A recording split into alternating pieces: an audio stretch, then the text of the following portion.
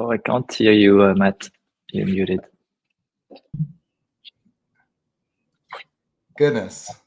Now I can hear you. All right. Thank you. So we're learning this this new piece of software. I'm going to introduce everybody. All right, we're going to add everybody in here. Hey, can you hear me? Yes. All right, we've got everybody. Thank you guys for joining. Good morning, everybody who's just tuning in. I'm Matt, managing partner from Factorial Capital. All of our partners are technical founders backing the next generation of technical talent. This event came together really organically. I was talking with the founder of Flower AI, Daniel, about kind of what's happening with engineering in open source, and when we talked about open source business models, and everybody I talked to, including the people I'm about to introduce, were just sort of interested in getting everyone in the community together. So I'm very excited to have you all. The members of this is going to be a day-long like AI filibuster with a bunch of people presenting really cool AI native open source products. This first group of people, thank you guys so much for joining. You guys basically need no introduction. I will just share how I know you. At my last firm, BetaWorks, we were the first investor in Hugging Face, and that's how I got to know Clem, and he's now a partner with me at Factorial. Factorial is an investor in Robin's, and I should say that Hugging Face is the largest open source AI community where models are released. I think at this point, almost everyone knows about all of your companies. Rob and I met, we're investors in his company, Black Forest Labs, which to me, one of the things interesting about Black Forest Labs is it's an open source first company with a real business model. So I'm really curious to talk about that. And then Eric runs Modal. We're also an investor there, where Modal, I think, is probably the most popular place to serve custom AI models at scale. And it was used to build some of my favorite companies. I use Suno nearly every day, and I think that Suno has said they were built there. So thank you guys all for joining today. Thanks for having us. Thank you. Thank you for inviting us. So I've been thinking about a bunch with open source, but I think to start with, I would love to just go around the horn. Why does open source matter to you? And maybe we can, for you guys are kind of around this way. So from my perspective, at least, we'll maybe start with Clem. This is a huge movement. Why is it important to you? Yeah. So I think for me, open source is really important because it accelerates progress, right? I think if you look at the progress of the AI field, especially from 2016 to maybe 2020, most of it was driven by open science and open source, right? If you think of the T in GPT, ChatGPT, it's transformers, right? The open research from Google. So it accelerates progress first, and then it distributes both kind of the capabilities, the control, and the economic benefit of AI to everyone, which in my opinion is very important for foundational technology like that. You don't really want AI to be controlled just by one or two players, especially big ones. You want it to be distributed to everyone and kind of unleash tens of thousands, hundreds of thousands of startups, of companies everywhere that can build with AI, and that's powered by open source. Around on this side, maybe actually Robin next, even though it's not in the order of me. Can you talk about why open source matters to you, and maybe even specifically to Black Forest Labs? Yeah, 100%. I mean, I think open source, to answer that question, first of all, I can only second what Clem said. I think that's all very true. I think I personally connect open source with science. Science is happening in the public.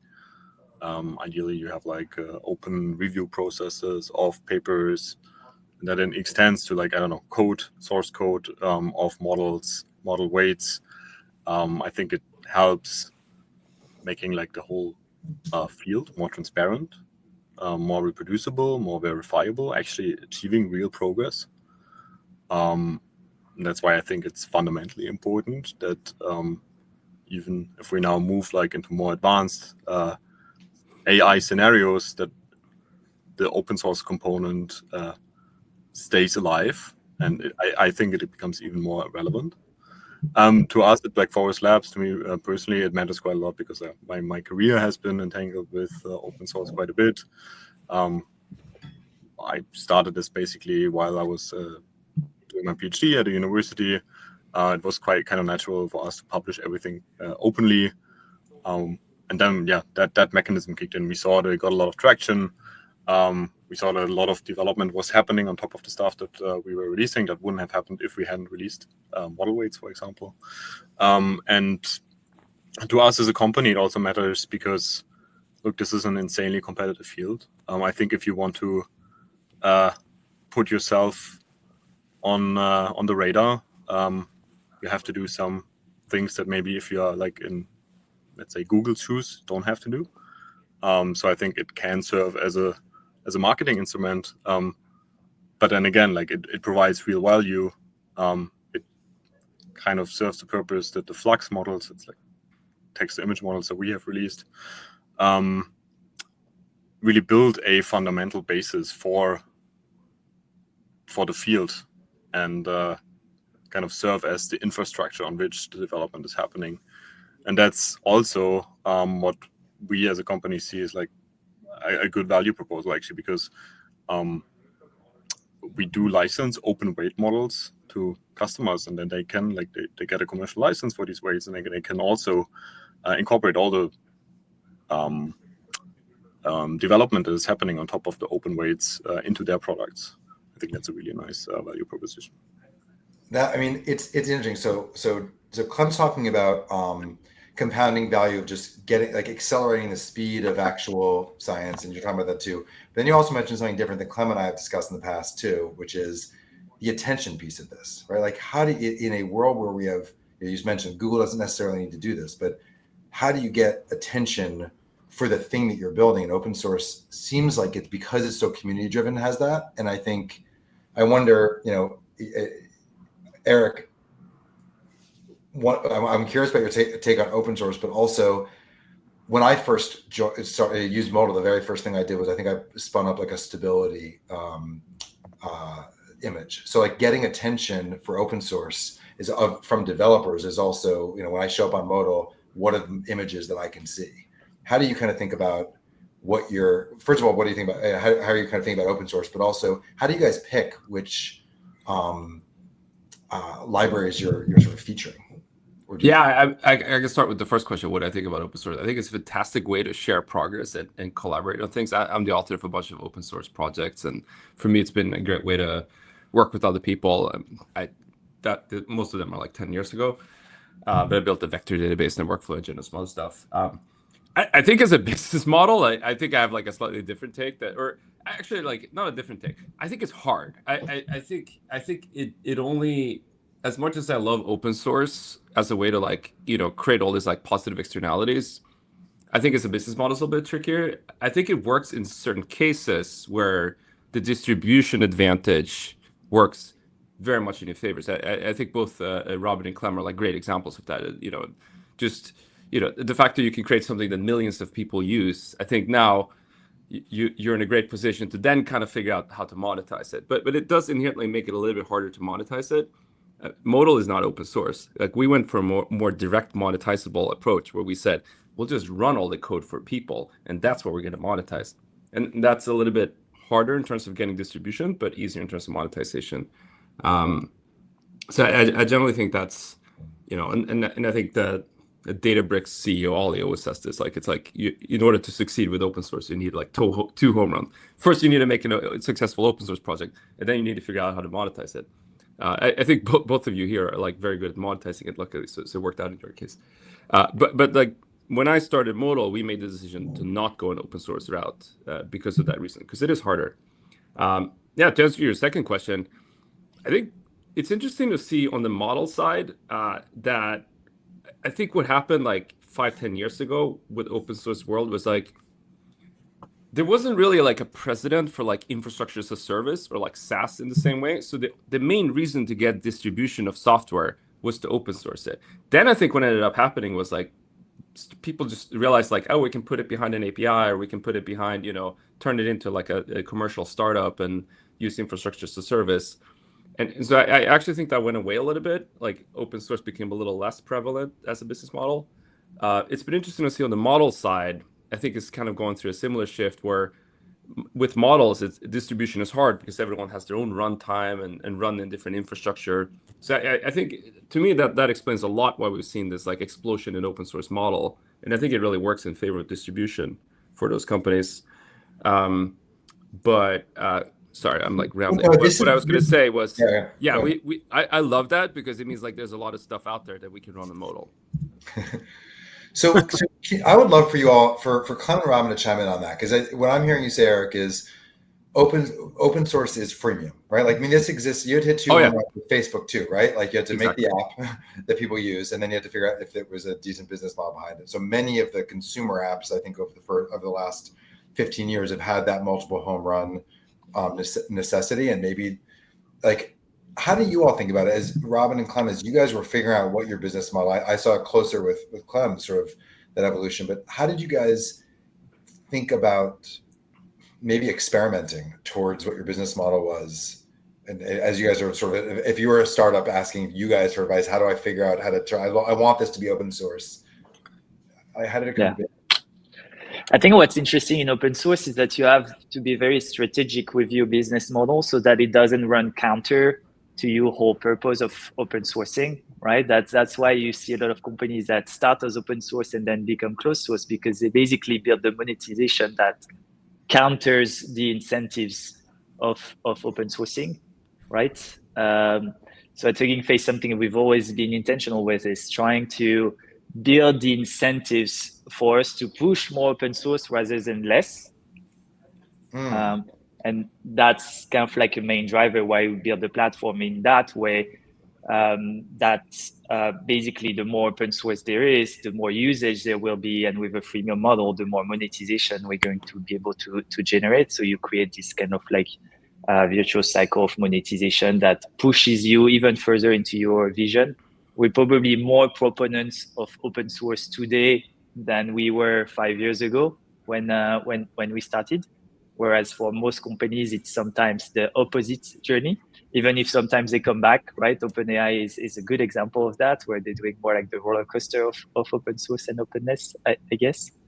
But the cool thing is that now you're starting to have so many examples of that, like, of course, Robin with Black Forest, but also older ones, like you mentioned, Eric. Databricks, of course, is a great example of an open source monetized company. And you have countless of other examples with the Mongo, Elastic of this world, and dozens of others. So you can get inspired by them and adapt that for the AI world. Yeah, and maybe to add to Matt what you said, I wouldn't say that we have figured it out, right? Like I wouldn't say that like in this AI world, a lot of companies have actually figured out how they monetize, right?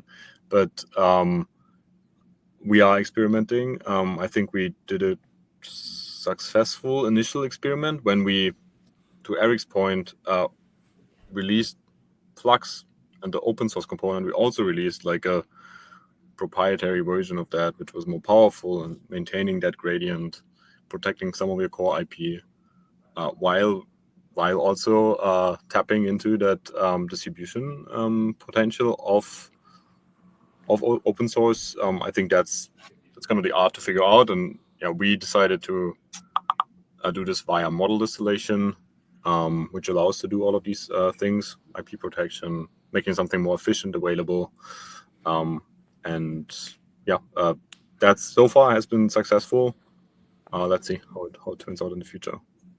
I'm actually curious if I can ask you, Robin. Like, I think for Clem, I think your business model is very obvious because you're so community focused. Like, there's kind of a clear network effect. I think open source is kind of a no-brainer.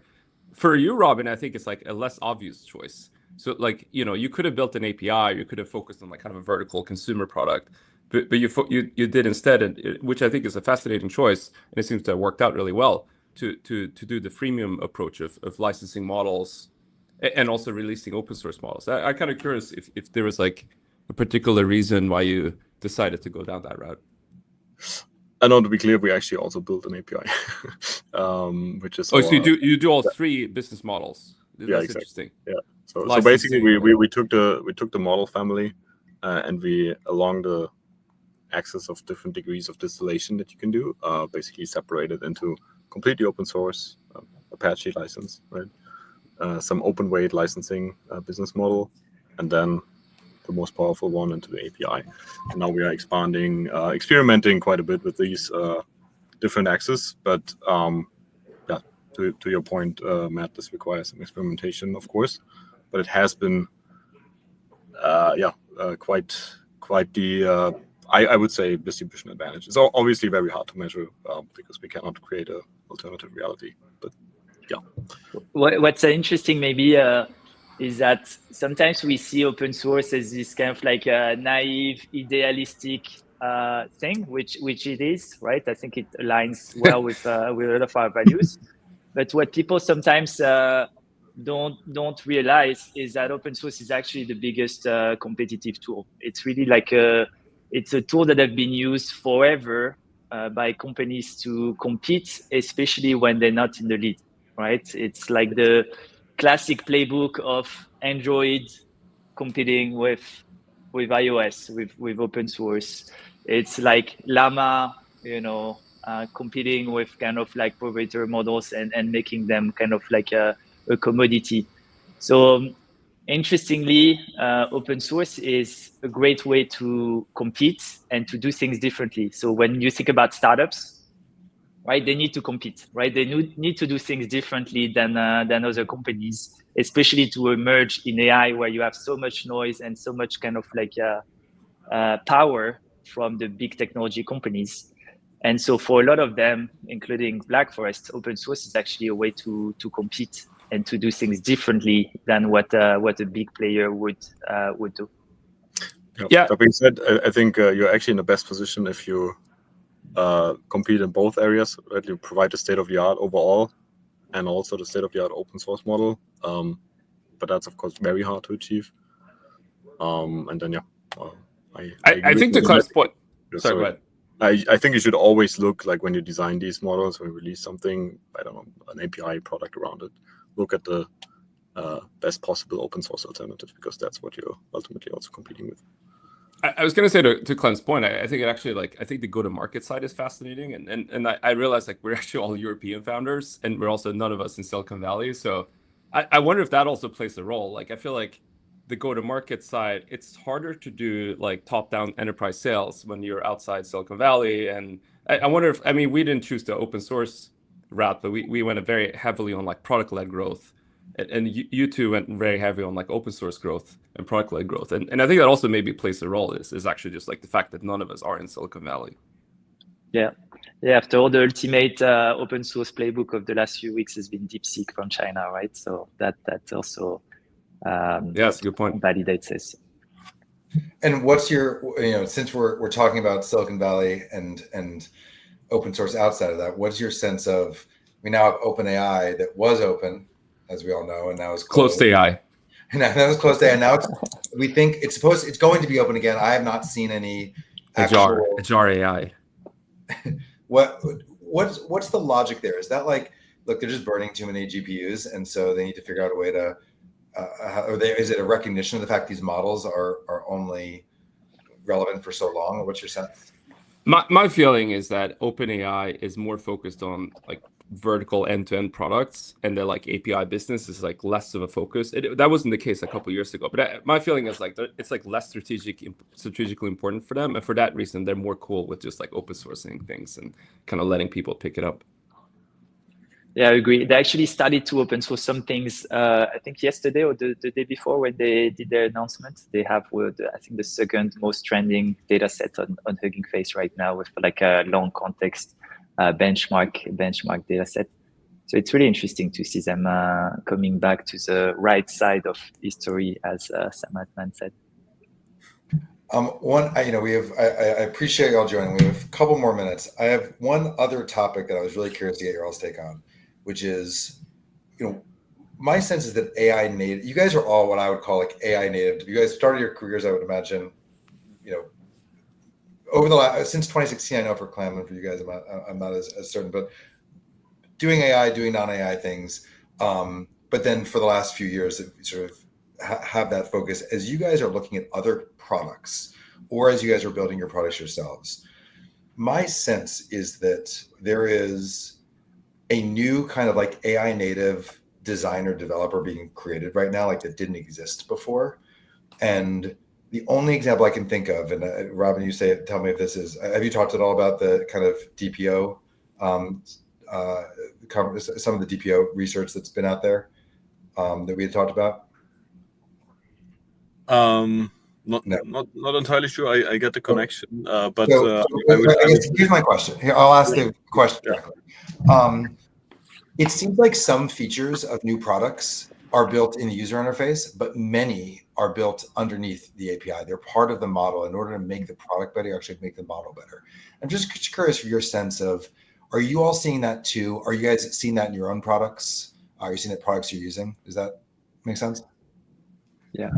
Yeah, my intuition is that the model is a product in many cases, in the sense that I think to build a very differentiated, long-term, sustainable AI startup, it's better to be actually an AI builder and a model builder yourself. I feel like that's what OpenAI kind of like validated by being model builders and then releasing ChatGPT, arguably kind of like the most successful product of the last 10 years. And so my intuition is that long term, all the AI startups are really going to be AI builders and AI like model trainers, and that you're going to kind of like design your models the same way you would design your products today. Have you all seen, does that resonate with you all too? I think it resonates very much with me. Yeah, I agree with that. I know it's a huge debate, and I think there's also the complete opposite opinion on the spectrum that you have to be a product and UI UX interface developer first, and not so much of the value creation is in the model. But I tend to agree with Clem. I think ChatGPT is a great example of that, with the actually the chat interface being baked into the model, and then it's kind of the simplest way of interacting with it. And I think we will see that for a bunch of also other models, like visual models, the ones that we are working on. And I think, yeah, to the DPO point that you made, that's like DPO is a direct preference optimization. It's a technique for improving both language models, but also visual models, and very tightly that connects to the product that you build, that you have to basically add some way of comparing different outputs that your model can do, so you can incorporate feedback back into your model, which I would say, yeah, is one point of this, like, to your point of the AI native company. And that's sort of, you know, if you were going to improve the product with a consumer, let's just take consumer product. I talked about Suno before, or DPO, is if you're going to improve the product, sometimes it feels like the improvement is in the UI. Even with ChatGPT, like it took them 3 years to figure out that that messaging interface was the right interface. I think that was, it feels obvious now, but it was like non-obvious at the beginning to me. Is that, you know, if as an example in the DPO, if you're going to improve how an image comes out, it might be in painting, which is a UI change, but that also flows all the way through to the model itself. And how are you incorporating the most recent improvements to be able to take that data and actually make the outcome product better? Is that, you know, are you all seeing that as well on the UI side, kind of flowing all the way through? I think it's probably true. Like I look at like Cursor, for instance. Like what I was gonna say is, like, I think workflow could be one moat, model could be one moat. If you have both, then you're even better. Like Cursor is an example of a company that's only a wrapper, arguably, but eventually they probably build their own model. I think ChatGPT is another good example, as you say. I don't know. Ideally, you get both over time. Interesting. But I don't think it's necessity. I think you can also do like a very strong business that's just being a pure API. Yeah. Well, I mean, I guess I'm thinking you can definitely build a strong business at pure API. Do you almost have to be, if you're building an AI, we can discuss what AI native company means, but if you're building an AI native company, it almost feels like you have to at least be working on the model, and then may also need to be doing thinking about what that UI looks like. Have somebody who's thinking about that, not as a what I'll call like a Web 2 designer, but somebody who really understands enough about the model to make it to get the whatever the feedback happens to be in the UI to be able to help people understand how to use the model. I think there's like 3 different ways to monetize your own model. You can build a UI, like you said, in the workflow and consumer product. That's like one way. The other way is you can build an API business, and then the third way is to license the weights.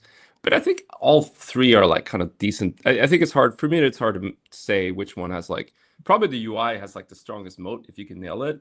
But the other 2 also seem like fine business models to me.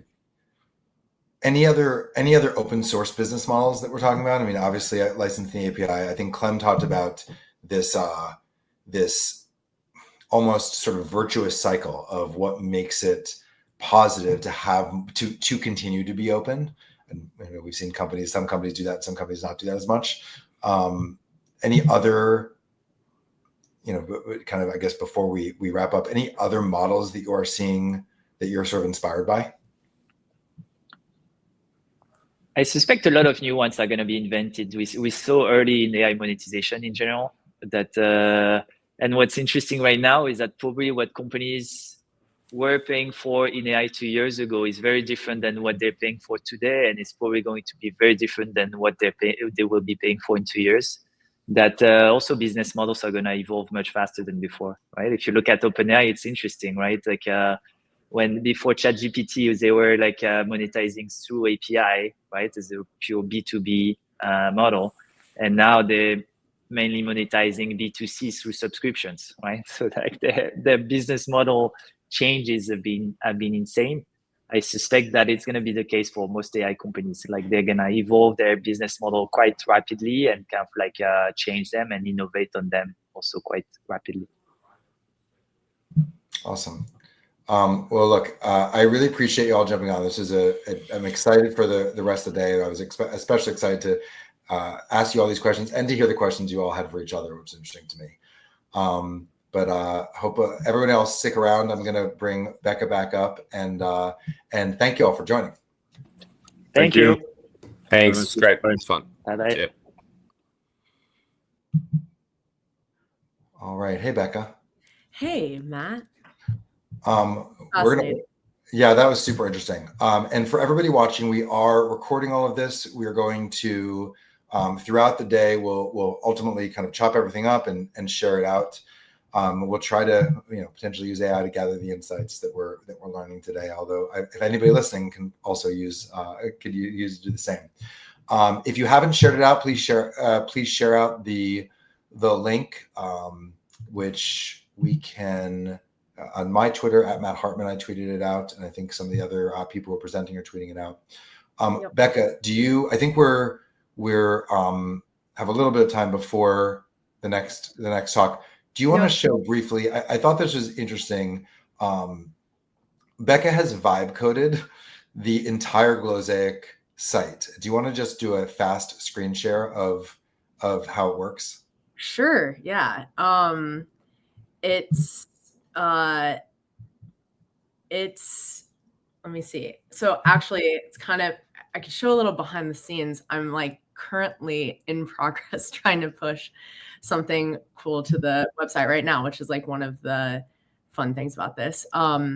So here, I'll share my screen real quick and you guys can see. Just give me one sec here. So I used Replit for this, mostly because I am the most familiar with Replit. That's what I use most of the time when I'm coding anything. So this is what like my IDE for Glosaic looks like. This was the Glosaic agenda page, which I recently as in like 15 minutes ago, made the homepage. Right now, what I'm working on is getting it to show which session is currently live right now with a watch link. and what's up next. It's like sort of, I got it to work a couple days ago. It's like sort of working. Usually takes like a couple of rounds of going through this, but I've been super impressed by how we've been able to do this. Basically, I made this through like giving Replit a combination of prompts and like documents. So for example, with this page, I have a Google Doc that just has like the whole agenda. And I basically like attach that to Replit and give it some general instructions here. And it pulled this up, which is awesome. I also used a product called Polymet, which is full disclosure, one of our portfolio companies, to kind of help me make sure that this looks like a product designer actually designed it and not like I vibe coded it. So that was actually really helpful. It did not look like this at the beginning. Also I think we should have a guest in here in a second. So I started with this page. This was like the main page. My only design sort of opinion here was I really wanted it to glow because Matt came up with this awesome name for Glozaic. So we'll come back to this later, but Matt, I'll let you get back to more interesting conversations now. That was great. I thought it was pretty amazing. This was doable. So you and me have been like vibe coding an app a day, but I think it's really cool. So I appreciate you sharing it. I'm gonna bring on Daniel from Flower. Yep. And I will add you now. Hey, Daniel. Hi, hello. How's it going? Pretty good. Thanks for putting on this event. We're really excited about it. I would thank you for, as I said in the intro, I think it was your and my kind of very brief brainstorm thinking that a lot of the open source AI community isn't connected, and being able to put something together that would bring everyone into one place. I'll tell you the one, I'm going to mention this to Becca, that the one thing that I don't understand why we're testing out StreamYard to use this, which is amazing software. Every time I've used StreamYard, it like when I'm on Twitter, it shows that I am live. It like puts a little circle around you, and it didn't this time. The one time I needed it to do it. I don't quite know why. So I don't know if it's, hopefully we'll still get some distribution on X. So thank you for joining. And thank you for helping kind of come up with this thing, that the AI filibuster. I love how quickly this went from just a conversation idea stage to now it's actually happening. Yeah. Me too. I think it's a testament to how much everybody really wanted to just get everyone together. So, and very obvious as soon as we thought about it, just to give people background, immediately obvious it needed to be global, because any one physical location doesn't have nearly the density of open source. It's like open source is definitionally distributed and global and almost needs to be virtual.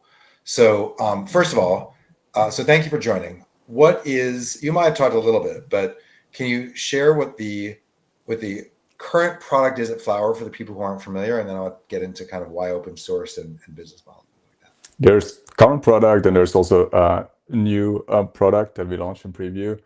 But sort of the thing that we've been working on for a number of years now is the Flower framework. So Flower is an open source framework for training and evaluating AI on distributed data. So this approach is called federated learning, or also federated evaluation. But really the framework is pretty generic, and you can use it for also for distributed LLM training. And we've shown we've set a couple of interesting records in that space, and showed how this can be used to access more data that is distributed across different organizations, or even distributed across mobile devices, to incorporate that data into your AI model building workflow. So and can you talk about kind of where you started and what it looked like then, and the evolution? Yeah, absolutely. So Flower has sort of a little bit an unconventional background when it comes to just a startup story. We've actually started an open source framework in 2020. Back then, federated learning was more of a niche thing. It was known in research labs around the globe, and a couple of very large organizations had these systems built completely from scratch. But apart from that, in industry, it wasn't very well known. We started the framework, we immediately had some users, and sort of the community grew over the years. And then in 2022, we saw just a considerable uptick in industry interest in federated learning. There were large organizations that built in-house teams. And that's when we decided to actually start a startup around the framework, which is what we did in early 23. We went through Y Combinator, connected with you, and the rest is sort of recent history. And in terms of, we were talking in the last panel about kind of why open source. What was was that?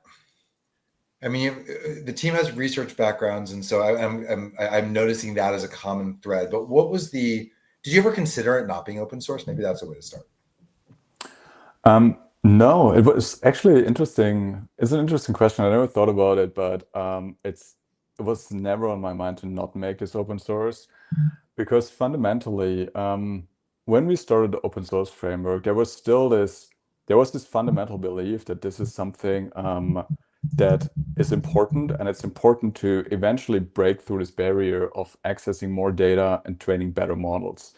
We see some amazing models these days in areas where you have sufficient amounts of data, but then there are many other areas like healthcare, for example. We haven't seen a ChatGPT moment in healthcare, even though we have the model architectures. And if we look at all the hospitals around the globe, we have massive amounts of data. But the interesting thing is this data is distributed. It's not in a single place. And the current methodologies, all of the centralized methodologies, the traditional way to train models, it just doesn't allow you to access that data. So fundamentally, from an open source perspective, we could have built this in a proprietary way, but it would never reach the scale that we want to see. Open source for me is the only way to get this technology into the hands of as many users as possible, and then to build large networks, because the size of the network eventually it determines the amount of data you can use for training. And that in turn is a huge factor in the model quality you can achieve. So fundamentally, we always believe that this needs to be open source because the potential is huge, and we want to get this into the hands of as many users and researchers and organizations as possible. And okay, so your mission, let's call it like mission oriented in terms of open source. Although not unlike the last conversation, it was a way to get it. I mean, it's freemium in some ways. Like it is a way to get into the hands of people who wouldn't necessarily be looking for a business to solve this problem. It's sort of like understanding what the software is, being able to verify how it works, especially in your world. How do you think about what I'll call kind of business model exploration? Because I think that every company, whether it's Hugging Face or Black Forest, we were talking about not necessarily knowing at the beginning exactly what the business model was going to look like. How do you think about that exploration?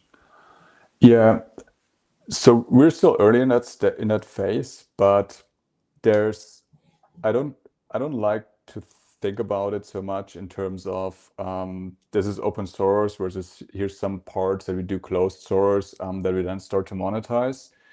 But I think for me, there's one beautiful way to think about it where if you build open source, there's only so much you can do to make your users' lives easier by just giving them code. Eventually, somebody will have to take that code. They will have to run that code in some way. They'll have to integrate it with some systems that they have. They'll have to do a bunch of other stuff just to make use of that code. And all of that stuff that they do around it is still quite a bit of effort. And it's still, if we think, especially in AI, where often the user is kind of a researcher or data scientist, for them, operating such a system at scale in a secure way is often sort of not the core skill set that is there. So the way I think about it is what we've done with the framework and what we'll do later on with also parts that we're going to monetize is we sort of continuously made it easier and easier to adopt these distributed AI approaches. It started out with the framework, and then additional framework in the additional features in the framework made it easier and easier. And then eventually there's sort of this natural barrier where we can only make it easier if we start to run some services on behalf of the user. And then once we start to run some services, that's where I think naturally there will be some points where it just makes sense to monetize. That's interesting. I mean, we didn't talk about that the last time. I mean, that's sort of for any product, you want the trust of the open source, and I think to some degree the distribution. But then, depending on what even like individual features within a product, sometimes running those at scale, which is where the kind of customers are anyway, becomes its own problem to solve. And so to what degree can you sort of say, okay, and then we're seeing a bunch of products, I think, see some early success with this. Is you can call them hosted versions, but I think they're actually a bit more deep than that. It's like when the hosting requires meaningful infrastructure to do. Yeah, exactly. And there's also, I think, an important part whenever you go to production with such a system is integrations into third-party systems. So, for example, the Flower open source framework that we have, it's super flexible, and because it's open source, you can literally customize anything, and you can integrate it with your systems in just any way you'd like. But then for some users, they just want to have an opinionated version where they can just easily create a user and then use that user and give them some permissions and so on. So I think a nice way is also to have sort of a lot of flexibility in the open source framework. Anyone can integrate it if they want to do the work, if they have strong opinions about how it should work. But then you also give them an opinionated version that does a couple of things, just everything works out of the box. It's a little bit, I think about it a little bit along the lines of GitLab or GitHub and Git. Anyone could run their own Git server, but most people, they just prefer to have an opinionated Git server with users and everything on GitHub or GitLab. That's a really interesting analogy. And I like the idea of it's like opinionated as a service. It's not necessarily that the product is better or worse, but the product is designed for a particular optimization. Daniel, thank you so much for joining in and sharing Flower, and also how you're thinking about all this stuff. And if anybody wants to try it out, where can they go to check out the newest version of Flower? Flower.ai. Amazing. All right. I'll see you soon. Thanks for joining. Thanks for having me. Bye. All right. I'm now going to remove myself, and Becca is going to introduce our next guest. Thank you, Matt. I'm really excited. Hey, Francis, how are you? Hi, Becca. I'm good, and you? Good. So I'm really excited to welcome Francis Bouvier, the co-founder of Lightpanda, which, for those of you who don't know, is a headless browser designed for AI automation. And he's going to walk us through a really interesting talk. So I'll kick it over to you, and I'll dip out so you can take over the screen. Great. Well, thank you very much. So today we are going to speak about how the world is going to evolve with AI. So I'm going to share some screens right now. Yeah, great, perfect. So today 50% of web traffic comes from machines, but it wasn't always like this. So the web was designed for humans, and it started with simple HTML web pages, and then it evolved to what we know now, really complex applications like Gmail, Figma, Google Meet. And to evolve towards this kind of complex applications, the web browser had to support this transition through a lot of new web APIs. So there are hundreds of web APIs right now, and new ones emerge every day to support increasingly complex use case in the browser. And if we take a bit of history of the web browser, Chrome and all Chromium-based browser out there are using Blink as a rendering engine, which is a fork of WebKit used in Safari, which is itself a fork of Conqueror and HTML, which was a Linux browser in the 90s. So most of this infrastructure today is based on code from 2 decades ago, which is not a problem per se, but of course it was not built for machines. So where does the 50% of web traffic come from?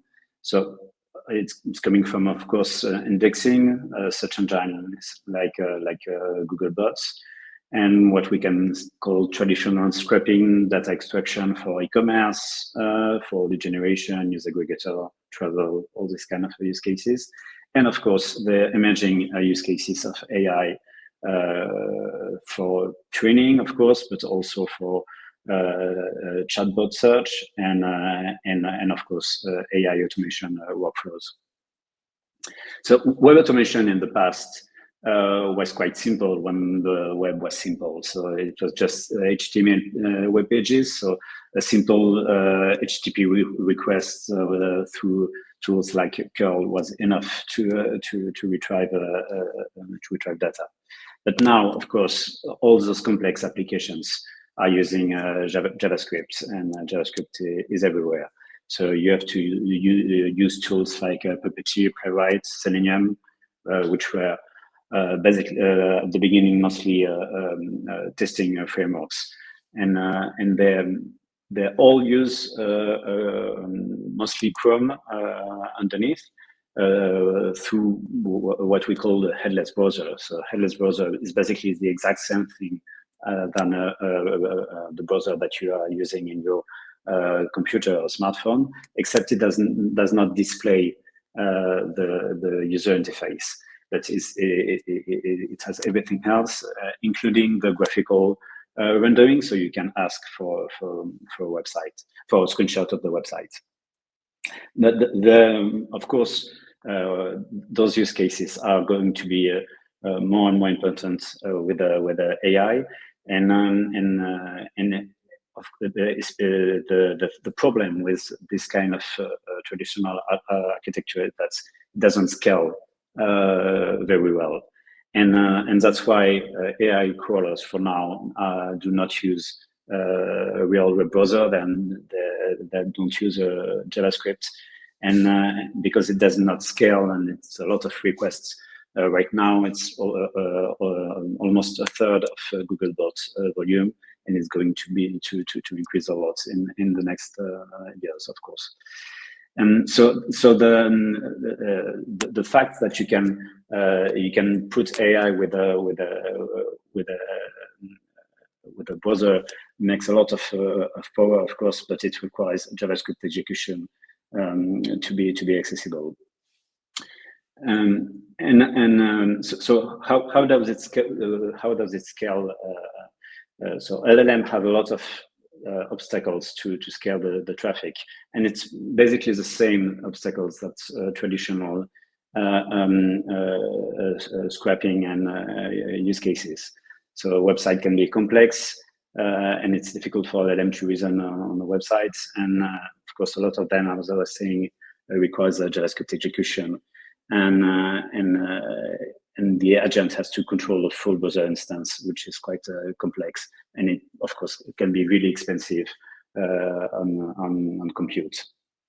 So should we rebuild the web for AI agents? So there is really two paths on that. Websites can adapt a bit, like they adapt to mobile rendering, so with the better meta tags and things like that, and to be sure that the content is well rendered, and of course with new protocol and conventions like LLM.txt, and I think also that some maybe big websites can also have AI API versions, maybe through MCP support. But of course, most of the web is going to stay as it is. So browsers have to adapt also, and they can adapt by eliminating all the elements that are human facing. So they can be easy, scalable. It can be embedded on device and optimized for AI, for automation, LLM friendly output to put the content in a prompt, and most generally for better control of LLM and agents. So this is what we are doing in Lightpanda. So we took the exact same kind of architecture than Chrome, building from scratch. And the main difference with the classic headless browser is that we did remove the graphical rendering engine, which allows us to have a browser that is 10 times faster than Chrome headless and 10 times lighter. So it means that for the same resource, basically you can have 100 more throughput. And well, this is an open source web browser, and it's really built well from scratch for this purpose. So the question of the evolving the web is not really like we are going to have this adaptation, and we need the infrastructure to be built around that, and to let the LLM really drive the web. Thank you very much.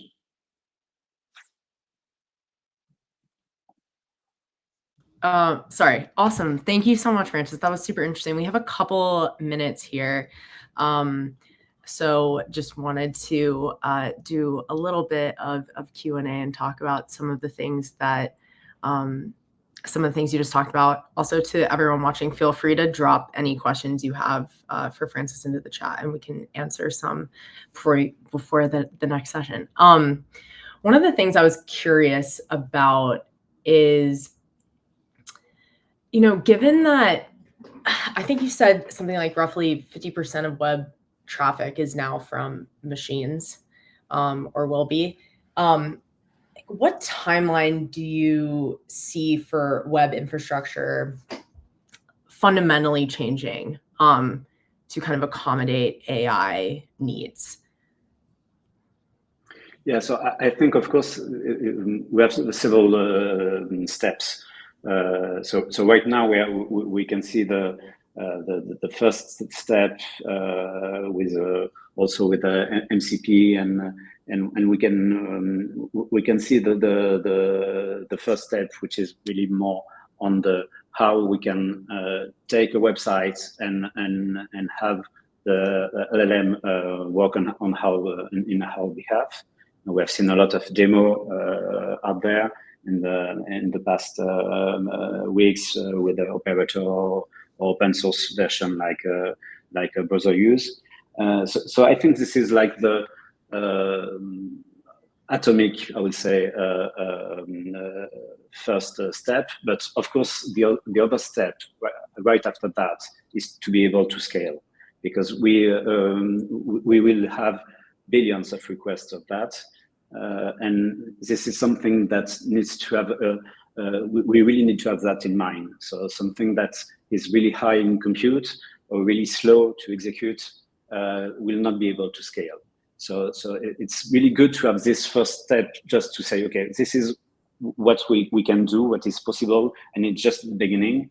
But of course, we have to see that in a more long-term way to be able to scale. Yeah, that's really interesting. That makes a ton of sense. The other question I had was, this is a pretty broad question too, but like, how do you see websites adapting to become more, let's say, AI friendly without compromising kind of like the human user experience?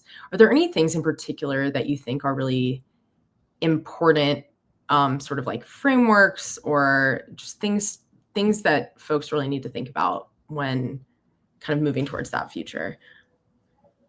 Yeah, so I think one of the big problems between a web page and an LLM is the size and the noise of a web page. So when you try just to take what is the raw HTML of a web page and you put that in a context window of an LLM, you have a lot of tokens and you have a lot of noise. So this is one of the I think most important challenge. So of course you can just do some kind of a cleanup of the HTML, but websites can really help by maybe through meta tags or stuff like metadata, but just to say, okay, this part is the part that is relevant for this kind of use case. So if you take just a simple e-commerce web page, for example, you have several blocks on it. You have the main product, and then you have the other kind of product, the lookalike and stuff like that. And it's important to reduce all that noise to just be on the main thing that you want to work on. And it's the same for different kind of web pages. And the best people to say what is important or not is a website creator itself. So I think that with this kind of just a few meta tags, you can really help the agents to be more useful and determinist. Cool. Francis, thank you so much for joining. This was really interesting. Really appreciate you being a part of this Glosaic hangout. Hope you. Thank you very much. Of course. All right, really excited to bring in our next guest. What's up, John? Hey, Becca, Hey. how you doing? I am good, although I'm feeling really left out that I don't have a cool professional microphone like you do. I don't know what I'm doing. It's mostly meaningless, honestly, but it's fun. It looks very fun. I just want to hold it around like this. I know. I get to go all over the place. It's great. Well, I'll just kind of give everyone a super brief intro to who you are, and then we can get into talking about some fun stuff. But this is John McBride. John has a really interesting background, especially as it relates to open source AI. One endeavor I would say that he'll talk a little bit about today was building OpenSauced, which was acquired by the Linux Foundation, where he's been most recently. I know he also spent some time at AWS, and aside from that, building lots and lots of interesting things. So yeah, John, welcome. Thank you. Yeah, it's good to be here. Thanks for having me. I was thinking maybe we could start by talking a little bit about how you started OpenSauced and kind of what the inspiration was for that, and what the experience was like, kind of initially building out that company and that product. Yeah, well, shout outs to Brian Douglas, who was the founder. I got connected with him out in Silicon Valley somehow. I think honestly on Twitter at the time, when there was still a bunch of like tech Twitter space things happening and stuff. He mostly goes by B-Dougie on the internet. And yeah, somehow we got connected talking about like open source communities, and I'd been sort of in this like Kubernetes space and VMware and doing open source things at at AWS, for years at this point, and really understood a lot of the problems that he was trying to tackle while he was at GitHub. So he was moonlighting sort of the initial iteration of OpenSauce. Built some like early products and some early partnerships with GitHub, and how he was kind of pitching it at the time was GitHub Insights plus plus. So I caught wind of that and joined very early on to basically build out, the back end and like all of what I kind of call the intellectual property, as far as like, oh, how can we like take this data, transform it in ways that businesses or open source program offices would be interested in, to then go and understand where their return on investment might be in open source communities. So classic example would be some of your developers, maybe you're Red Hat and you have a bunch of people contributing to the Linux kernel. That can be a really difficult way to understand like what's happening in those communities. It's like, okay, engineers are contributing to the Linux kernel, but like, where's the return on investment? How does that impact our products upstream from the Linux kernel? Red Hat Enterprise Linux, all that stuff. We tried to find a market fit there. That is really interesting. How did you think about like, let's talk a little bit about kind of the acquisition by the Linux Foundation and sure.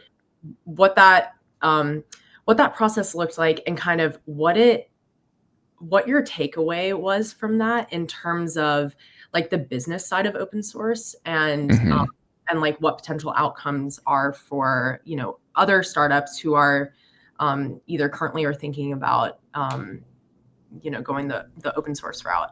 Yeah. Oh, so much to chew on there. I could honestly take an hour of your time. I'll point people actually to a podcast that Brian Douglas and I started like a half a year ago or so. It's called Open Source Ready. And we've had all these guests on, and this has been a frequent topic actually. So if you want to go like super deep, that's the resource. But one guest that we had on that was like really kind of a dream guest for me. Oh my goodness, I'm forgetting his last name. Adam, who started Chef. Adam Jacobs, obviously. He I can't believe I forget his last name, but Adam Jacobs was on, and he was like a co-creator of Chef way back in the day. Obviously, huge project inside of like the automation space, with Meta adopting it very early on and bootstrapping all of their infrastructure. And they had a very interesting problem with how Chef was sort of positioned, not only from a license perspective and distribution, but also just like, in theory, Meta kind of threw them a bone to say like, okay, we'll kind of pay for this thing, but like really we can just take it and use it, and we're gonna like extract all the value out of this open thing that in theory is all free in that regard. So I would point people to that episode. From the OpenSauce perspective, a lot of what OpenSauce was kind of half open source, and then we did have a bunch of that quote unquote proprietary intellectual property that I think was very juicy for the Linux Foundation, because they essentially have a competing product that we could then go and integrate with, and that thing is called LFX Insights, which really was targeting a similar chunk of the market, I would say. So I don't know, to kind of land the plane on this, I mean, my big takeaway is that I have a bit of a crisis of faith on if open sourcing is any better than like good marketing today. And you really have to ask yourself the tough questions around like licensing and distribution, because if you hit hyperscale and you went with like a super duper freemium open source model, you can do this thing that what Adam Jacobs calls open coring yourself, where the open core piece of the technology is just there, but like what's the benefit of like taking the proprietary piece or going and like using a bunch of middleware that you have to pay for, or licensing and all this stuff, when and this is the classic Red Hat versus Canonical, where like Canonical, Ubuntu, all of that is basically open core.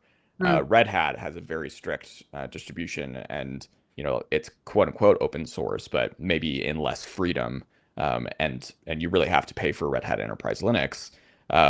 And you look at the difference in like revenues, and like Red Hat is just so ridiculous compared to Canonical's attainable market. So you really have to ask yourself around those questions, and like, are we willing to open up and sort of make free these things that people aren't going to pay for, the core pieces of the business? You have to ask yourself those questions.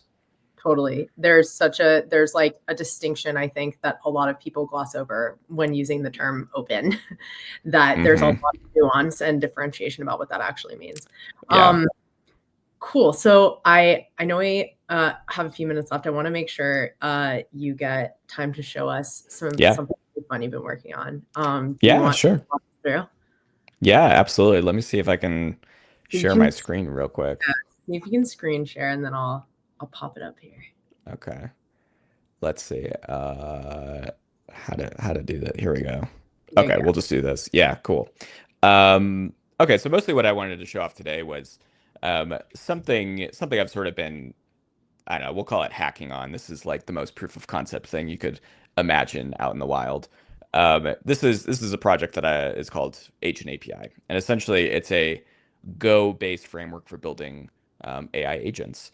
And this is very relevant to this conversation because the kind of inception of this, at least in the back of my mind, kind of started around when the Linux Foundation was acquiring OpenSauce.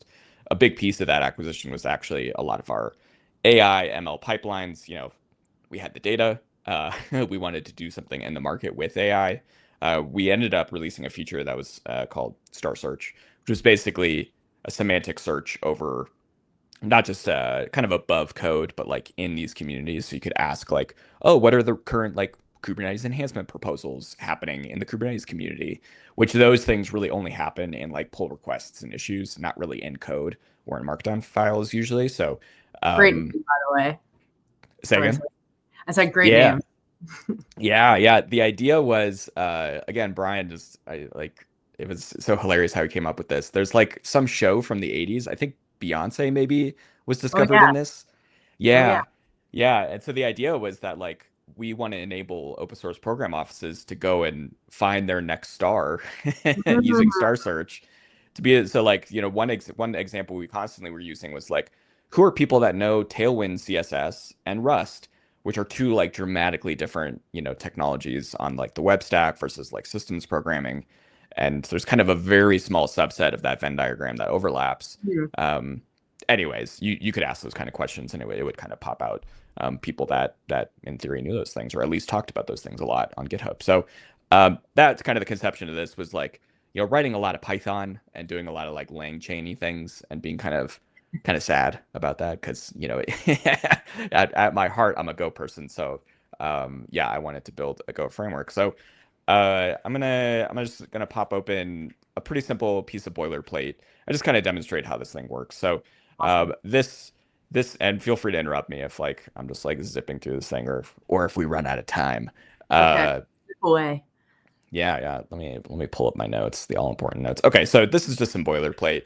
We just have like a logger, and then it's just printing out like hello world. So this is more or less nothing. We can go run main.go. And it's just going to spit out hello world. So what we can do in here is we can build a very simple agent.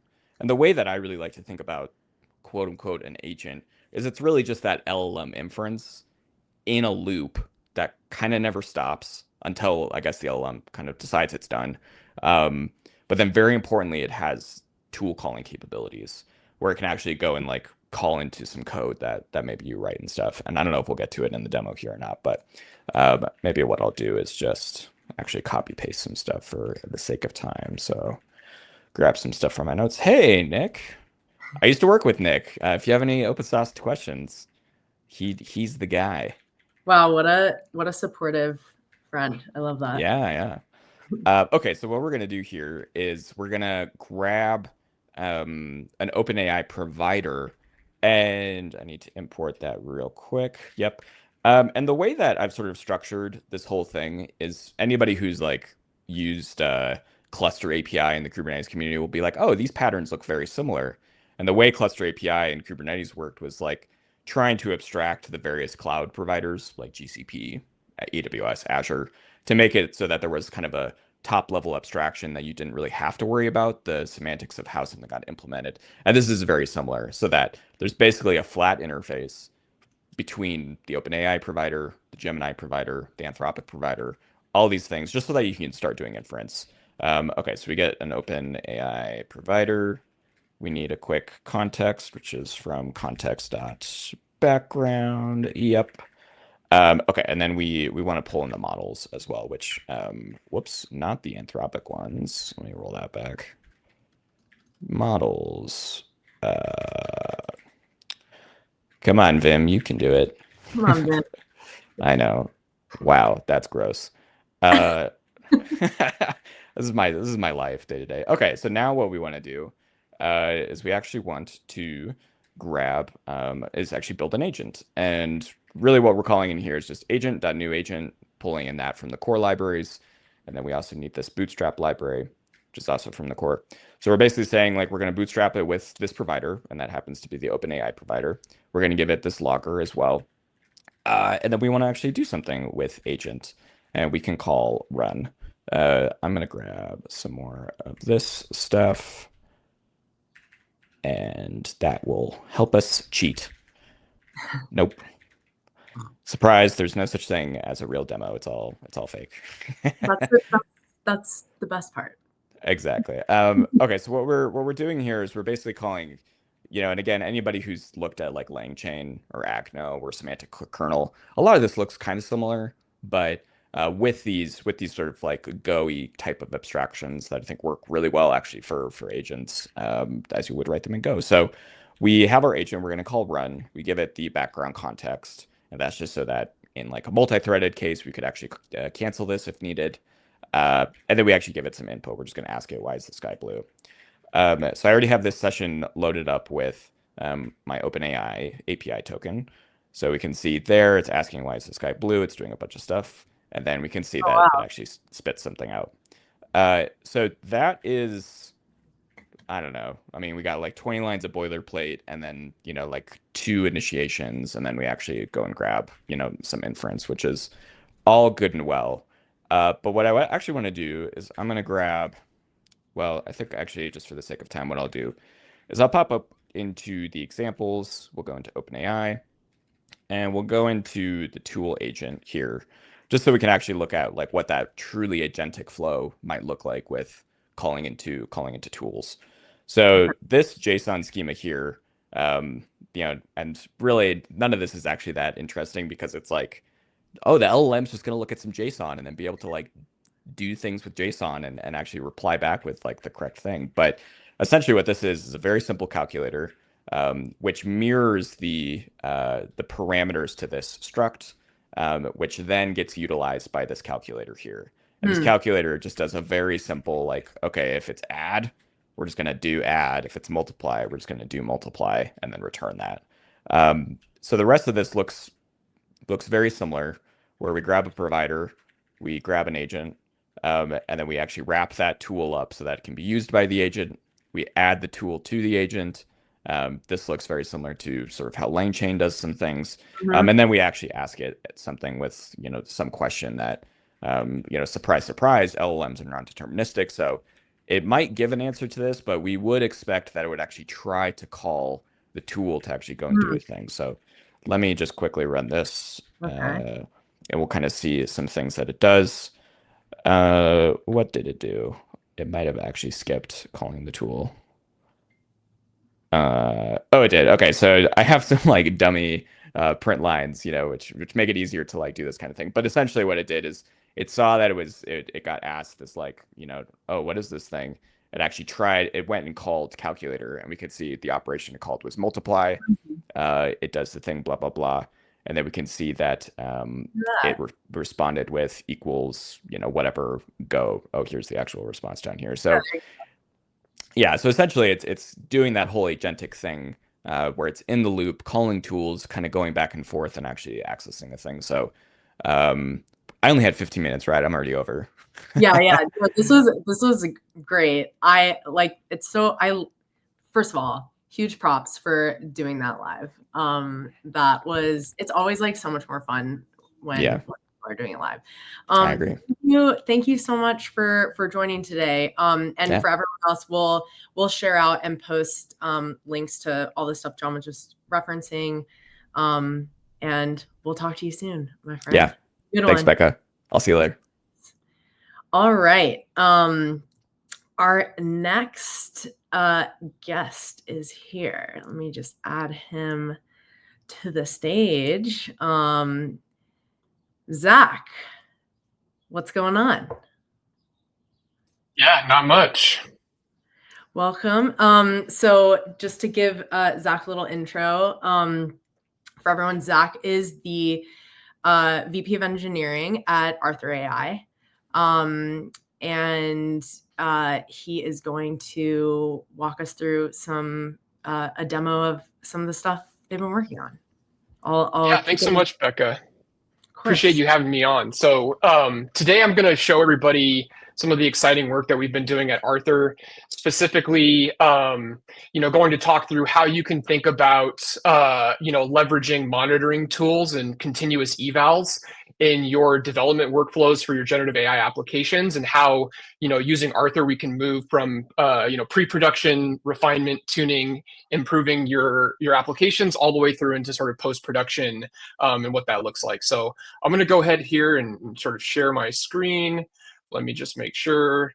So the technology that we're going to be looking at here today is sort of twofold. Number one is our Arthur engine. This is open source. This is here on GitHub.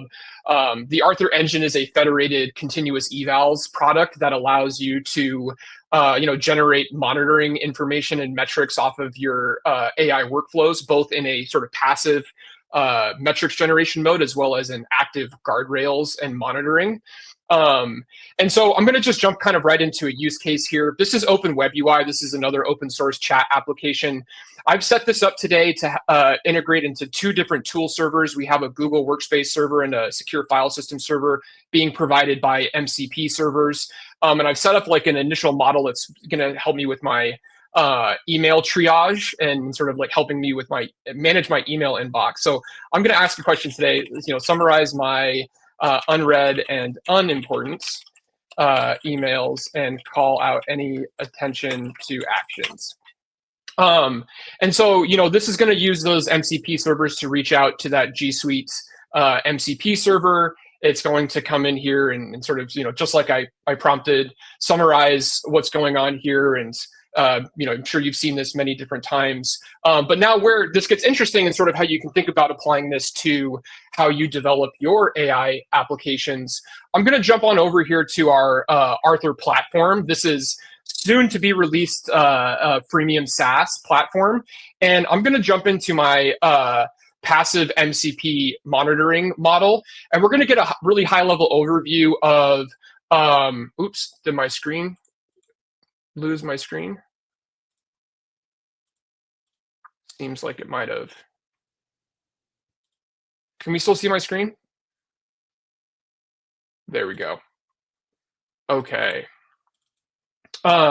Yeah, so now we can see some high-level overview about how my task is performing, given some of the metrics and evaluations that we're performing on that task. We can see number of inferences, tokens, we get some cost. This is useful to be able to determine sort of, hey, if I went with a different model, maybe my performance would stay the same, but I get a better ROI because it'd be cheaper. And for some of the evaluations that we're monitoring, we can look at latencies, just the total number of counts, as well as how often are we detecting that the model is hallucinating? How often are we detecting a prompt injection attack?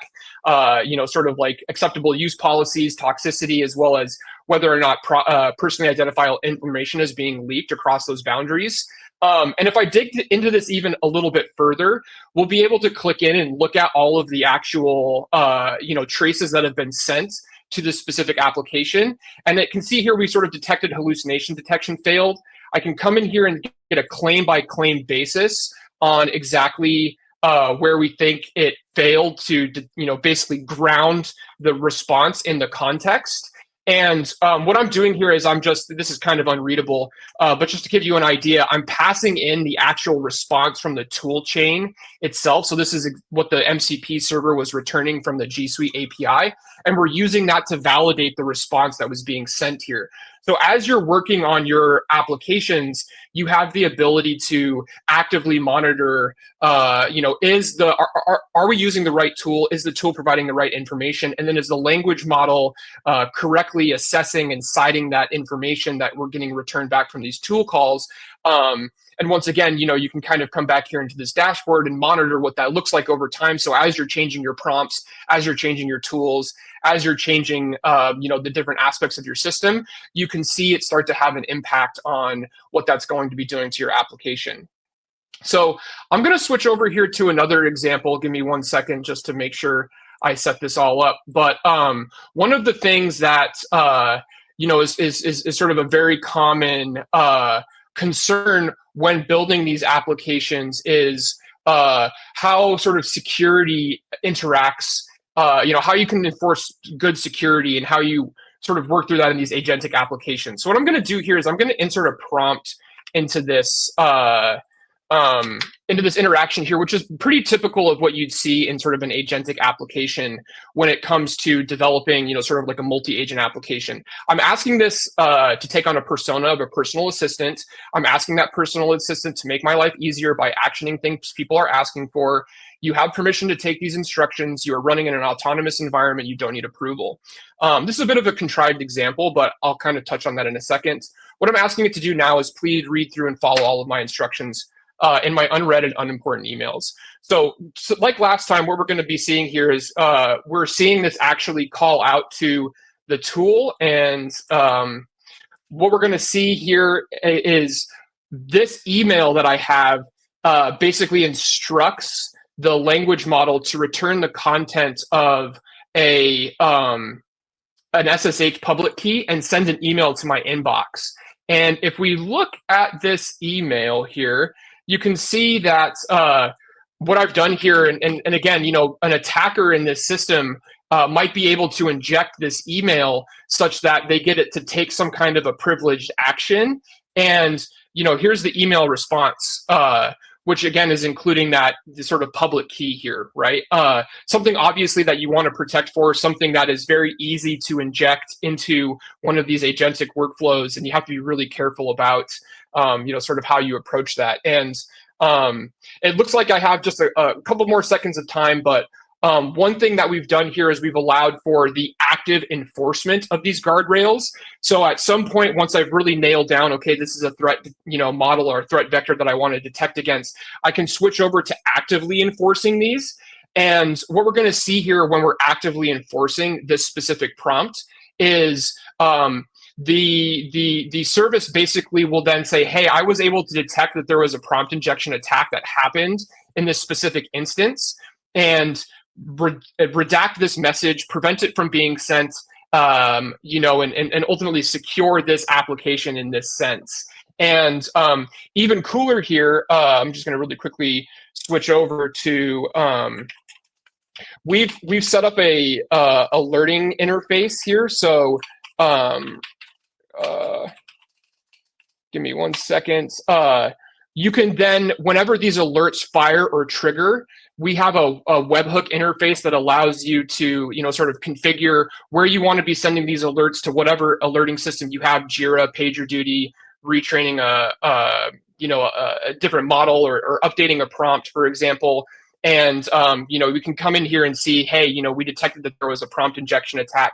The platform showed that, great, we detected that there was a specific prompt injection rule that triggered. We send that Slack notification, somebody can then go and action it. So, sort of the full end-to-end cycle here is really, how do you think about adding, sort of these monitoring and these continuous evaluations into your workflows so that you can help you debug, tune, improve your generative workflow. And then as you move into production and you start to have stakeholders, more compliance, more security stakeholders, how do you tell the story and demonstrate to them that you can provide security guarantees around these tools, around these products, and give them the confidence that you can deploy this into production. So ultimately what we're trying to do here is really provide the tools that allow you to make these applications work. A lot of what we're seeing is these agentic applications work great some of the time, but not all of the time. And so that's our mission. We want to make these things actually work.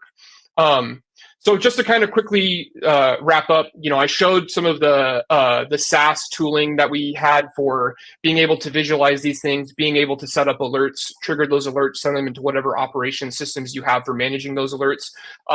This is a wait list. You can come here and you can sign up for this.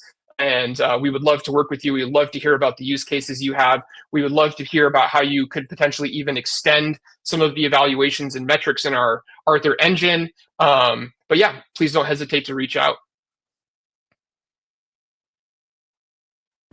Awesome. Thank you so much for walking us through all that. Super interesting. Also, similarly to what I said before, we will make sure that on the Glosaic website and any communications we send out after, we'll have links to all the stuff that Zach's talking about. And yeah, thank you so much for joining us, Zach. Really appreciate it. Outstanding. Yeah, thanks so much for having me, Becca. Of course. Have a great rest of your day. Yeah, you too. All right. So excited to bring in our next guest. The next thing we're going to do, it's going to be a little different. So we have a pre-recorded demo, but he is here live. So as the demo is rolling, please feel free to drop in any questions you have in real time about what you're seeing in the comments. And Freddie, who I will introduce in a second, can answer questions as we go along. And then if we have a little bit of time after, he'll join us live and also do a little Q&A. So I'm going to now play this demo from Freddie Bolton, who is a engineer at Hugging Face. All right, let's see. Just trying to share my screen here.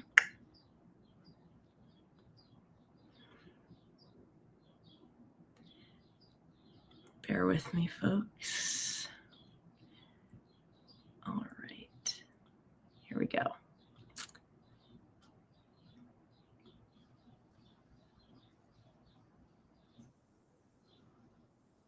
Software engineer at Hugging Face.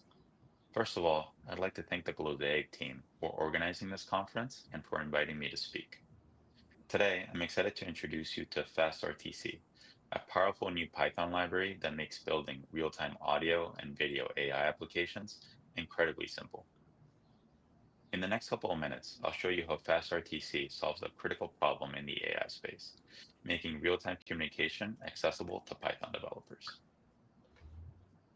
Let me set the stage. Over the last couple of months, we've seen an explosion of real-time AI models, from OpenAI and Google's live multimodal APIs to open source models like Moshi, Qwen 2.5 Omni, and Ultrabox. What we're seeing is that AI models are able to understand audio and video in real time, which is an incredible achievement. But despite these advances, building real-time AI applications that stream audio and video remains challenging, especially in Python. This is because ML engineers don't know about WebRTC and WebSockets, which are the fundamental technology needed to build low latency audio and video streams.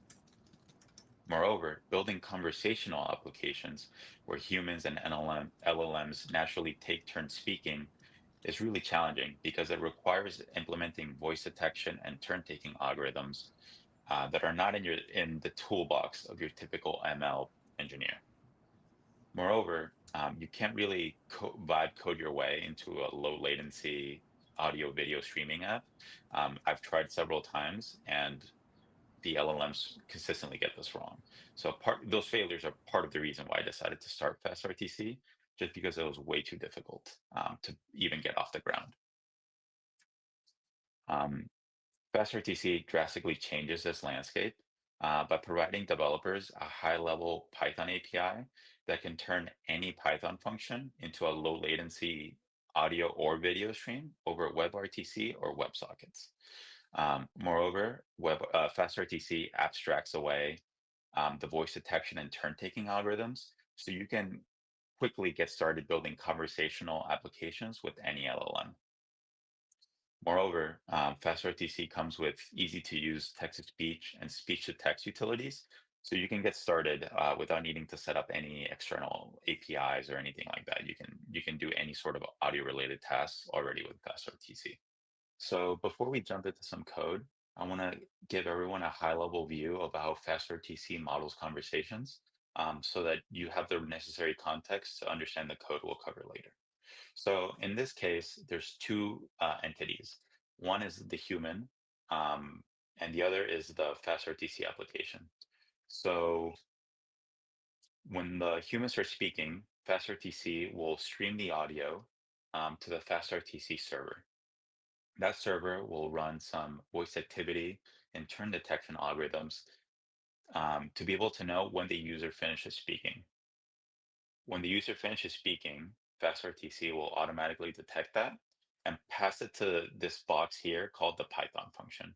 So the Python function is what you, the developer, have full control over. So here, you control the logic for how you turn that user audio into generated audio that the user will hear. Then FastRTC will run your function and send it back to the user. And then the cycle will repeat and repeat. And this Python function can pretty much do whatever you want. And you can, you don't have to just return audio. You can return a video stream. You can return a chatbot UI. You can do pretty much anything you want. But that's like a high level of how the application is built.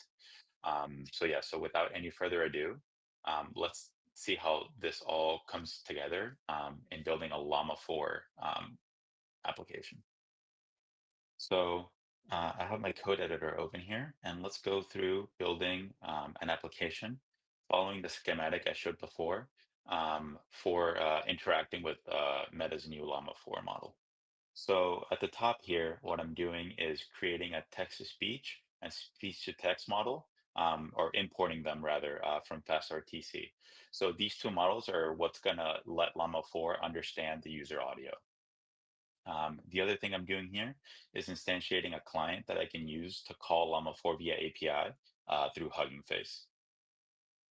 And now the guts of our logic is going to be, the guts of our application will be this response function. So this response function is that Python function box I showed earlier.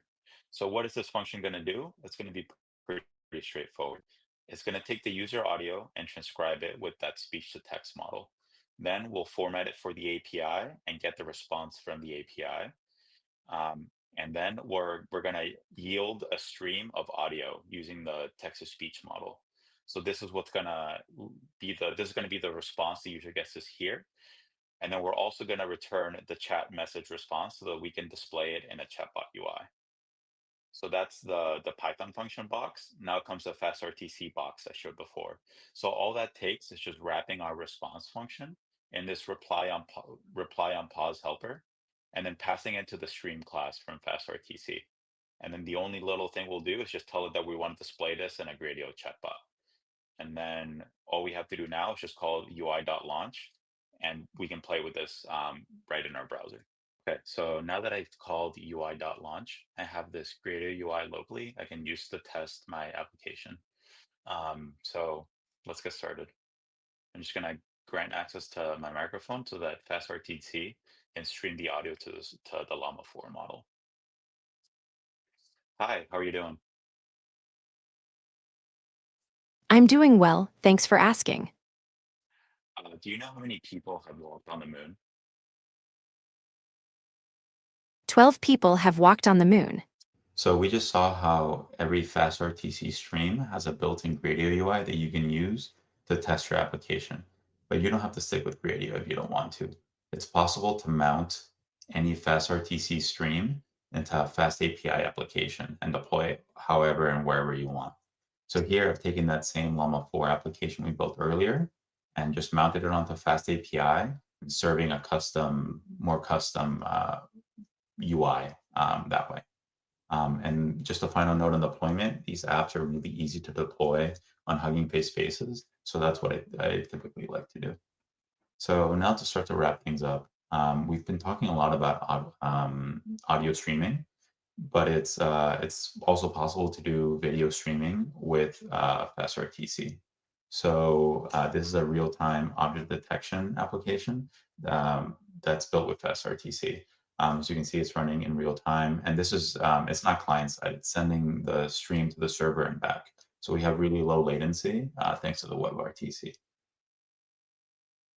It's also possible to do audio and video streaming at the same time. Let's see an example of that with this animated Einstein avatar.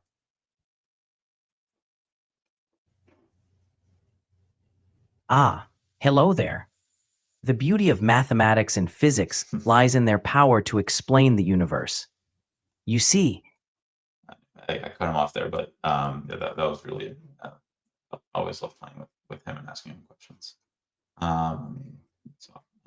Okay, now finally, I want to show you guys like the final cool feature of FastRTC, which is that you get a free phone number to call into your audio stream.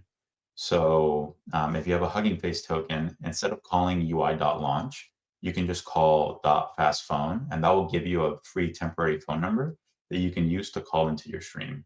So obviously, one of the primary ways that audio AI is being deployed is over the phone to automate a lot of tasks that are usually bottlenecked by people. So what I'm going to do is I'm going to call this phone number and type in this code to be able to talk to our Llama 4. Followed by the pound sign. Okay, so I'm going to put in the code. Connected to the AI assistant. Hi, this is Freddie. Hello, Freddie. Nice to meet you. So that's really cool and convenient and really easy to get started deploying however you want. So just to wrap it up, please follow our org on Hugging Face, so huggingface.co/fastrtc. Here you'll see all of our demos, as well as some docs. And then for the complete docs, please go to fastrtc.org.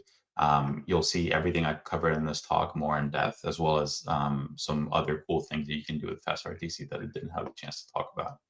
So thank you guys so much for your time. And yeah, I'm available to answer any questions you may have.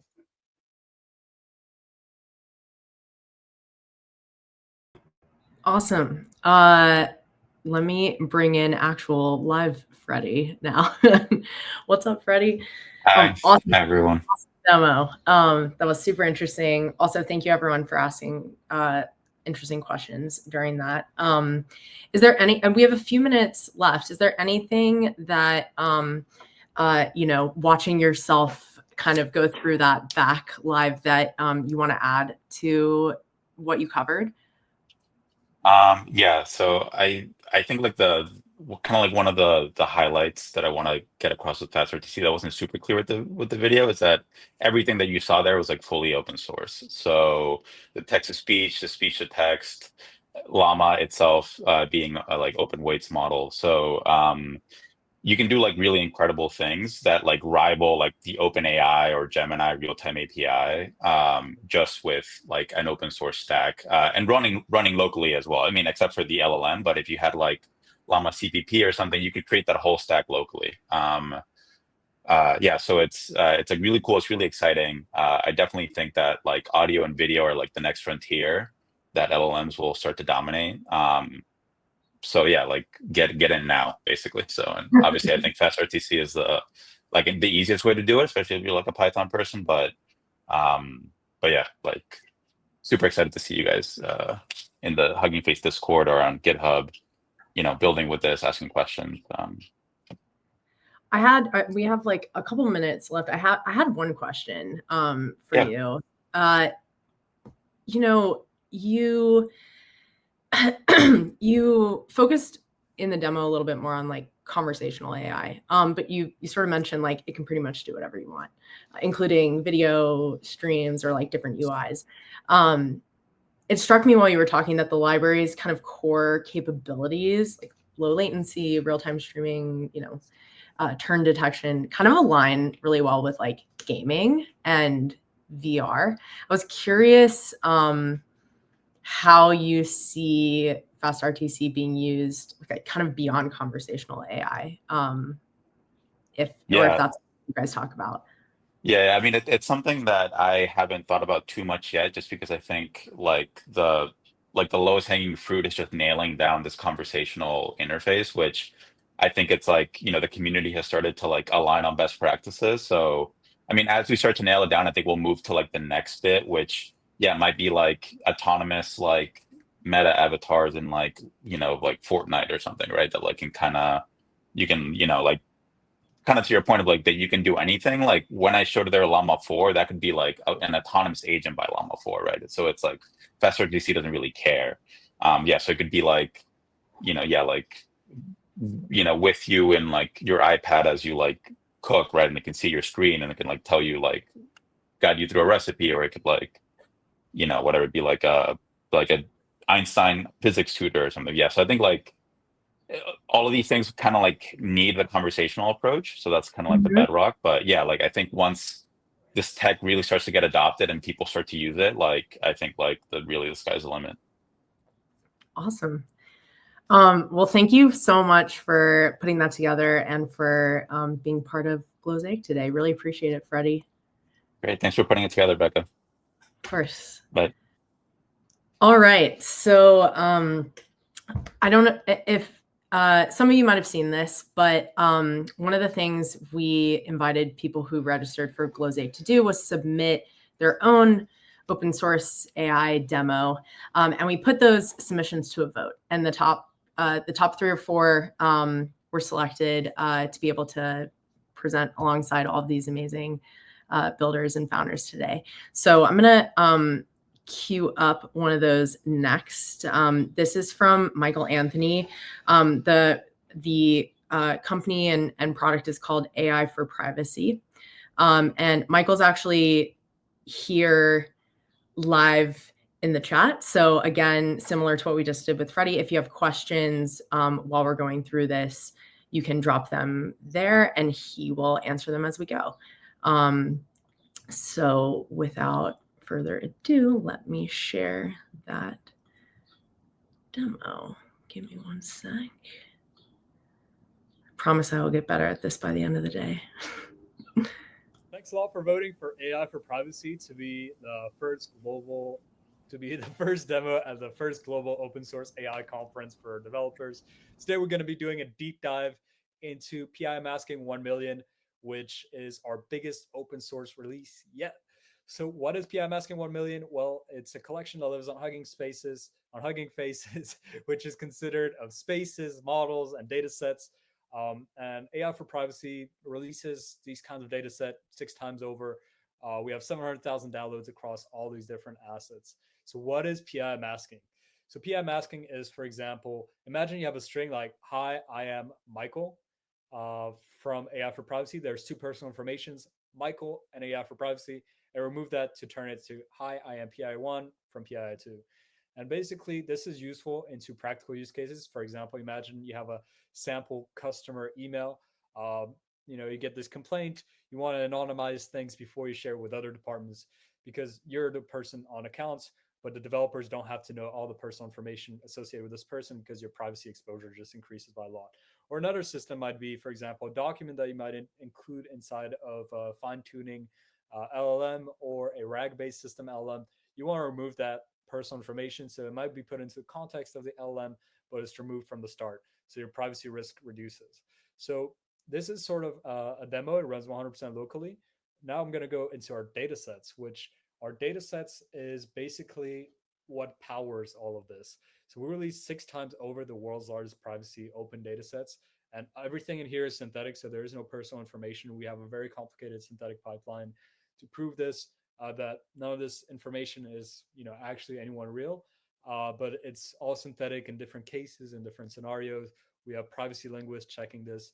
So it's available in 10 languages, 8 languages, 12 jurisdictions. It's 500,000 examples, and previously we released different examples.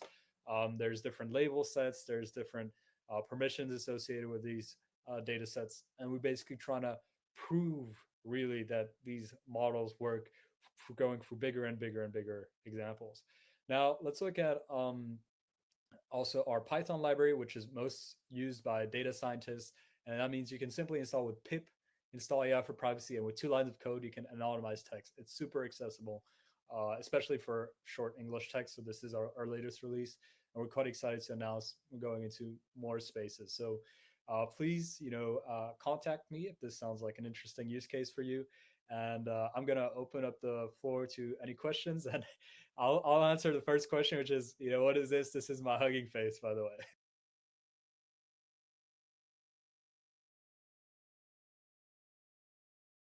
Amazing. I love that. Let me add Michael here. Michael, welcome. Hello, Becca. Very nice to see you. Nice to see you too. Love your background.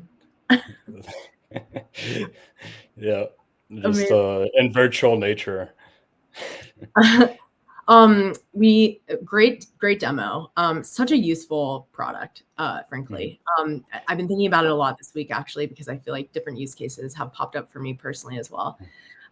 We had one question from the audience asking about if you can run it without uploading data with PII to your server. Thoughts? Well, yeah, I think that's a great one. So the models and the data sets, a lot of them are completely open source. So thanks to the Transformers library from Hugging Face, you can just download the model and run it locally. As a matter of fact, the demo that was in the at the start of the video, it basically downloads like a large language model directly in your browser and infers directly in your browser. And I think that's really important for our use case because if you're not going to trust a third party with personal information, why would you trust us, right? So it runs directly on your computer, and that's sort of why open source is also like a big strategy for us. So if it's going to be deployed locally, we might as well make the most out of it and open source it too. Awesome. Wow, timing was perfect. Thank you so much for joining today from across the pond. This is like a great example of why we call this global open source AI conference. So thank you so much. Really appreciate it. Oh, I see Xenova's in the chat. Thanks a lot for Transformers.js, by the way. Awesome stuff, yeah. Awesome. Have a good one. We'll talk to you soon. Yeah. All right. Really excited to bring in our next guest. Cheng, hello. Hey Becca, how you doing? Great to see you. So for those of you who don't know, this is Cheng. He's the co-founder of LanceDB, also full disclosure, one of our amazing portfolio companies. And I'm super excited for your talk today. So I'm just gonna get out of the way and give you the floor. Thank you, Becca. I'm excited to be here. Cool. So I'm not sure. I tried StreamYard for projecting slides. So if it doesn't work, bear with me. I'll jump back in here for a second. There you go. Okay. Let me add this for you. Oh, hold on one sec. There you go. Okay, awesome. Cool. Hi, everyone. Excited to be here. Thanks for listening. And my name is Cheng Shou. I'm the CEO and co-founder of LanceDB. I've been building data tools for machine learning and data science for about 20 years.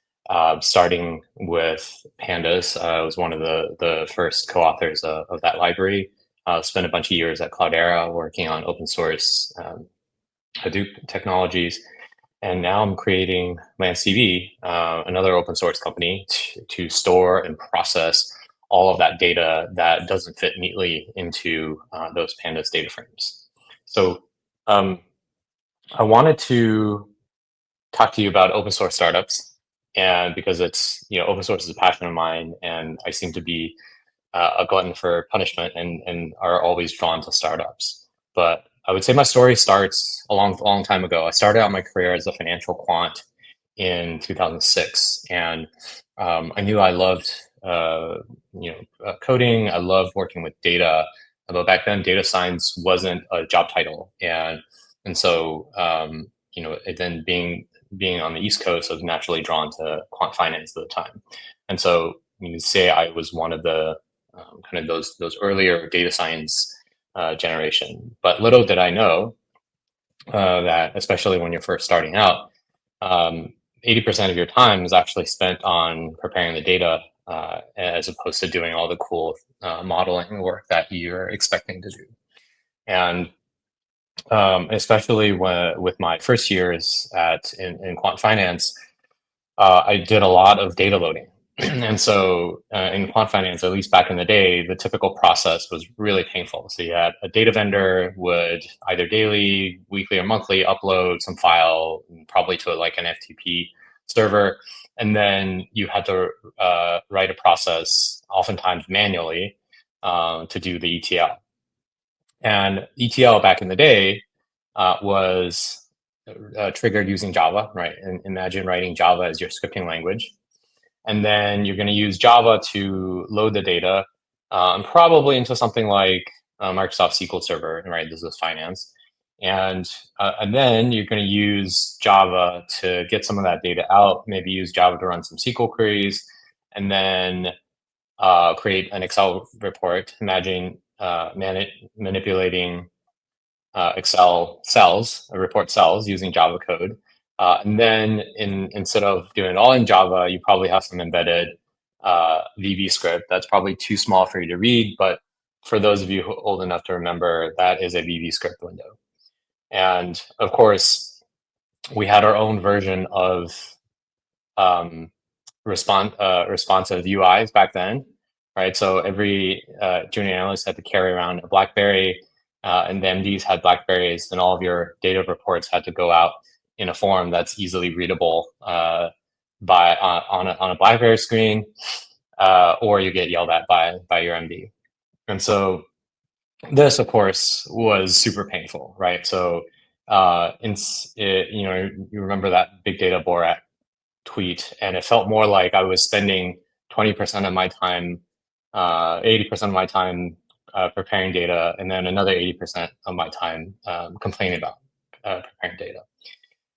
And I think it was about a couple of years in when my colleague at the time, Wes McKinney, came to me and said, hey, let me show you this new library that I've been working on to make all of this a lot easier. And it was written in Python. And I used Python before, and I really loved the language. And I immediately fell in love with this library, and I started using it, evangelizing within my group at the fund, kind of got everyone in my group on it. And I started contributing to it as well. And I think about 6 months after that, Wes had gotten the fund to agree to open source that library. And so that was the origins of the Pandas library. And so for those of you who don't know the origin story here, Pandas actually, the name didn't come from the animal, but comes from panel data analysis. I don't know why those particular letters are chosen from the words, but the name seems to have stuck. And I think once Pandas became successful, Wes and I thought about creating a company around that. And I think we've sort of been on this journey of open source since then, sometimes diverging paths. So he went on to create Arrow as well. I'm working on LanceDB now. So and I've been involved in open source for a long, long time. But I often caution new founders to think twice about when they say, "Hey, I want to do an open source startup." I hear kind of two pitches a lot. One is, look, I'm a technologist. I love open source, and I built one, and it got popular. I really want to do this for a living. I'm just going to build a startup to keep funding it. And typically, I think this is probably the wrong reason to want to build a startup around your open source project. I absolutely get the love for open source, but there are tons of different ways to fund your passion and fund the open source project without doing a startup. Partly because a lot of them are first-time founders, and they have this rosy idea of, hey, if I do a startup, then I get to control my own fate. I get to only work on this project as opposed to what my boss tells me. And it's actually the opposite. Once you start a new company, you're pulled in a million directions, and you will likely spend even less time maintaining the library than you otherwise would be doing. Second strain of pitches I hear is it's somebody who already has a company, and basically their motivation is, hey, I want my startup to go viral. And I heard that open source gives me a really rapid channel for acquisition. let me just open source something to get more eyeballs. And I think this is also the wrong motivation to open source something, because once you open source something, it brings a whole other can of worms. Like, have I given away too much value? Is this going to distract me from the commercialization? But I think mainly what I heard, I think it was Ali from Databricks that put it really succinctly, is that an open source startup is like trying to hit 2 home runs in a row. One is for your open source adoption, and one is for your commercial success. And I think that analogy is great, but I would go one step further. It's not just that you have to hit 2 home runs in a row, but the muscles you use to do each are often work counter to each other. So it's more like you have to win a gold medal in, I don't know, like Olympic weightlifting, and then immediately go win another gold medal in gymnastics, right? Activities that kind of work counter to each other a lot of times. And I think especially if you look at the last generation of open source startups, I think the popular open source projects run into these commercialization issues, even though they're huge hits in open source and see initial commercial success, right? And so I think the biggest one you probably think about is, what if, insert cloud vendor just forked the project and now makes more money than you do.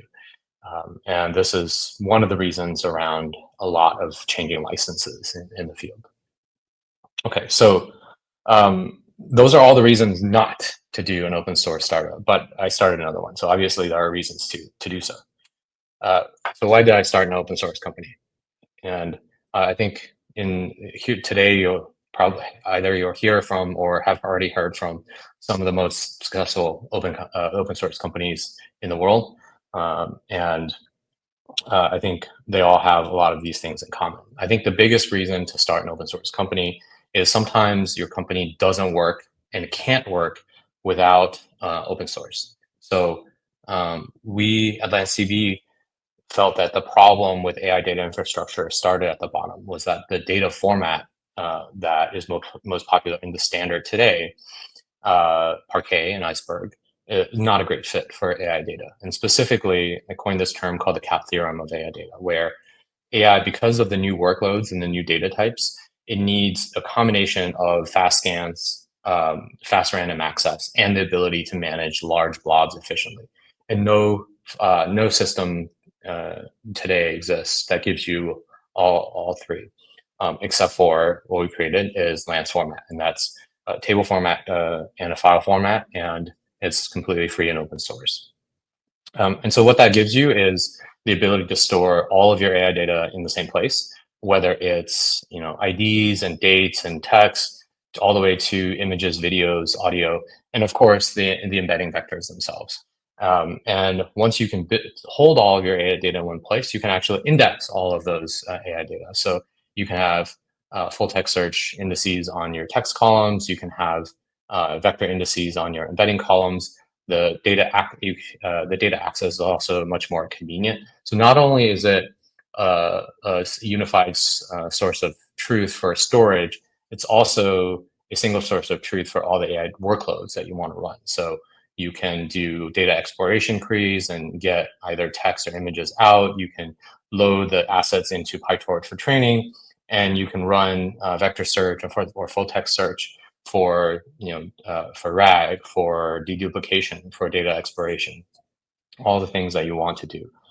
And so for those of you who got bored by the past couple of slides, really this is the only thing you have to remember about LandCB. But what I want to say here is that if you think about the storage layer, the value of the data is incredibly high. The need for flexibility in terms of plugging in different workloads and different engines is pretty high up in priority. And people now really don't want their most prized assets in this closed black box. So if you're doing something in the data layer and you want to have a a place where people are storing data, it just doesn't work without open source. And so, today I'm super excited that Lance is becoming the new Columnar standard for AI data, and it was only through open source that this could work. Secondly, the new generation of startups are all commercializing something adjacent or something slightly different from the core product. So, examples up there, right? Hugging Face, Databricks, and new waves like Pedantic and LangChain. They're all commercializing something that is not part of the open source library. And it's kind of the same thing that we're doing with LangCV. So when the open source is an embedded library, it's easy for experimentation, running local applications. But when you move into large scale production, you need a distributed system. That's where LangCV, the commercial product, comes in. We give you essentially the scalability of object store, but and the performance of memory, but at a cost that's 1/10 or 1/20th other systems that don't give you object store based storage with compute storage separation.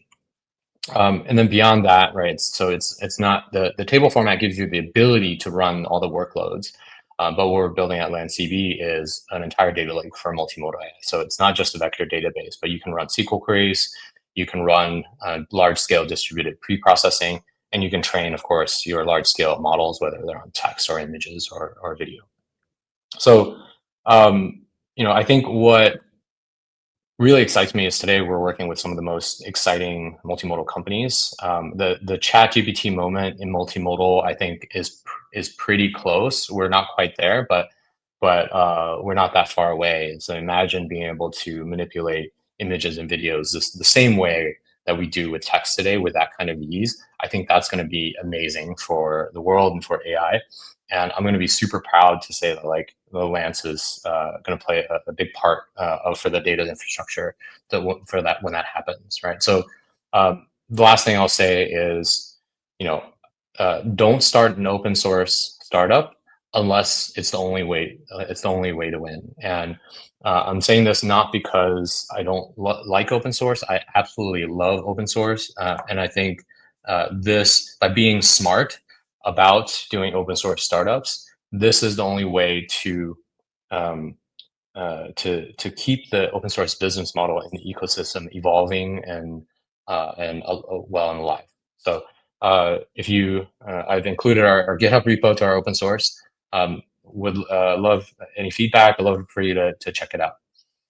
All right. Thank you so much. That was awesome and very inspiring, and I loved it. Thank you so much for joining us today. Really appreciate it. Thank you, Becca. Of course. All right, gonna welcome our next guest. We're rolling here. This is great. Okay, I'm excited to welcome Parth from Ollama. What's up, Parth? How's it going? Nice to be here. And nice to see you too. Great to have you. Great to see you. I know you have some stuff that you want to kind of demo and walk us through today. So with that, I'll hand it over to you. Sounds good. I'll be sharing my screen. So before we kind of whoops. Sorry about that. Keep going. I'll just give a quick intro on myself. So my name is Parth. Nice to meet you all. I work at Ollama and work on many different things at Ollama. So a big part of what I work on is structured outputs, kind of the API side as well, and a lot of the tool calling stuff that we see these days. And so for structured outputs, it's a pretty big aspect of kind of what we've been working on. And a big part of what structured outputs is just going from unstructured data where you don't know kind of what format your things are in, and you want to be able to make it more usable. And so personally, I really enjoy using structured outputs because I will have some kind of image or whatever kind of data, and I want to be able to go into just some kind of data that I can actually make use of. But before that, let's dive into what Ollama is. And Ollama is basically the easiest way to run large language models on your computer. And so I'll just kind of quickly show that around. And so I have Ollama running over here, and we also have a desktop app. So hopefully it's big enough. And so we recently released Gemma 3 along with Google. And so just like any other large language model, you can just talk to it. So how are you? Great. Tell me about AWS Lambda. Fun. So this is a 4B model that's running on my computer completely without internet, just on your laptop, which is really cool. And we make that entire process really easy. And so it's available on Macs, on Linux, on Windows. Pretty much we try to support as much as we can. Cool. So now let's dive into a little bit more along structured outputs. And I'll kind of first walk through what that means and what do things look like. So in a normal kind of workflow of an LLM, you have your forward pass, and I'll be focusing on the areas which are more important to us, which are after the forward pass happens. So this is the model taking in your data and running through the network and seeing and basically producing a probability list. And so that's what logits are. And so these are essentially numbers which the model associates with what should be outputted next. So a model can have varying levels of vocabularies, and vocabularies are just all the different tokens it knows. And tokens are just either words or like slices of words that could be there, but there could be split into THE, and then there could be another token with RE, or the entire word there can also be a token in itself. So what happens is every forward pass, we get a probability associated with every single token. And we use those tokens and then we sample them. So there's many different kind of sampling techniques that we use or that are popular kind of in the world of ML. Things like temperature, top K, top P, min P. And each of them kind of have a different effect on the probability distribution of the logits. And you use different techniques for different things. Sometimes you want a bit more confidence in your outputs, and you'll kind of make the probability distribution peak a bit more, where you can get better outputs. Or sometimes you want a bit more diversity in your text, where you'll kind of flatten that entire piece out. And so after the sampling happens, we actually only get one output token back, and then we do this process again and again. So when I ran that model, every single thing that you saw printed out was happening through this process. Structured outputs is a little bit different. And so there's like a key piece in here, which makes a pretty big impact. So first we do the model forward pass and the logits output the same. But at the same time, we do this key step for masking the logits. And so what this means is, for Ollama, we kind of use JSON as structured outputs, which means that you can take in whatever data, pass it in, and get structured outputs back. And what we do that for is essentially being able to go from this JSON, figure out what is a valid next state, and then hide whatever tokens don't make sense. So over here, I just kind of highlighted that process a little bit. So for example, we pass in this JSON. You know that you need to see a curly brace first. Curly brace, or you might see a curly brace with a space, curly brace with a new line. All of those are valid. And what happens is the logits kind of get masked away. So only certain logits are valid, or certain tokens are valid for being outputted. And then you'll apply kind of the same sampling techniques as I mentioned earlier, and then you'll kind of get your output back. So in this case, you saw that since we wanted this JSON, even though token 0 had the highest probability, we picked token 1 in this case because that was the only valid token. Now, enough of me talking. Let's actually give some fun demos. And so this is just a very simple demo around structured outputs. Over here, I have a schema that I've built out. The schema is built and defined through Pydantic. You can also define it yourself. It's just a JSON schema.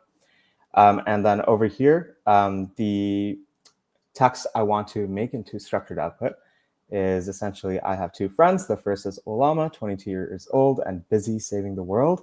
And the second is Alonzo, 23-year-old and wants to hang out. Return a list of friends in JSON format.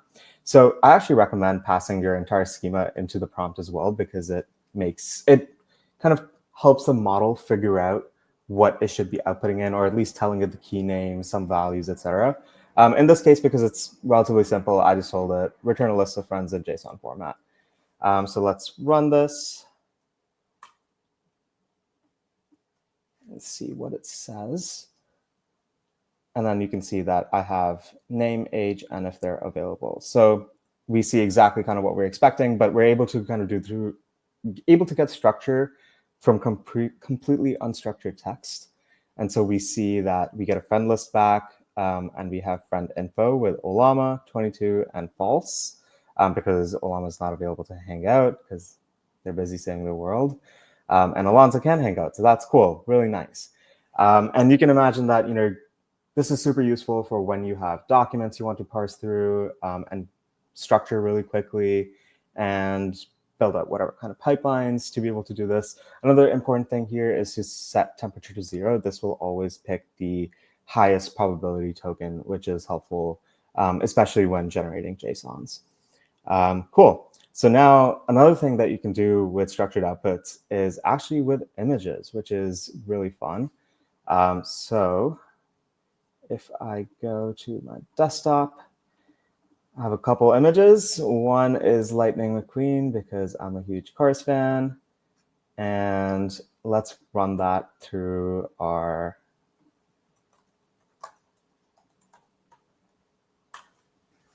script. And so over here, I have also done the same. I've defined an object, an image description, same kind of JSON schema that I've defined, but with obviously different attributes that I'm looking for from the image. So I said, okay, name, confidence, and attributes, as well as summary, object, scene, etc.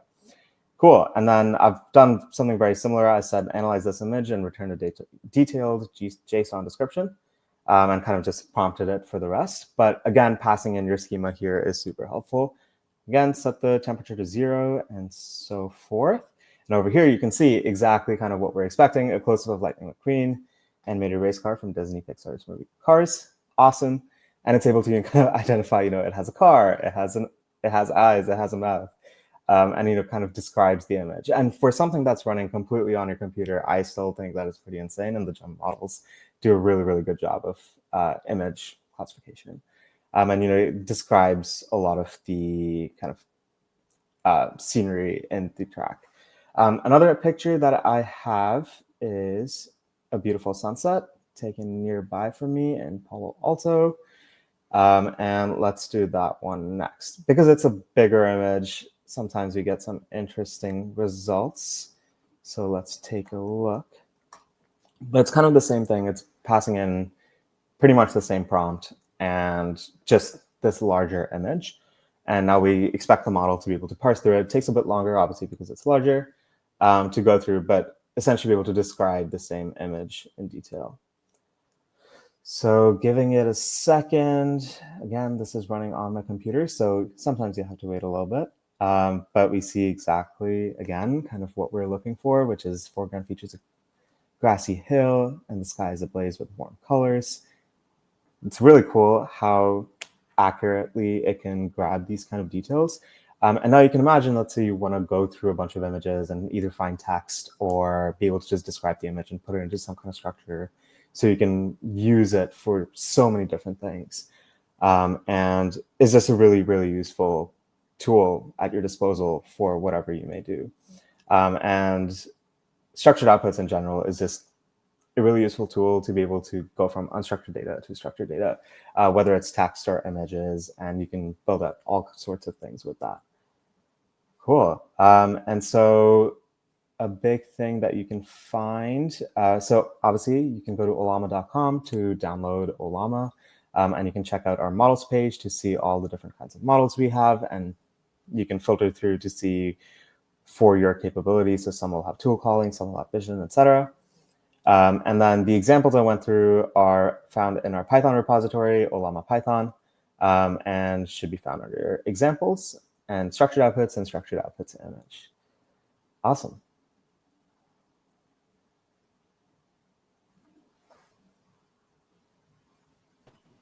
Parth, amazing. Thank you so much. You really I'm so impressed with how you cranked through that. No, of course.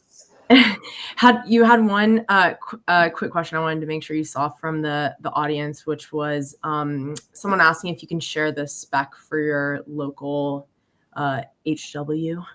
Oh yeah, my computer is a beefy one. I have a 128 gigabyte RAM Mac, M4 Max, so I get to run it fast. But we also take stuff. It'll run on anything pretty much, but it's just going to be a lot slower if you don't have a GPU available to you. And then if you are kind of trying to figure out what's best for your kind of setup, we offer a lot of quantization, so we try and fit it on your computer as best we can. Awesome.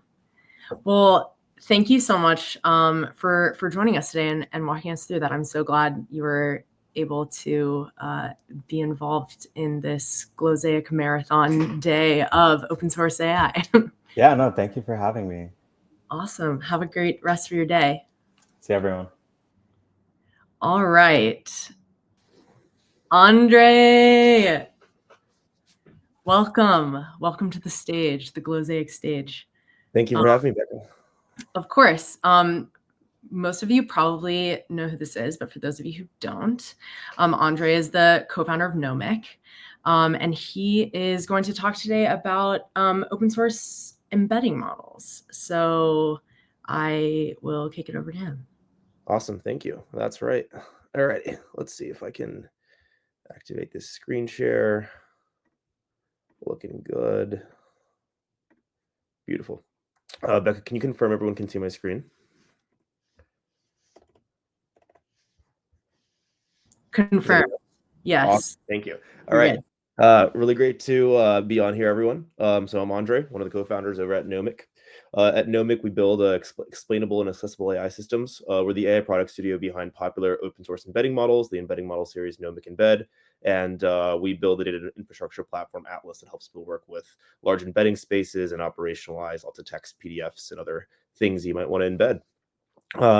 So the kind of overview of this talk, and it's short, so you can't talk about how to build state-of-the-art embedding models in 15 minutes, but I'm going to highlight some key things, some key sort of reasons why we, as a open source first organization that builds embedding models, have had so much success in terms of distribution of the embedding models, and how we make sure the models are high quality when compare against closed source alternatives.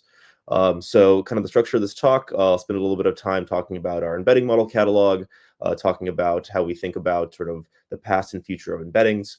And then we'll also talk about a little bit some of the sort of like downstream applications of embeddings and why open source models and open models have some very unique advantages when it comes to, let's say, closed models where you can't run them on your own servers, or you can't go in and use them for large batch inference workloads, which are increasingly becoming sort of like the de facto way of interacting with embedding models as opposed to single batch inference. So a little bit about us and Nomic as an organization. So we got about 30,000 folks using us in our data our data infrastructure layer for storing their embeddings and storing their data for interacting with their agents and interacting with their operationalized text PDFs. Our sort of biggest top of funnel driver is obviously our open source and community editions of our softwares. We have over 50 million downloads of our embedding models across the entire embedding model series, from our V1 models all the way up to our latest V2 and multimodal models. And all of our sort of community editions of our open source softwares have over 250,000 monthly active users. So to put it this way, we're one of the sort of largest open source first organizations that uses open source as a driver for sort of commercialization of our products, but also has a gigantic distribution in the embedding model space. We have a big team internally focused solely on driving innovation in embedding models and improving embedding models. And we've had some success. We got a bunch of enterprises that use us in production, either our embedding models, our data infrastructure platform, and building over top of all the success, we've been able to raise a good sum of money to be able to continue this kind of work. So a little bit about embeddings in the Nomic embedding ecosystem. So at Nomic, we really think that embeddings are the they're the data primitive that's going to be driving interactions with unstructured data modalities in the future. If in the past, we're sending we're sending all of our packets that are being sent over networks are containing various unstructured data modalities, maybe text or images or other things. In the future, computers are going to communicate semantically by passing embeddings along. They're the best way to compress meaning of lots of unstructured signal. And the reason we invest heavily in embeddings and we believe in an embedding-centric future is because that is basically the kind of de facto place the world is going. Every single generative AI system that gets released, every single generative AI model that's integrated in some agentic workflow generates mountains of unstructured signal. You need solid ways of compressing and storing that signal and ultimately operating over top of it. In the future, computers are going to operate over embedding spaces, not over top of bytes. So a little bit about our embedding model series. At Nomic, all of our embedding models are differentiated because they're open. What does this mean? This means that the embedding models have open code, open weights. So open code meaning you can go train it yourself if you wanted to. Open weights meaning that you can go in and actually run the models yourself if you wanted to. Usually an open license, so Apache 2 or something less restrictive. And also, more importantly, open data, the secret sauce for getting embedding model training actually working. So we released our first embedding model in our sort of open series about 1.5 years ago with really great sort of, community reception. I think in the first month, we got something like 5 to 10 million downloads of the model. These are kind of V1 and V1.5 models. Are sort of papers and research that back up sort of the methods that we use to create these models, make them state of the art. I have over 100 citations now in just the past year. We've expanded since our embedding model series past just text to images and multimodality, things like PDFs. The models are aligned across spaces. You can use text to search over images, images to search over text. And actually, a little bit more recently, we've been releasing some models more oriented towards tasks that code agents might be able to do, like code embedding models, with some great results and great community acceptance. One thing I'll say here is our research team works heavily on creating models that aren't just powerful and that just don't just have top metrics on the leaderboards, but are actually operationalizable for production use cases. What does this mean is that you don't think about, how do I get the highest quality performance out of my model by, making it 10 billion parameters, 100 billion parameters, but how do we go about and find that right balance between operationalized production workloads? I need to generate 1 billion embeddings. I need to be able to do that without breaking the bank. And downstream properties that you might care about in embedding models like compressibility. I need to store 1 billion embeddings. Storing 1 billion embeddings is actually very expensive. That's terabytes and terabytes of data. But if you design an embedding model from the ground up that takes into account things like post-training quantization, you can bring down that cost a lot, for example. The impact of our work here is kind of well known in the research community. We have top papers accepted at venues like ICLR, EMNLP, TMLR, etc. If you want to find out a little bit more about our research side and sort of how we kind of what the secret sauce is to getting state-of-the-art embedding models that work really well and that are really research efficient, you can hop into our research page, nomic.ai/research, for kind of a deep dive into all the papers and all the sort of training methodologies that we use internally.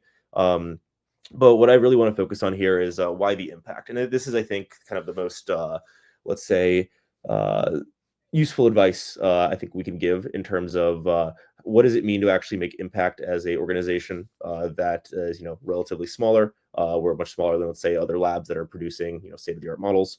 And how do you actually have impact in the space when you're working under those constraints? Why the impact of our models? Well, number one, we were at various intervals, and as everyone knows here, every month there's a new model that's topping the leaderboards. We were one of the first fully open source, open code. We were the first fully open source, open code, open training data model to beat OpenAI's top embedding model in early 2024. This is the time was OpenAI ADA. So we had an open source model that was about 135 million parameters. That was actually beating OpenAI's models on metrics. And we openly released this for anyone to use. This has sort of kind of created a big sort of paradigm shift in terms of how people thought about the cost basis of embeddings and how people thought about using embedding models in downstream applications like retrieval, RAG, injected calls, that sort of thing. And I'd say the other biggest thing when you're going around and thinking about, how do you actually have impact with models that you're training and producing, especially when you're open sourcing them, is thinking about practical applications from the start, not after the model's been trained. How do you incorporate downstream properties that you might care about, like compressibility for efficient storage, quantization for efficient, let's say, search and retrieval, into the research and engineering phase of designing the model, designing the learning objectives for the models, and ultimately the data mixes for the models? Do people really want a 7 billion parameter model to run retrieval queries? Turns out that's actually overkill for a lot of tasks. Not all of them, but a lot of tasks that it is overkill.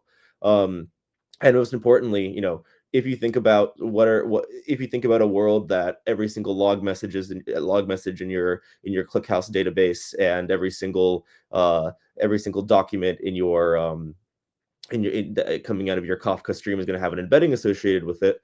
How do we make sure that those embeddings are useful, ad infinitum? How do we make sure that new embedding models are compatible with the embedding spaces of old embedding models, so that you don't have to re-embed gigantic corpora every single time you want to run vector search operations? We think very deeply about these sort of questions at the research phase, not the post-research phase. This is the other reason our open source models have a lot of impact. The last thing I'll say here is that, starting out, we were a smaller lab.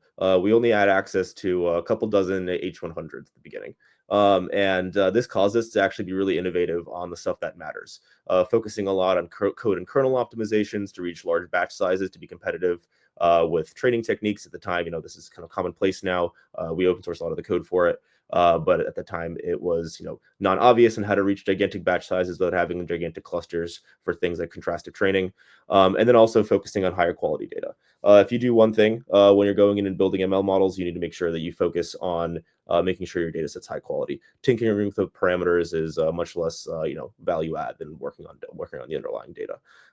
For example, when we were training our V1.5 models, it took about 9 months from kind of start to finish of that entire project. For the first 7 months, we literally just stared at data sets the whole time. And then for the last 2 months, we actually did some training runs and stuff like this. The point here being is that data is the secret sauce. Data is the reason models are high quality. But this is also the reason most people don't release their data sets. By taking a kind of a truly open source approach to model building, you can also have much larger impact in the open source space. And this is sort of just some vanity metrics showing off. I think we're the top embedding model on Ollama. I think they were at the previous group here. Whenever you run RAG with Ollama, you're probably using our Nomic embedding model, and also a very high distribution on Hugging Face as well. Inference layer stuff is also really important. You got to make sure that people can run your code and not have to just run PyTorch weights. One thing I'll say here is, when you think about embeddings, you might think about retrieval use cases. What this means is you're taking in a large database of signal. So this is like maybe a bunch of PDF documents, and you're trying to run a query to figure out the right PDF documents to put in context into your language model. That's only one use case of embeddings. In a world where embeddings are dominating, every single data store and every single data lake, there's many other operations you want to be able to do in embedding spaces that allow you to do very interesting and complex tasks that sort of lower the barrier to entry to things like data analysis and agents to be able to run sort of complex operations over your data stores. One thing I want to highlight is, our embedding models are open source, but our product and sort of the way we make money at Nomic is actually building a data infrastructure platform that's embedding native. It's called Atlas. It helps folks operationalize millions of embeddings of text documents, PDFs, images, and work with gigantic data sets of text. Some of the cool things we do there is we've implemented and actually built from scratch an embedding native data layer based on common data formats like Apache Arrow and the newest one, Lance, actually. Really great. I think they're actually part of this conference here. And this allows for querying and working with gigantic data sets of embeddings in a data lake format that's kind of universal. We built sort of a custom graphics engine for visually analyzing embedding spaces. And then, embedding models are just part of the secret sauce. There's lots of other embedding space algorithms like topic models, dimensionality reduction algorithms that come out of our research team that allow folks to have really powerful interactions with embeddings. I'm going to run one quick demonstration here of just what I mean by this. So I'm going to pull up a data set here, actually, these are text embeddings of a data set of customer reviews. So every single point in this view is a 2D reduced version of that embedding space. 2 points are close together if they're talking about the same thing. And I'm actually going to grab a slider and create a multivariate time series over top of this embedding space. So what you're looking at here, as I slide this slider, is actually a time filter over top of the model's embedding space that allows you to see sort of trends and topics and interesting properties emerge in the underlying data set, of this case, airline customer reviews.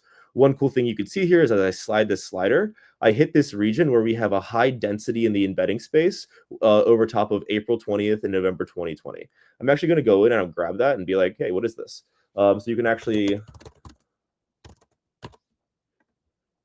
go in and with Atlas really easily interrogate regions of your data set. And in this case, it seems like, this multivariate time series caught the fact that lots of airline customer reviews were having issues with COVID.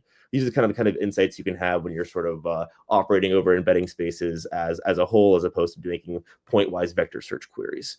So really powerful stuff. And we think very deeply about how do we enable the next generation of applications and use cases of embeddings, particularly with our open source models, but supporting any sort of model. Other cool demonstration I want to show you here, this is embeddings coming out of a MNIST model. So this is a model trained to classify digits. Every single cluster here is a digit, so this is a 0, and a model is predicting whether or not the image is a 0, 1, all the way to a 9. One of the other powerful things you can do when you have tooling to work with your embedding spaces is look at, say, decision boundaries of models. So every single point here on a boundary is actually places where models are making errors. So in this case, if you look at this example, what's happening is that the image is being misclassified by the model, but you can visualize that and interactively inspect it by being able to use tools like Atlas to be able to look at your embedding spaces to work with your embeddings. In this case, the model actually at a given checkpoint is predicting a 0 for this image when the actual label is an 8. And you can see why, right? This is clearly a hard negative example. So anyways, this is how we think about embeddings, and this is how we think about the future of embeddings and where the world is going. We invest heavily in open source, and we will keep investing heavily in open source because it works. Ultimately, as I said, every single piece of data in the world is going to be embedded, and we're going to make sure that we power every single embedding in that world. So really excited to be able to talk to you guys a little bit about embedding models and how to work and produce open source state-of-the-art embedding models, and a little bit about the sort of future of embedding model tooling. If anyone wants to connect after this talk, you can add me on LinkedIn here. Happy to kind of dive deep and have any conversations about our models, answer any questions about our sort of newest models, our code and multimodal embedding models that allow you to do things like retrieve over large data sets of PDFs and images and screenshots. And in general, really just thank you for your time here. Awesome. Thank you so much. That was amazing. Really appreciate you making time to join us today, Andre. Thank you so much, Becca. Of course. We'll talk to you soon. All right.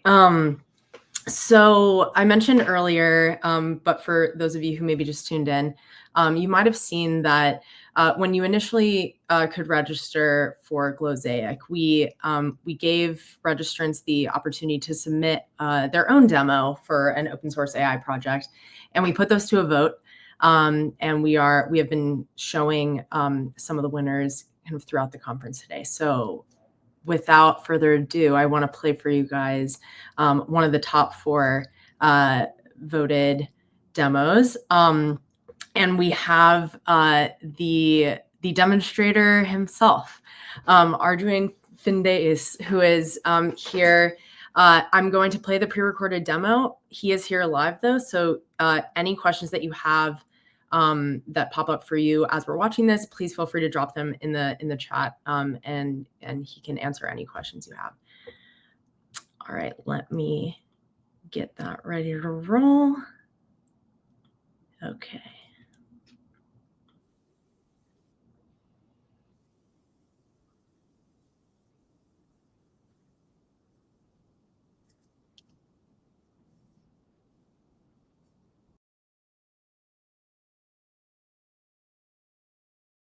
And similar human feedback-based evaluation approaches. In general, these are great, but they do have some limitations. In particular, whilst they will give you a ranking of models, they won't tell you why one model is better than another model and how these models differ from each other. This is exactly where feedback forensics comes in. I will illustrate its use by investigating a model that has seen quite a bit of attention last week, Llama 4 Maverick. In particular, there are two relevant Maverick versions, the open weights public version here on Hugging Face and an experimental version that was initially evaluated on Chatbot Arena. I will now use feedback forensics to quantitatively understand how these two versions differ. To keep it simple, I'll refer to the two versions as the Arena model and the public model. To do this, I will quickly load the right dataset right here, and then also select the right annotations, which are selecting the the Arena version over the public version. And then we run this analysis, and there we have it already, all of the results. So what do we have here? This dataset consists of over 2,000 response pairs, each one with one response generated by the Arena model and one by the public model. Then, thanks to some extensive underlying AI annotation mechanism, feedback forensics allows us to measure how these two Maverick models differ from each other. We see these numbers here in blue that tell us how much a particular model characteristic is more present in the Arena model than the public model. Any number above 0 here indicates that the Arena version produces responses that exhibit a characteristic more. So what can we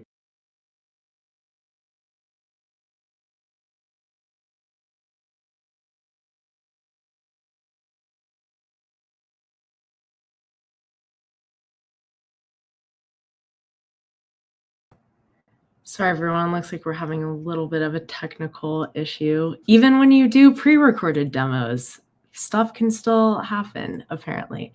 While we're waiting for the rest of this to load, I'm actually going to go ahead and bring in the man himself.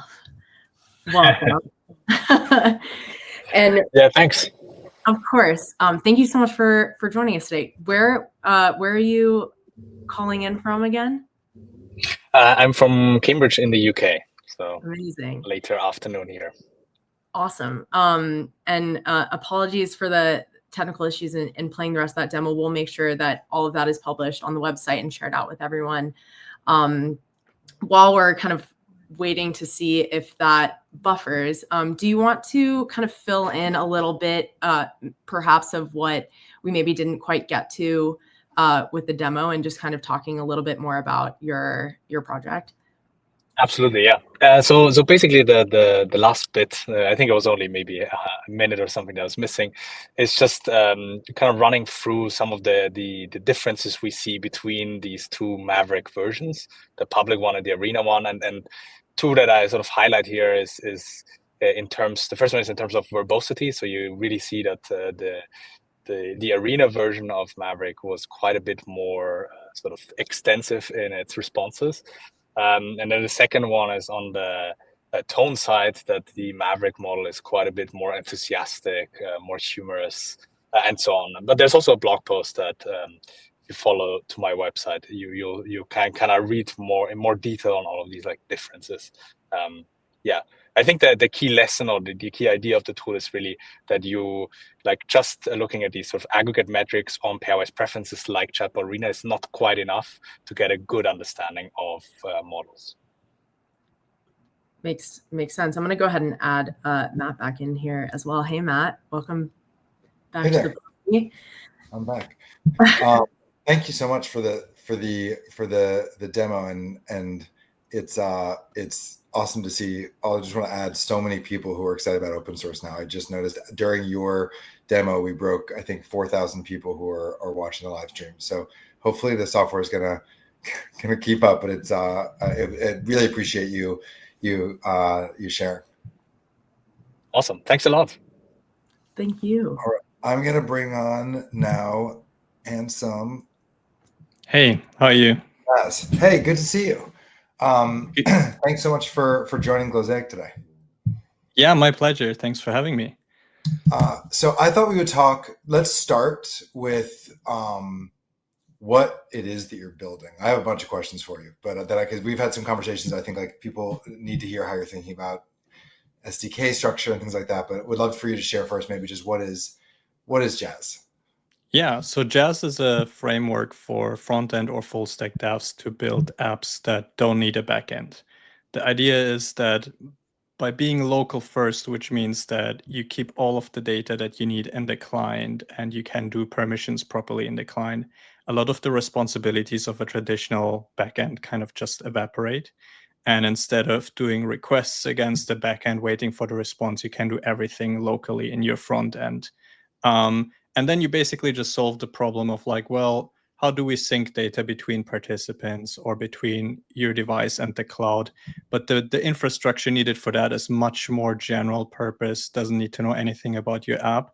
So what Jazz really gives you is like auth, user identity, structured data, blob storage, all usable from the front end. And you can now build complete multi-user, multi-device apps that work offline, support really high fidelity real-time multiplayer using only front-end code. The pitch that I always give front-end developers is, imagine you just mock up an app around something like React use state. But if you then use Jazz instead, it magically just works and you have a fully working app. That's kind of what we set out to build Jazz like. What really surprised us is that actually makes it a really good target for generative AI.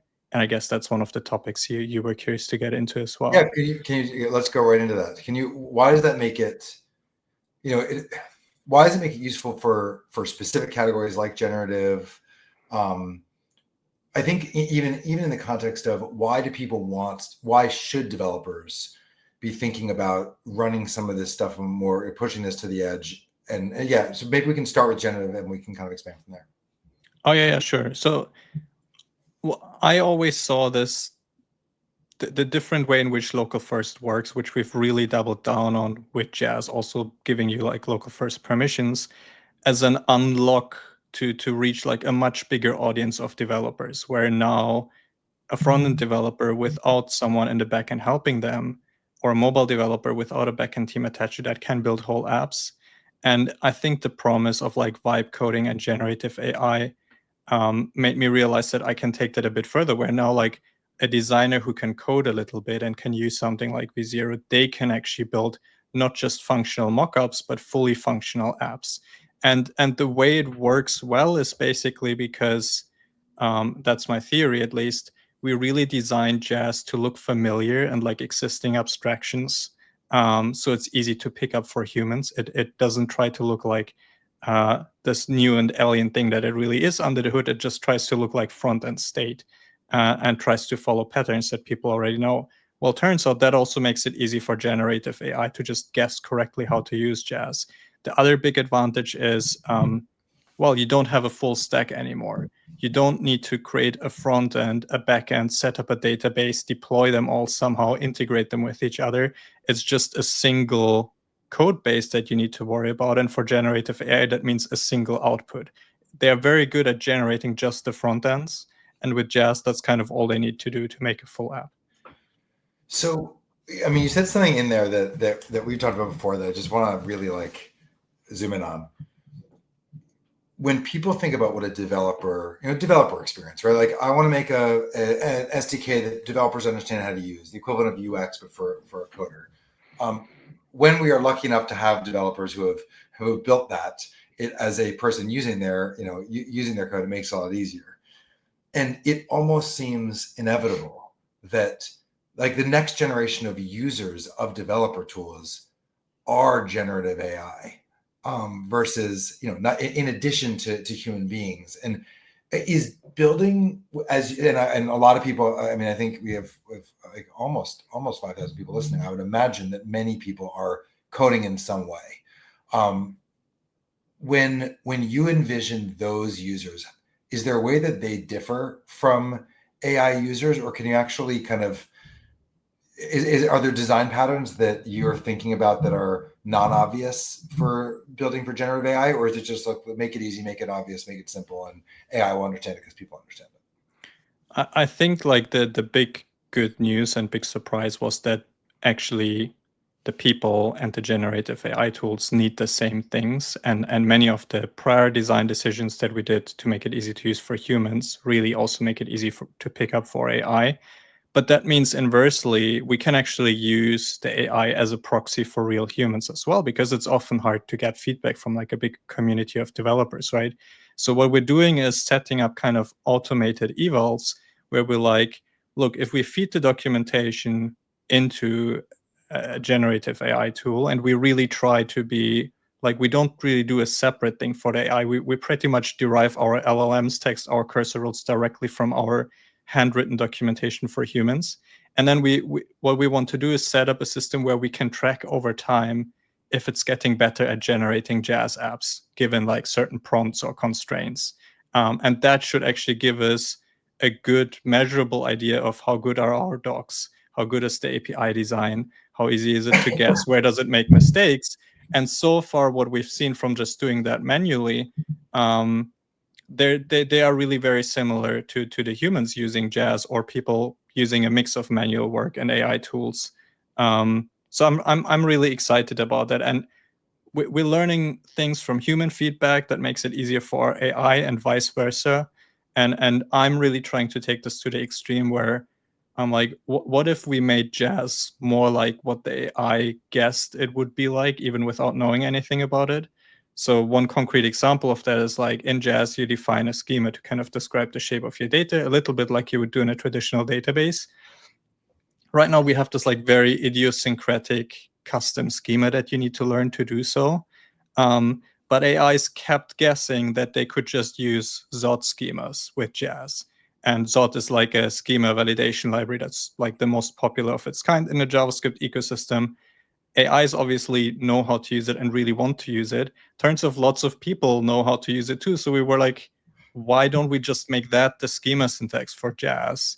The AI just gets to do what it wants to do anyways. And people who know Zod already kind of know half of Jazz. So that's what we're currently working on. And I think that's a good example of why that's exciting to cater to.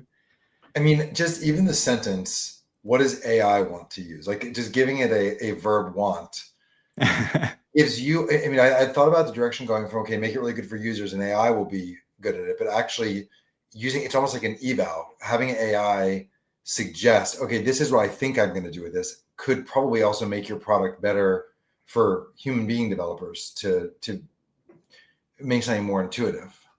Exactly. Okay, so that, I mean, I think that's, there's a few other things I want to talk about in our short period of time. Why, can you talk a little bit about why you decided to release Jazz open source and how you think about what the business model is? We talked a little bit kind of earlier on about this new generation of open source native business models. Yeah, I think the way I've been thinking about Jazz from the beginning is really as a protocol first. I think it's like a very radical new way of building apps and thinking about apps that's inherently much more decentralized. The good news is it's not like a new protocol that you need to adopt with like a new browser or like a wallet. If you're thinking about crypto protocols or something like that, you can actually build it completely on top of existing web standards and build web apps with it that work in existing browsers. But it is a protocol first and foremost. So my intention is to make that open so that there can be other frameworks on top of it other than Jazz that are actually like data compatible with it. That's kind of the root of it. Jazz itself, I think like DevTools just need to be open source these days. That's like non-negotiable for me. The question is, can you make it work with a business model? And I think in our case, we're just very fortunate in that the incentives are very well aligned because most of the logic is now in your front end. That's what you're using the open source framework for. You do rely to some degree on their existing like centralized sync and storage infrastructure that we provide as a service.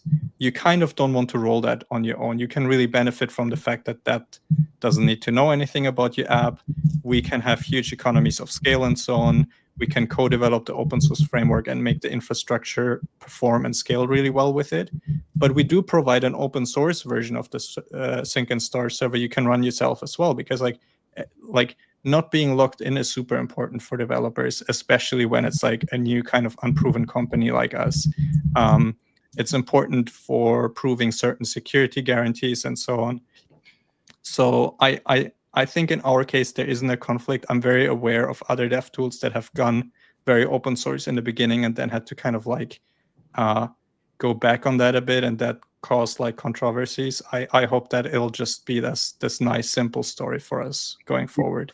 It's interesting. There's this. I mean, we were talking earlier. Flower had a kind of a similar point of view where it's not just, and actually maybe Lance DB to some degree too. It's not just that there's a hosted version. It's that the thing that is you're hosting is like relatively deep, complex infrastructure. It's not just we can make this web enabled, which I think is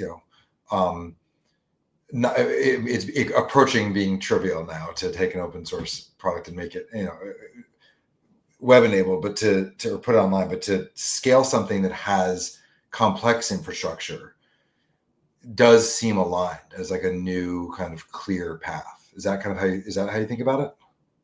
Yeah, the infrastructure complexity is definitely one thing, and what's kind of nice for us as a moat, I guess, is like all of the logic that you can also see in the open source part. That's not really what our business depends on, right? Our business depends on the practical know-how and experience of running this at scale. Like, where do you host it and so on? One thing that we do that's kind of counterintuitive is we don't use traditional cloud hyperscalers like AWS or Azure or something like that. We actually rent our own servers and kind of optimize the whole stack from the metal to the top of our framework, which is something that, again, you could do in theory with the open source version, but you would have to figure out a lot yourself. And we can pay that forward in terms of the pricing that we can offer to users, the performance guarantees, and so on. So that's why I think there's just this beautiful synergy between the open source part containing all the logic and this kind of company built around the know-how of running the infrastructure. Yeah. Interesting. Well, look, super. Thank you so much for joining. It's super interesting. I think, as you know, what you all are building, I think is it feels like the direction that a lot of developers are starting to take as they're building the new products. So real quickly, where can people go to try Jazz? Jazz.tools? Just go to jazz.tools. That has everything you need. All right. Thank you so much. Cool. Thank you, Matthew. Take care. All right. I'm going to just go right back to back and bring on Matan from Factory. What's up? Hey, man. How's it going? Welcome. It's what I probably Thank you for having me. It's great to be here. It's great to do finally a joint event, Factory and Factorial. I know.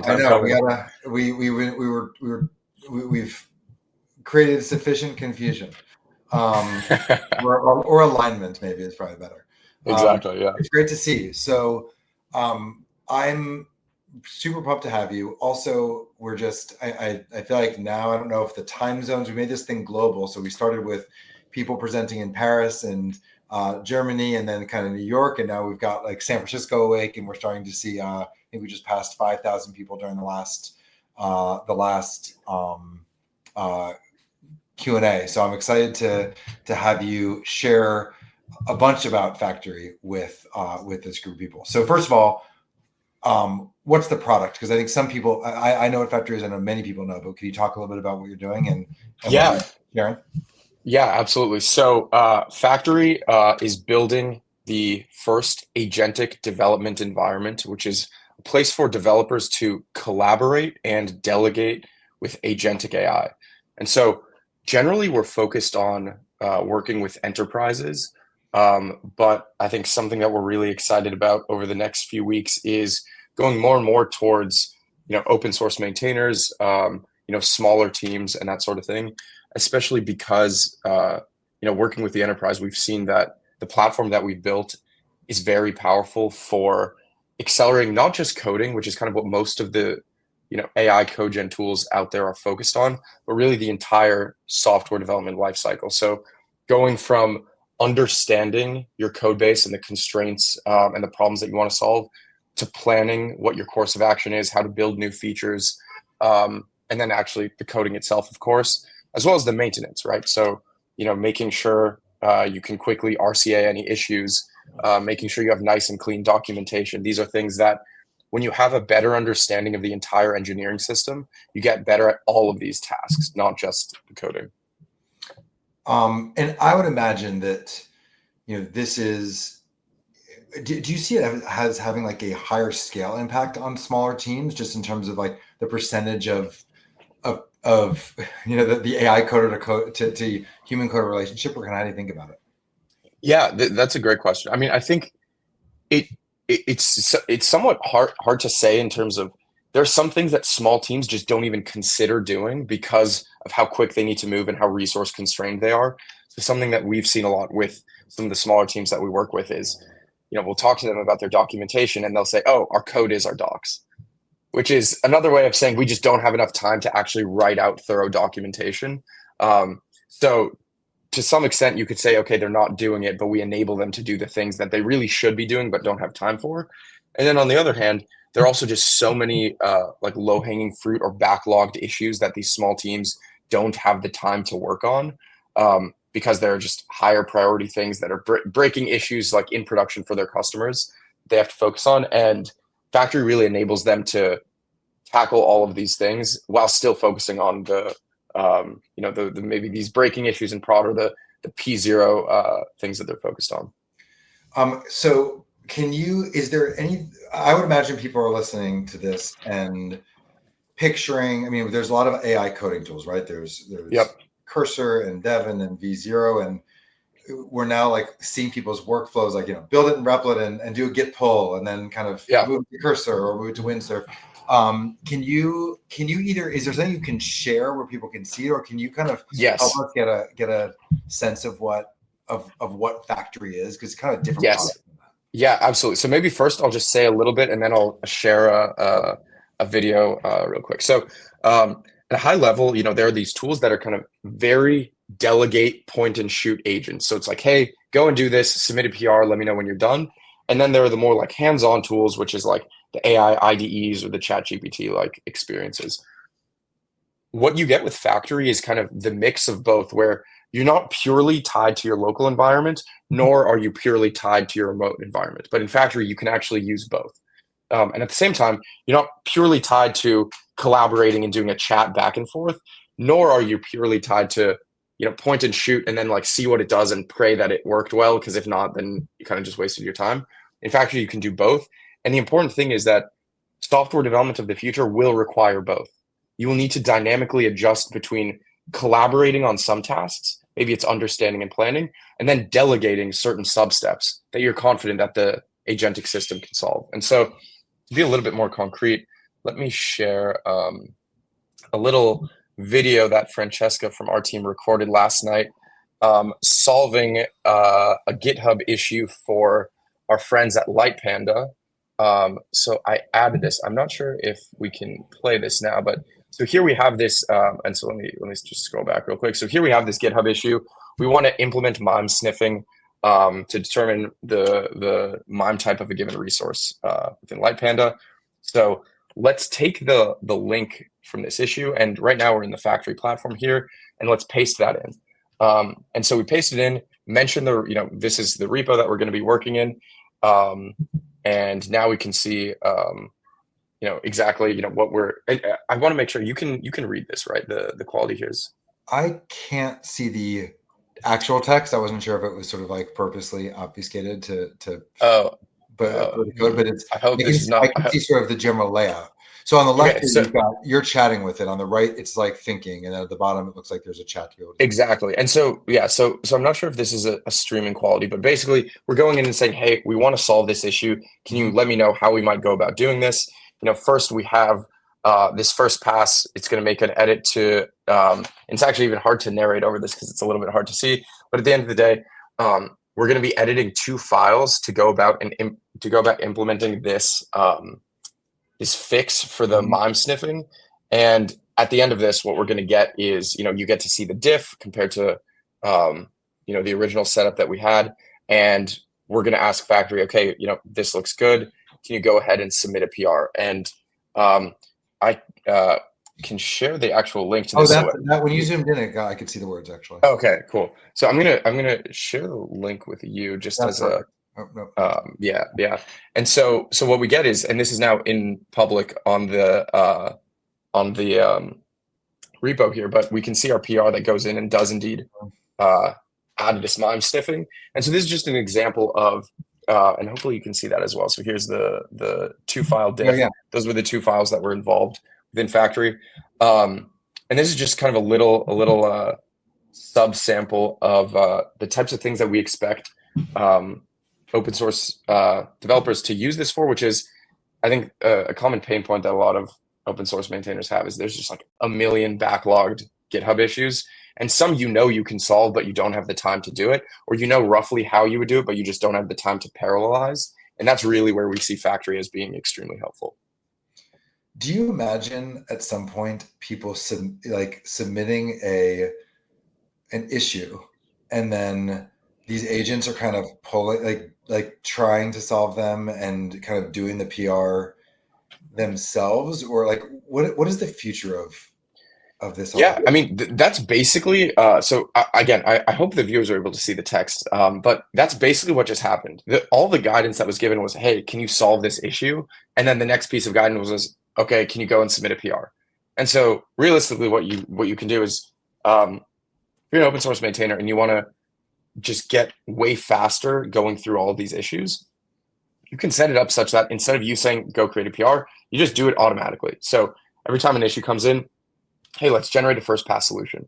And that saves, even if it's not 100% right every single time, that saves 80 to 90% of the work up front, which allows you to get way more done. And so I think short term, that's just the reality today. I think long term, there's going to be a huge number of issues that a human doesn't even need to touch, because also within Factory, you can execute code. So if you want to implement one of these changes but aren't sure if it's going to break things, from Factory, you can actually go and verify these things. So you're not just kind of shooting from the hip on code changes, but you're actually verifying that it passes certain tests, certain acceptance criteria. That's really cool. And so, and you've, I mean, we talked a bit about kind of how it's particularly useful for open source. Open source is, tell me if I'm wrong here, a newer, when we talked about enterprise at the beginning, a newer group for you. So how do you think about like what the pricing tiers are for these different, for the obvious different customers? Yeah, this is a great question. So part of why I was really excited to come here is to announce that we're actually going to be giving Factory for free to all open source maintainers, partly as a way of giving back to the community, because I think, you know, myself and the entire Factory team, you know, my co-founder was at Hugging Face prior to starting Factory with me. We've benefited so greatly from the open source community that this is something that we wanted to do as a kind of a nod of respect and appreciation. And so for anyone who's out there who's an open source maintainer, if you go to factory.ai/OSS, you can just throw in your application and we'll be giving everyone free access to Factory, just so that, you know, the open source software that we all know and love can be maintained that much easier and that much faster. So first of all, that's awesome to offer it for free.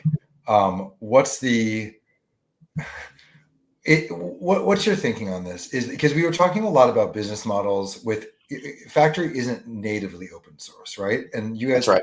And up until this conversation, we've talked with a bunch of companies that are building open source. Why did they do this thing? Which is basically why do people give things away for free, right? So there's like freemium models where you pay to charge them. It's kind of interesting that you're doing this in open source, partly because it's actually verifiable that something's open source. Whereas, you know, if you said, hey, we're going to give this for free to nonprofits, you'd have to like verify that they are actually doing that. Open source is almost definitionally verifiable. What's the logic here? Is it get feedback from the open source community? Is it like people are going to see? I mean, if I'm like not cynical, but like an advantage I can manage this is if I have a Factory AI agent submitting PRs, then people learn about Factory, and that's totally amazing. Yeah, I mean, so there's definitely some added benefits for us. So from one perspective, it's like open source developers tend to sometimes be the most opinionated. And from our perspective, we want to make the best product. And so getting really opinionated, really stubborn developers to have access is a benefit for us, because if they're like, hey, I don't like this thing, they'll be very vocal about it, which I think is great. On the other hand, most of our like sales motion is to the large enterprise, which is great and fun, but I think it's just a very different profile. And I think for us, the entire software community, so many of these enterprises that we work with are using a lot of these pieces of open source software. And so at the end of the day, it's kind of an ecosystem that does come back around and kind of raise everyone at the same time.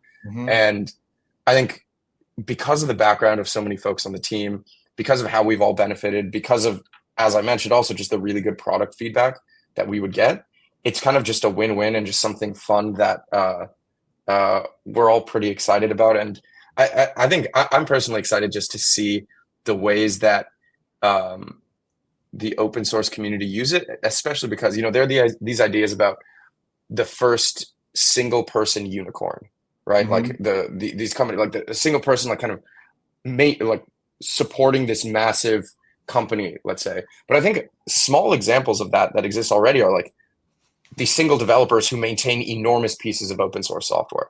And that's not as sexy and not as flashy because it's not this like, you know, new company necessarily from scratch, but there's probably so much software that relies on single developers in the open source community that I think they deserve some attention. And so that's kind of that's really I hadn't thought. I mean, you said a couple of things in there that I just want to kind of highlight for myself. One is, you know, when people talk about these sort of these solo billion-dollar companies, the measure they're using, they're like implicit in the sentence is valuation.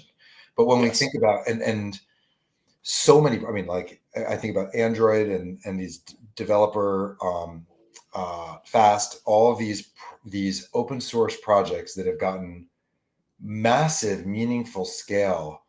Like the world runs on them. Exactly.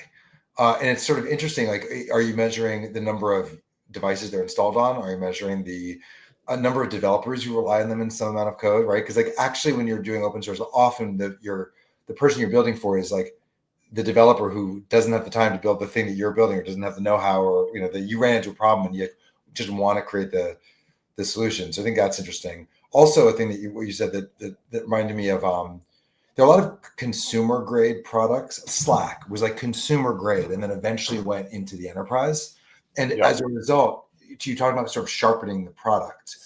Design partners you're sort of selling to, but also they're, you know, they may, like the friction there is high versus if somebody is really, you know, Git pulling your project and natively, not even the community of contributing to it, but the community of contributing feedback, I would expect that the product ends up really, really sharp because it sort of has to be. That's interesting. Look, I appreciate that you joining Glosaic today. Factory.ai/OSS. And that's right. And we'll make sure that when we share this out, we put the high quality video in so that we can all amazing the demo. Thanks so much, Matam. Thank you, Matt. Take care. All right. Becca, am I bringing you back on? Yeah. Hi. What's up? All right. First of all, that was fascinating to watch. Best part of my job is just getting to watch you have very interesting conversations with really smart people. I am really excited. I'm going to bring in our next guest here, Matt. Let me sweep you off the stage real quick. Stefan, welcome. Hey, thank you. Thanks for having me. Of course. So just to give you everyone a quick introduction, this is Stefan. He's a product manager at Mozilla AI. Thank you so much for carving out some time to join us and talk about open source AI stuff today. Yeah, absolutely. It's really great to be here, and thanks for putting this event together. Of course. So I guess we can kick things off. I want to just we're going to talk a little bit about a specific kind of initiative that you guys are working on over at Mozilla AI called Blueprints. Maybe we can start with just kind of like the backstory of like what led Mozilla AI to create the Blueprints initiative. Yeah, sure. So last year we spent quite a lot of time talking to developers, especially developers who were just getting started with AI and just starting to explore the space. And a common theme that kept coming up was that the space felt really overwhelming to most people. And people didn't really know which tools to use or trust, or how to get them working together nice and easily. And a lot of people were defaulting to using closed source models just because it felt kind of easier. So at Mozilla AI, we have a mission around making AI trustworthy, accessible, open source. So with all this in mind, we basically started the Blueprints initiative as a community initiative to help developers get started prototyping with open source models and open source tools more easily, more quickly, and really to showcase the best of open source AI so that it becomes kind of like the default for developers who are starting out. That's awesome. That's perfect kind of like background for the next question I'm going to ask you, which is, what are blueprints? Yeah, sure. So blueprints are essentially flexible starter code solutions that are built in an opinionated way that help users solve a specific use case. So each one is essentially a ready-to-run repo that you can kind of get started with in a couple lines of code. And they're all configured with open source models and open source tools. For example, we've got one around fine-tuning a speech-to-text model on common voice data. And we also kind of make a bit of an effort to try to make sure each of the blueprints come with some clear docs, like a working demo, and also like, I think this one's quite important, a bit of context on the technical choices that were made while developing. So basically someone can come to one, like a developer who's kind of new, try it out quickly, understand the trade-offs, and make a decision as to whether like the blueprint is actually right for the project that they're working on. And so far, we've mostly focused on making them like quite accessible. So where possible, we've also set them up in a way that you can run locally on most laptops, where you don't necessarily need a model API key or a powerful GPU to get started. That's awesome. And like on that note, who would you say that the Blueprints initiative is for? Yeah, so I would say like they're primarily built for developers who are just kind of starting in the AI space. Maybe they know how to code and they've kind of done some development on GitHub, etc. But they're a bit new to the space. They're not necessarily like ML experts. So the idea is that with the blueprints, they can kind of find something, get something running quickly, but while also learning a little bit about the tools and the design decisions along the way. That said, if you are if you are an experienced ML developer, this blueprints might be less useful, but it is a community-driven project. So if you are kind of one of those more experienced ML engineers, we'd really love you to kind of contribute and build your own blueprint to kind of showcase your work and showcase the best of kind of open source. And we've got a kind of a GitHub template that you can use to make that easy, and so that we have kind of consistency across the different blueprints. That's great. Do you want to do a little show and tell here? Absolutely. I would love to. Let me share my screen.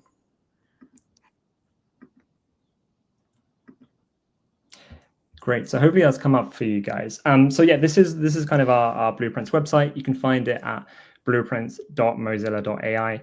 This is the landing page. So this is where kind of people would kind of enter, and usually we have a new blueprint like most weeks, almost every couple of weeks.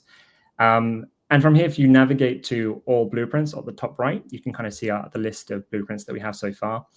And we have 6 so far. Most of them we've developed ourselves to kind of see the ecosystem a little bit. And we've got one as well that we developed in collaboration with Flower, this one on fine-tuning an LLM using federated AI, which is a cool one to check out. I'll just kind of give you guys a feel for kind of what like a specific one looks like in practice. So I'll just open up this create your own tailored podcast using a document blueprint. So basically, this one is all around like having a blueprint where you can use open source models, open source tools to convert a document into a podcast featuring 2 speakers. As I kind of mentioned, we try to make a lot of these like a bit more accessible. So this one can be used without needing an external API or without using a GPU. We try and kind of highlight the tools that we use in each one. So here we're kind of showing like we've used Llama CPP, which was important for kind of CPU efficiency. We're using Kokoro, which we found was like a really nice open source model for text to speech. It's really small, works really well. And here we're using Streamlit for the kind of demo app, but we also often use Gradio as well. And what's also nice here is that you've got bits like here you can see the choices. For example, here, like the developer might be interested in like, okay, why have you used this model? Why have you used this approach? We try and kind of explain the decisions that we make along the way, which I think kind of sometimes missing from some documentation. And we also include a kind of step-by-step walkthrough to kind of help people kind of get engaged with it straight away. And the other thing that we like to showcase as well is we like to showcase where the community has kind of taken a blueprint and kind of extended it further and run with it. So for example, here we've got like an example of community members who have taken this document to podcast blueprint, and here this process has extended it to make it multilingual. Pratik has made the document pre-processing a little bit better using Markdown, which is another open source tool. So ideally, people can look through this page, get a kind of good feel for whether the blueprint is going to be useful for them. And then once they want to kind of go and get started, they can click on this Get Started button, which will take them to the blueprint GitHub repo. And then with a kind of couple lines of code, they can kind of get started. This one's quite nice as a PyPy library. So it's really easy to test and try yourself. Can I ask you a question about the sort of, we'll call it like the starter set of blueprints that you guys are coming out of the box with? How did you think about what to create blueprints for, and like what the use cases were, and like what was that process like? Yeah, so we actually started by asking people. Basically, we actually put out a short survey initially, being like, what do you feel is like missing from the space? What do you wish you kind of could see more of?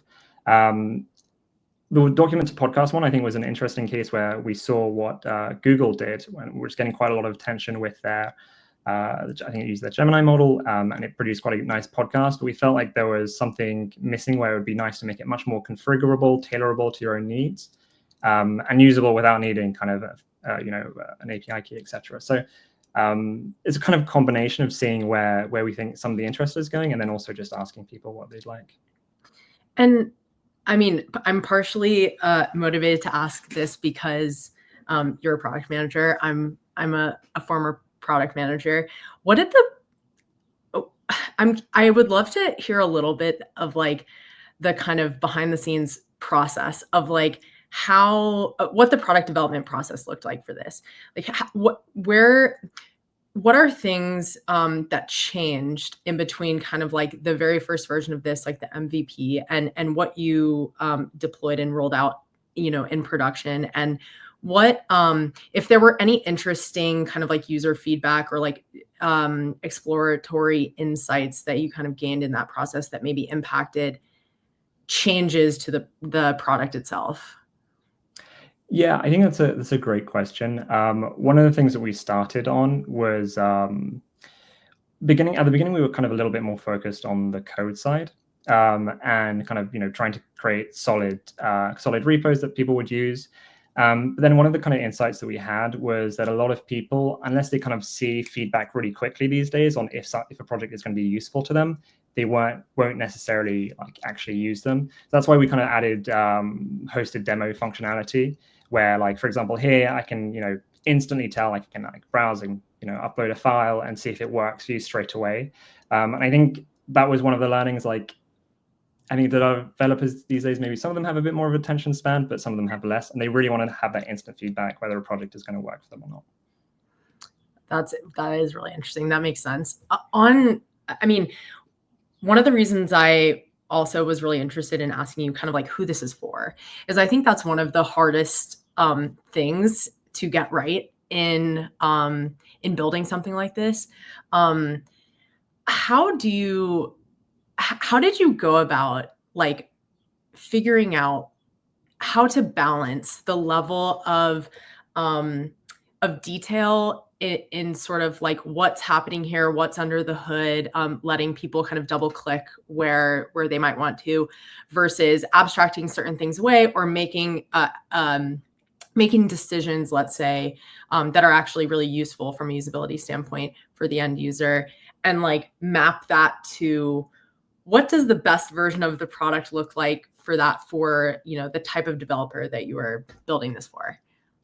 Yeah, it's a great question. And I think it's something that we kind of constantly tweak and adjust as we kind of test and learn things.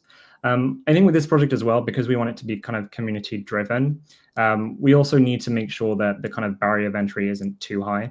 So when we do things like create a kind of template that people can use, we want it to still be friendly to people, and we don't want people to kind of come to a project and feel like the level of work required to meet the standard is too high. So I think it's about finding a balance. We still want like a level of quality and curation, but we don't want it to be kind of off-putting to people or restrictive, because fundamentally we want this to kind of be community driven. That makes a lot of sense. And I mean, from like, there's one specific thing in sort of like the design here that you showed that I think is small, but actually like represents a really important piece of what we're talking about. And that's the part where you kind of show like, these are the elements that we used in making this blueprint. Yes, on the right there. I think like that is the reason I like highlight that is I think that's like such a great balance between like, hey, we want to show you what we're actually using here because you should know this and it's important, but also like we made the decision for you essentially, like these are the 3 things we're using.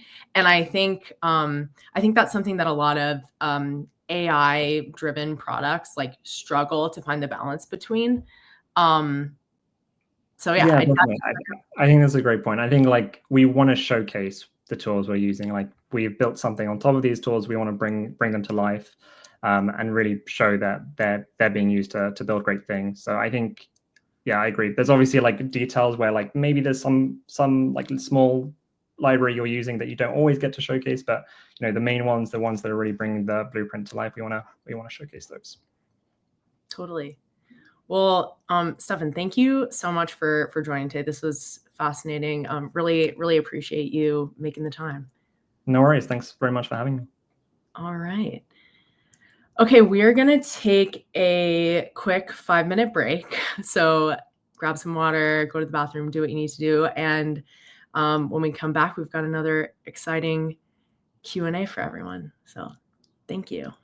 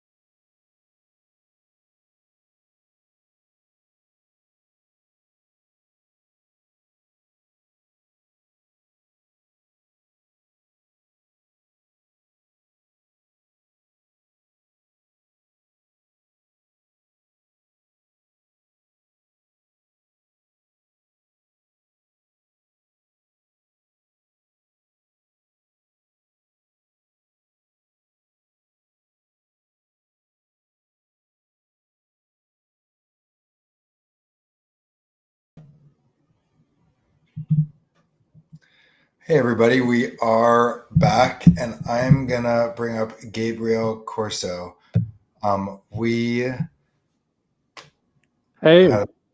Thank you so much for joining. We have had like a marathon morning and early afternoon of open source AI products, and so much of it has been around developer tools and what I think of as software. And I know that you are also building software, but I think it's a really different, I think it will expand how people are thinking about where open source AI is going. So I'm really excited to chat. Thank you for joining. Thank you very much, Matt. No, this is so cool. I was following the live earlier. So awesome. many projects. Well, let's jump into it. Maybe can you give your brief background and kind of maybe talk about your research that you're working on, and then I'll kind of I'll ask you questions. But I'd love for people to get sort of this one requires a little bit more of a grounding, I think, in biology. Sure. Yeah. No, I actually come from a computer science background. But, after doing some research in undergrad, I decided, this was right after, the AlphaFold 2 was published. And so I was really inspired by kind of how these advances in machine learning could really change the way that biologists would work.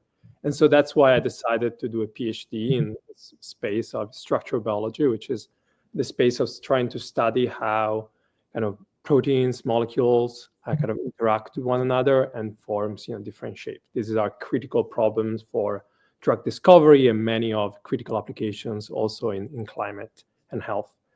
And so, right after kind of AlphaFold 2 was published and I started my PhD, it was clear that, the next big frontier was modeling biomolecular interactions. So not just a single protein like AlphaFold 2 did, but actually understanding how different proteins, and different molecules interact with one another. And this is because, proteins in our body don't work on their own. If they typically interact with other molecules, if we want to design a drug, this is a small molecule that will go and, for example, bind a particular drug target and inhibit it. So, to develop a new drug, understand biology, we need to understand these biomolecular interactions. And so this has been kind of the topic that I've also kind of done my PhD in. We were the first ones to introduce kind of generative models for this task. We were the first to actually develop AI models that would outperform traditional physics-based baselines, and that have been used in the field for decades. And most recently we released Boltz-1, which was the first open source model to achieve the level that was state of the art that was set earlier in the year by AlphaFold 3 from DeepMind, that, however, was kept commercially closed source. So can you talk so you start out as a computer scientist, software developer. You get really interested in this topic and you kind of dig in. What is the hello world of AI in applied to biology? Is it like, can you just help us think about it as somebody more grounded in software and like language models and image models? I can picture how that works. Weather forecasting models, I can start to picture how that works with sequence prediction. What does that look like under the hood? Yeah, I mean, the way that you can think about it is that, these biomolecular structures that we are predicting, that AlphaFold or Boltz-1 are predicting, are really these miniature machines in 3D that, to us, you can look at them, visualize them in a computer, and they look beautiful. But when you actually look at them, they are actually Armstrong of size. These are things that require to shoot X-rays to find out the structure from. So you're really looking at something that is 1/1,000,000th of a meter that we are able now to predict the structure. So it's really sort of like this thing that obviously relies on some incredible advances that biological engineers have done over the past century on how we are able to actually look into this deep into cells, and then once they get into the computer, they somewhat become like any other machine learning problem. Obviously, we have particular biases and particular things that we want to integrate into the models, but at the end of the day, I say that I don't really understand biology. I just play with molecules. Interesting. Okay, so that kind of makes sense. As soon as you can take it and put it into, as long as you can put it into a file, it's not any different than a 3D model, or so? And then when you were, so can you talk us through what the process was of building the model? In my mind's eye, I always picture kind of, are you thinking about what the environment is? Like, in a weather model, you have kind of, let's take the degrees, and then let's take the radar, the blips, and let's take the pressure, and we're kind of doing next token prediction. But what did that look like for you when you were building the model? Yeah, I mean, one of the biggest challenges in building these models is parsing the data. So this is, decades of, biologists, releasing their data that they generated as part of their studies. And, this data was, generated starting from the 70s for human use. So, you have, when you actually need to use them, with a computer, you need to really parse this data. And, so one big challenge is, how do you parse this data and the models? Then, like any models, these models are particular kind of diffusion models. So, we've heard some examples of images and videos, that kind of models, from a very high level kind of generative modeling perspective, but, they have a lot of specific components and specific type of architectures that people have found to be very effective on this task. And then one of the other biggest challenges was obviously scaling. These are models that, are not yet at the level of, large language models that are used in natural language processing, but are much bigger than, models that we are typically dealing with in an academic setting. And so, this, to get a rough order of magnitude, this is models that train for around a month on GPUs for, AlphaFold3. So a lot larger. And so obviously when you work at that level of scale, first of all, for us, it was a big challenge at the start, accessing the compute, but then, obviously dealing with the scale that implies. Yeah. So getting at the compute, did you kind of model out how long you thought it would take and how much compute you would need to start and how much it would cost? Or how did you is like that what the, grant proposals are basically? Yeah, no, we did, and we actually started working on it even before, we had the compute that we knew we would need at the end. So, we started, because we didn't have the compute at the start, we started at a kind of smaller scale, building all the things that we required, but, testing it at a smaller scale. Then we initially kind of got this grant from the Department of Energy, where we were able to start the large. The issue with these grants and these clusters from the Department of Energy is that it's used by a lot of people. So, you maybe run for 2 days and then you queue for a week. And so, we could see, very, very strong initial performance. And so at that point, we actually kind of did the partnerships with a large startup, which provided us with the kind of the rest of the compute that we needed. And, in exchange, obviously they really wanted to access this model as soon as possible. So gave it to them. Interesting. So you were able to do some of this at a small scale. Did your confidence level change as you were training? So you're cleaning the data. You have a rough sense of maybe what models you're going to use. Although I want to kind of, you talked about diffusers, but I'm sort of always curious. I know some people who've started with transformers and then realized that transformers weren't the right tool, or had to create some kind of judge to alter it. What were sort of the, I guess, step function increases in your confidence that this would work in a meaningfully better way than, you obviously, AlphaFold was out there, so you knew that it was possible. Was that a big piece of it? Yeah, so largely, obviously, we add, from our research as well as the research of the rest of the field, a lot of understanding about what kind of architecture are more likely to work and what are less. And as you're saying, on small scale, you can test a lot of things, but you never really know kind of how you're gonna, what kind of scaling you're gonna get and improvements you're gonna get when you're gonna scale 10x, 100x. And so that, we are really going a bit blind into the large run, to be fully honest. But obviously, once this run started, the convergence was quite clear, and so we could really see kind of where the model was going. So then you started to see where the model was going. You started to, I would imagine, do the evals, and you're like, okay, this is actually getting pretty strong. And ultimately, I think it was the Boltz 1 is that at parity with AlphaFold?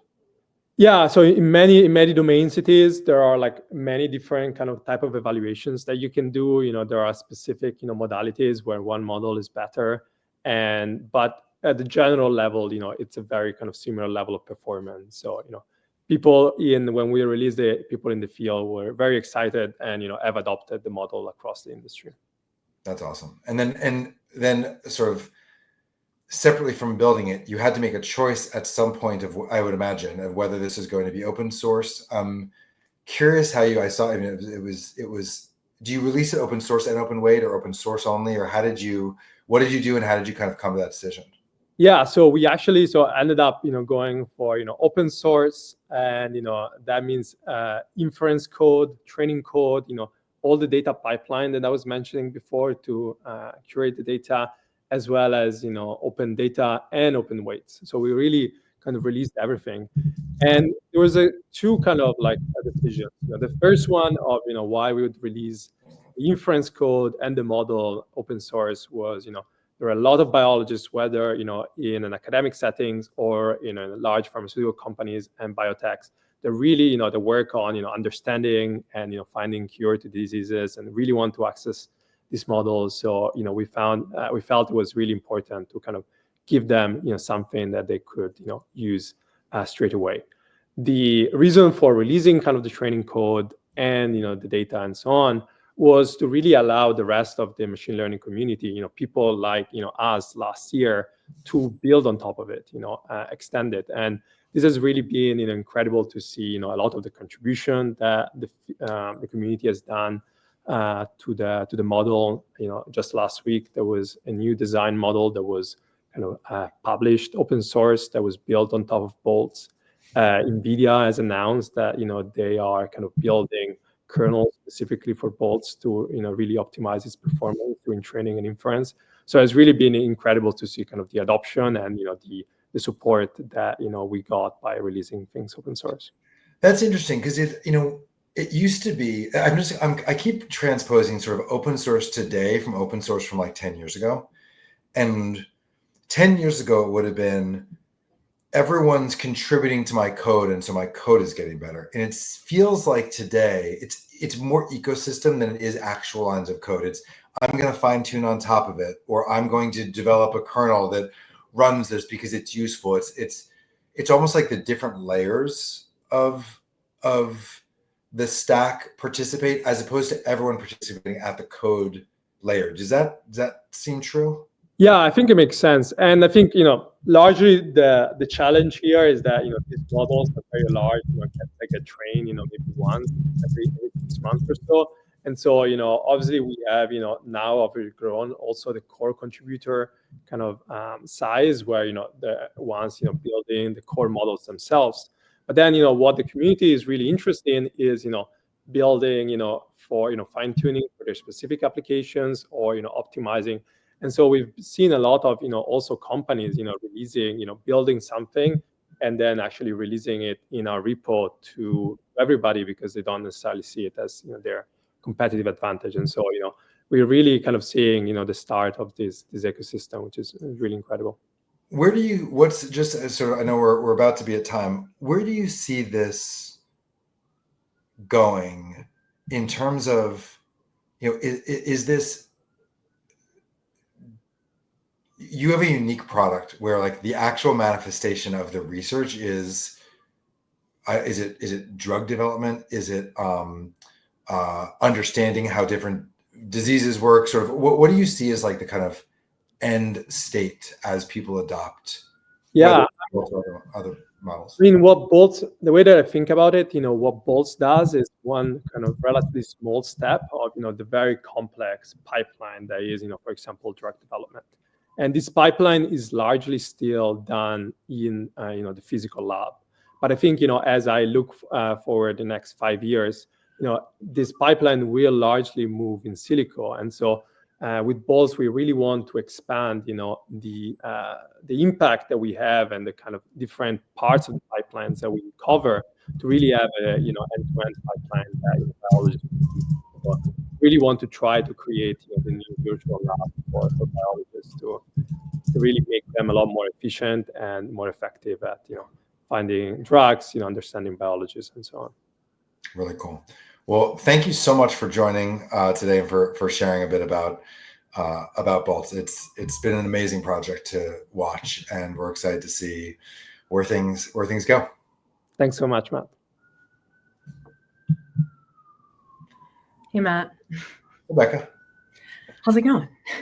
I'm good. I mentioned in the last talk that the open source has changed over the last 10 years, and a person who I have known for probably about that period of time is Christian, who I think is going to share a bit about what he's doing with Charm next. Yeah, perfect. Bring him in here. Hey. Oh, hey guys. Christian? How's it going? What are you doing here? What are you doing here? Nothing. So what are we talking about?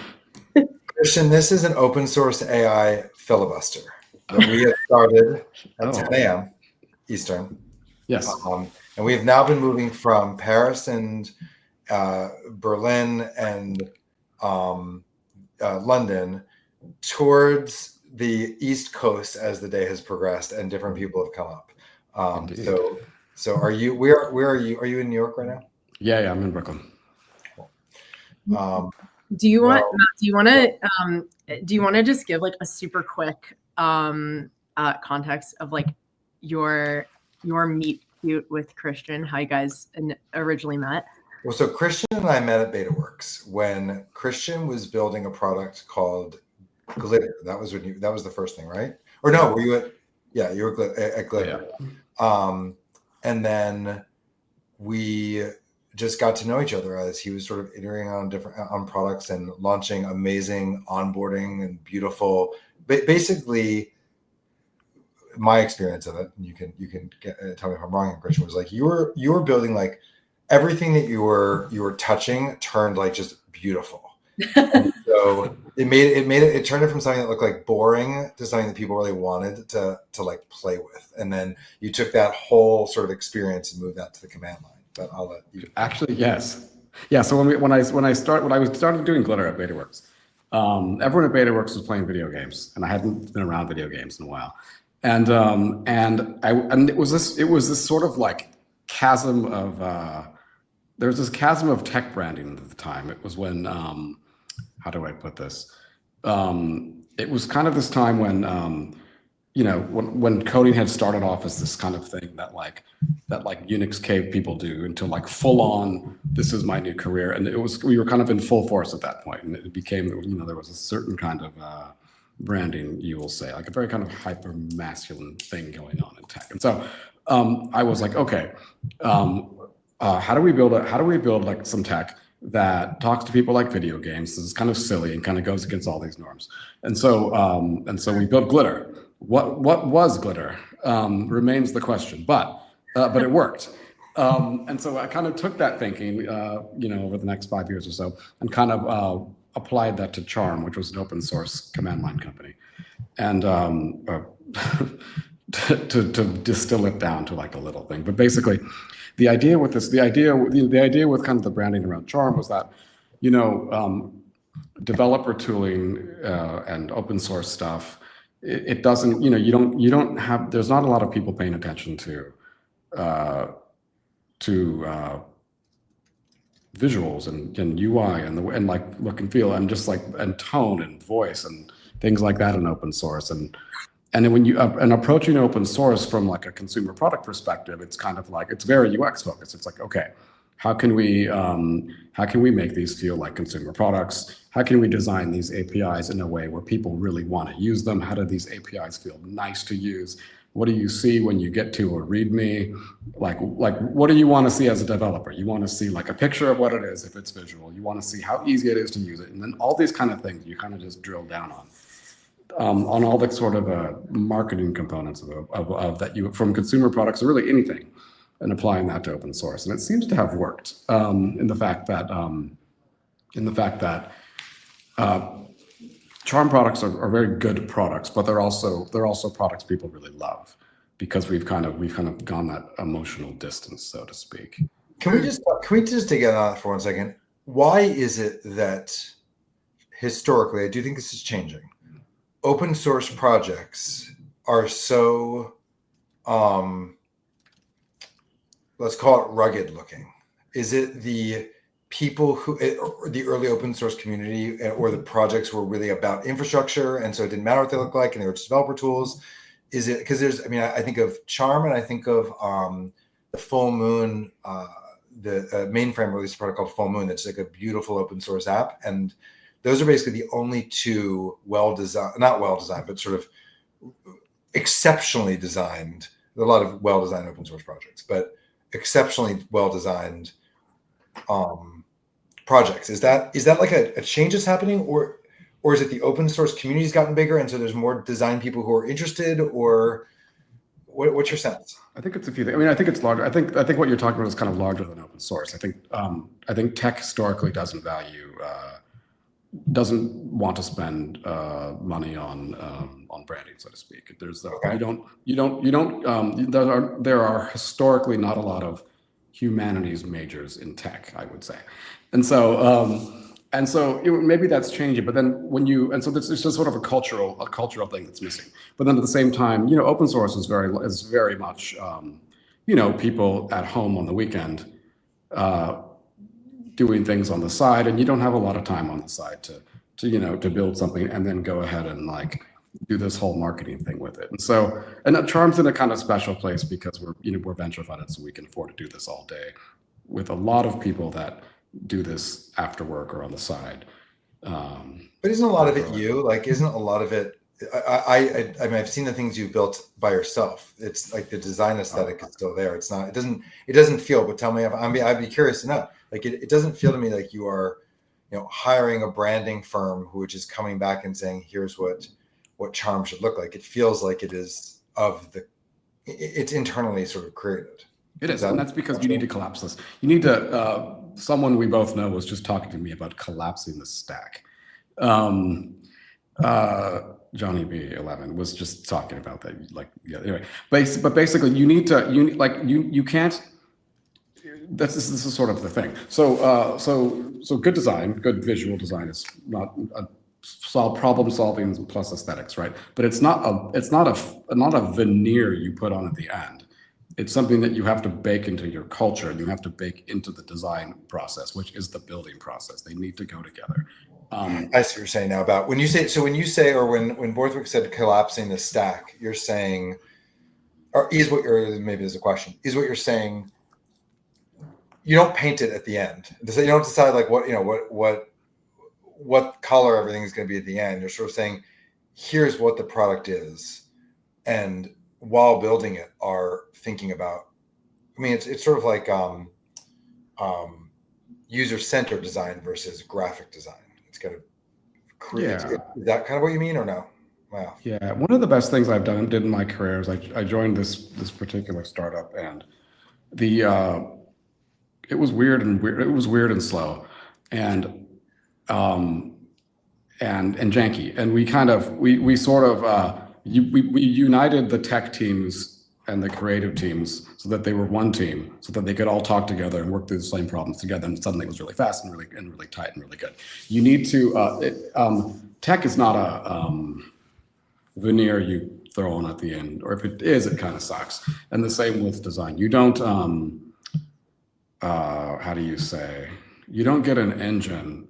You don't build like the engine for a car and in a certain way, and then and then you're saying, okay, now let's go ahead and like figure out a box to put around this and to make it a car. You kind of do it all together.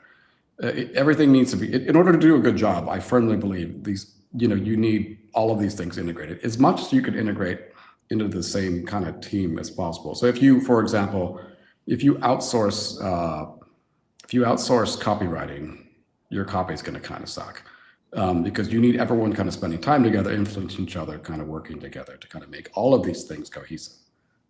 Well, and I think part of what you were just talking about is when Matt, I think, is referring to kind of like the beautiful sort of design aesthetic of Charm, I think like one of the things that is another component of that is like it has such a personality.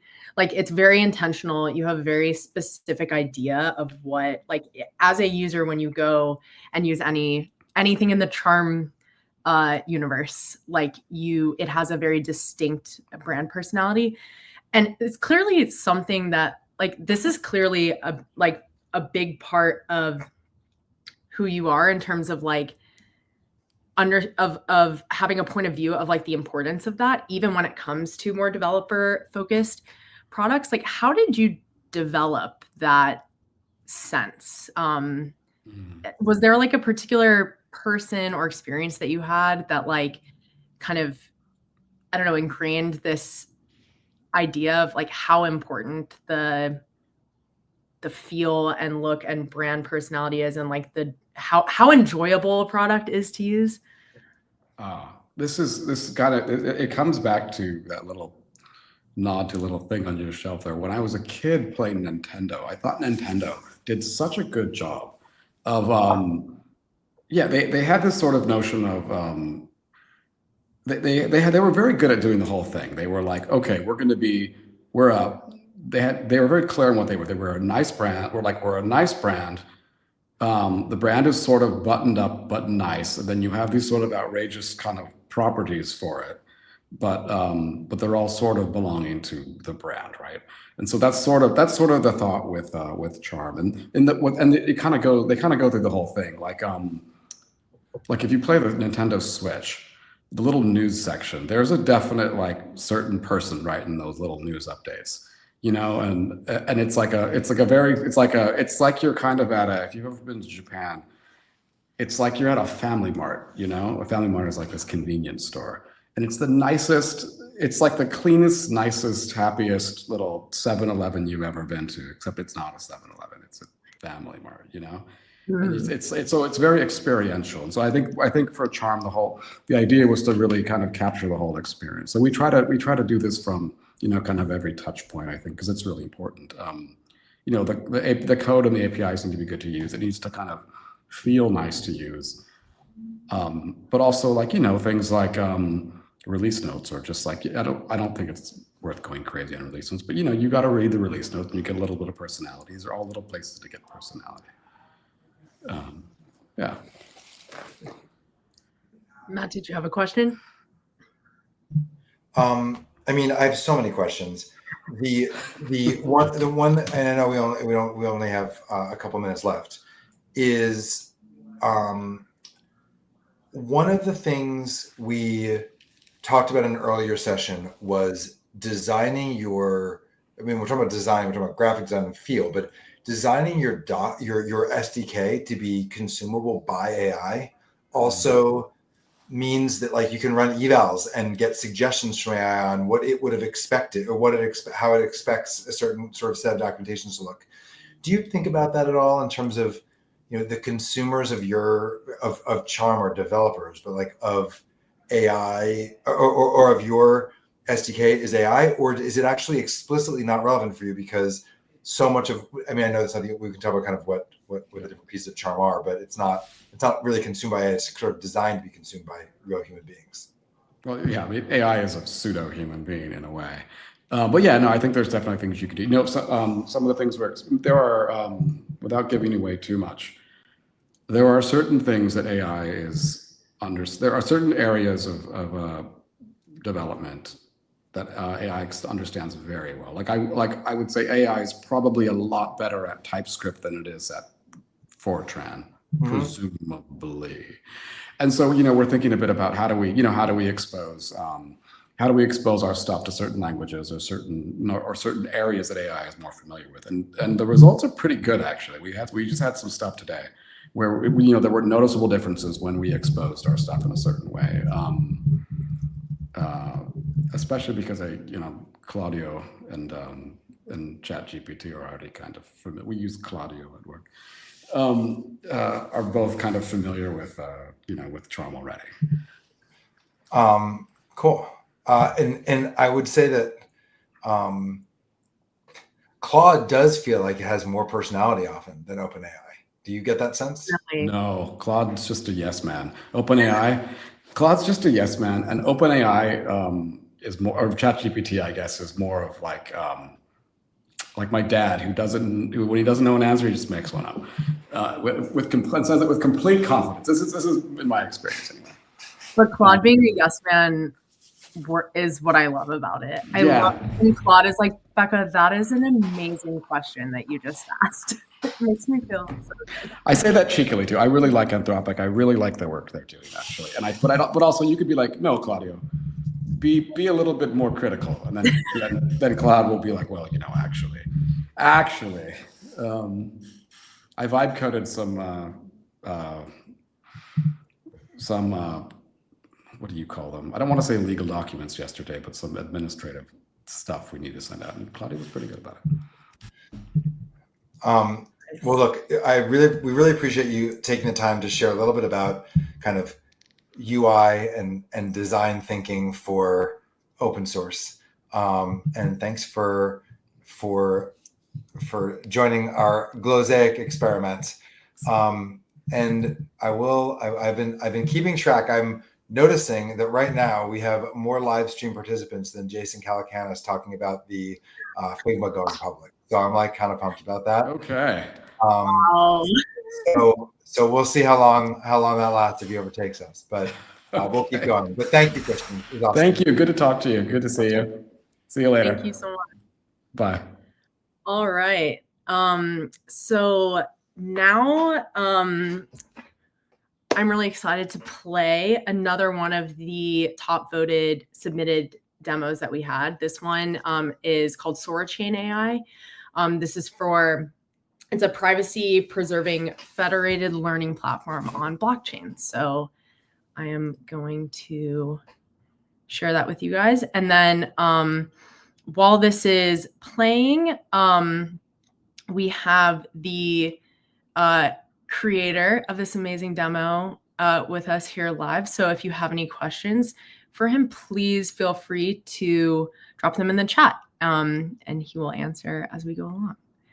So AI needs data, but every time it learns, it's feeding on your privacy, your creations, your licenses, your identity.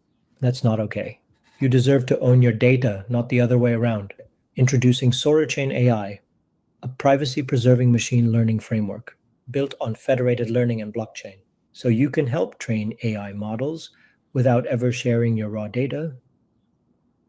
Your data stays on your device. Training happens locally, and blockchain guarantees integrity, no leaks, no backdoors, no surprises. Here's how it works. First, an admin launches a training job. Then, trainer nodes, like your phone or laptop, run the training locally. Aggregators collect and combine the updates. Validators check for bad data or bad actors. Then finally, the model gets deployed, ready for real-world use. It's a full pipeline, secure, decentralized, and efficient. At train.sorachain.ai, you can register, stake credits, and choose a role. Be a trainer, an aggregator, a validator, or just delegate your stake. Each task comes with its own API key and config folder, ready for offline training, all in one simple dashboard. Giblify is a proof of concept built with SoraChain AI. It transforms your photos into stunning Ghibli-style art, ethically. Your data, it never leaves your device. Oh, come on. Damn.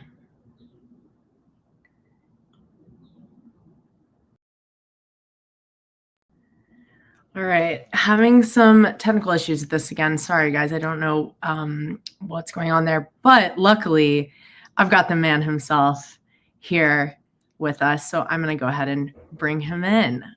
Hello. Hey, Becca, how are you? I'm so good. How are you? Yeah, doing well. Doing well. Awesome. Glad to be here. So glad to have you here. Apologies for the rendering issue with the That's all right. but it was a perfect teaser. It was a perfect trailer for Yeah, I hope it conveyed the message that it was supposed to. Absolutely. Maybe I know we don't have a ton of time here, but I would love to hear just kind of like your brief story of like what inspired you to build this. Yeah. Yeah, sure. So Sora Chain is basically a reflection of what is happening out there right now, and it's an amalgamation of open source AI. Plus, what we are lacking with the open source AI is traceability, like how the data is being used for the training, and especially the problem is private data. A lot of data is siloed in, let's say, healthcare, and they cannot share the data just because of the regulations and compliance, and especially country to country. And so a lot of organization research institutes depend on this data. Let's say X-rays, MRIs for various type of analysis. They cannot really work on those specific topics. And that's where the Sora chain or the federated learning, that's where we are working on. So we are not rebuilding the entire pipeline. We are building on the giants like Flower, NVFlare, and OpenFL.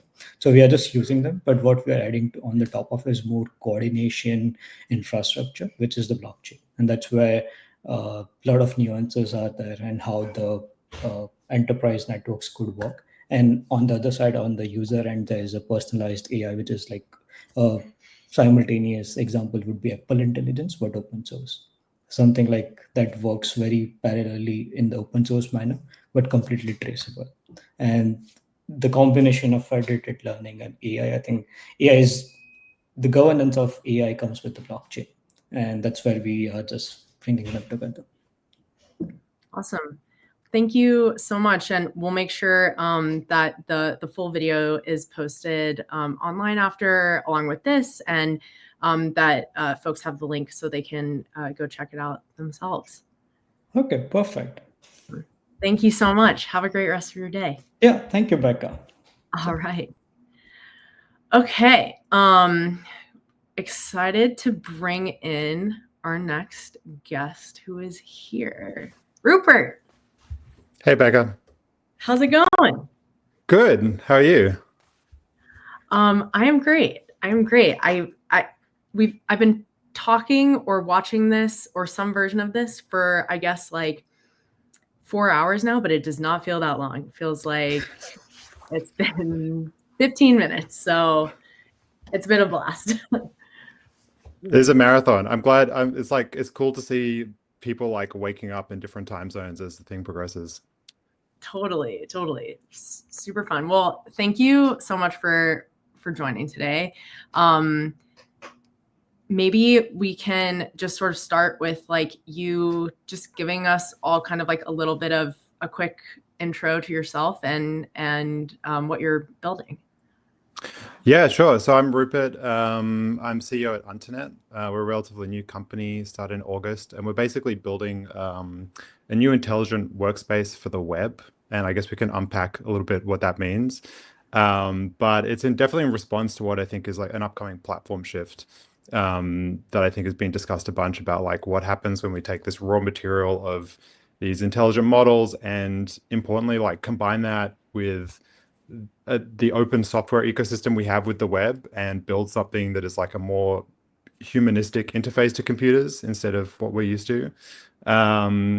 My background, like I've been working in this area for a while now. Actually, I started off in 2018. I joined Google Creative Lab after doing a bunch of other very like different things like in academia and design and stuff like that.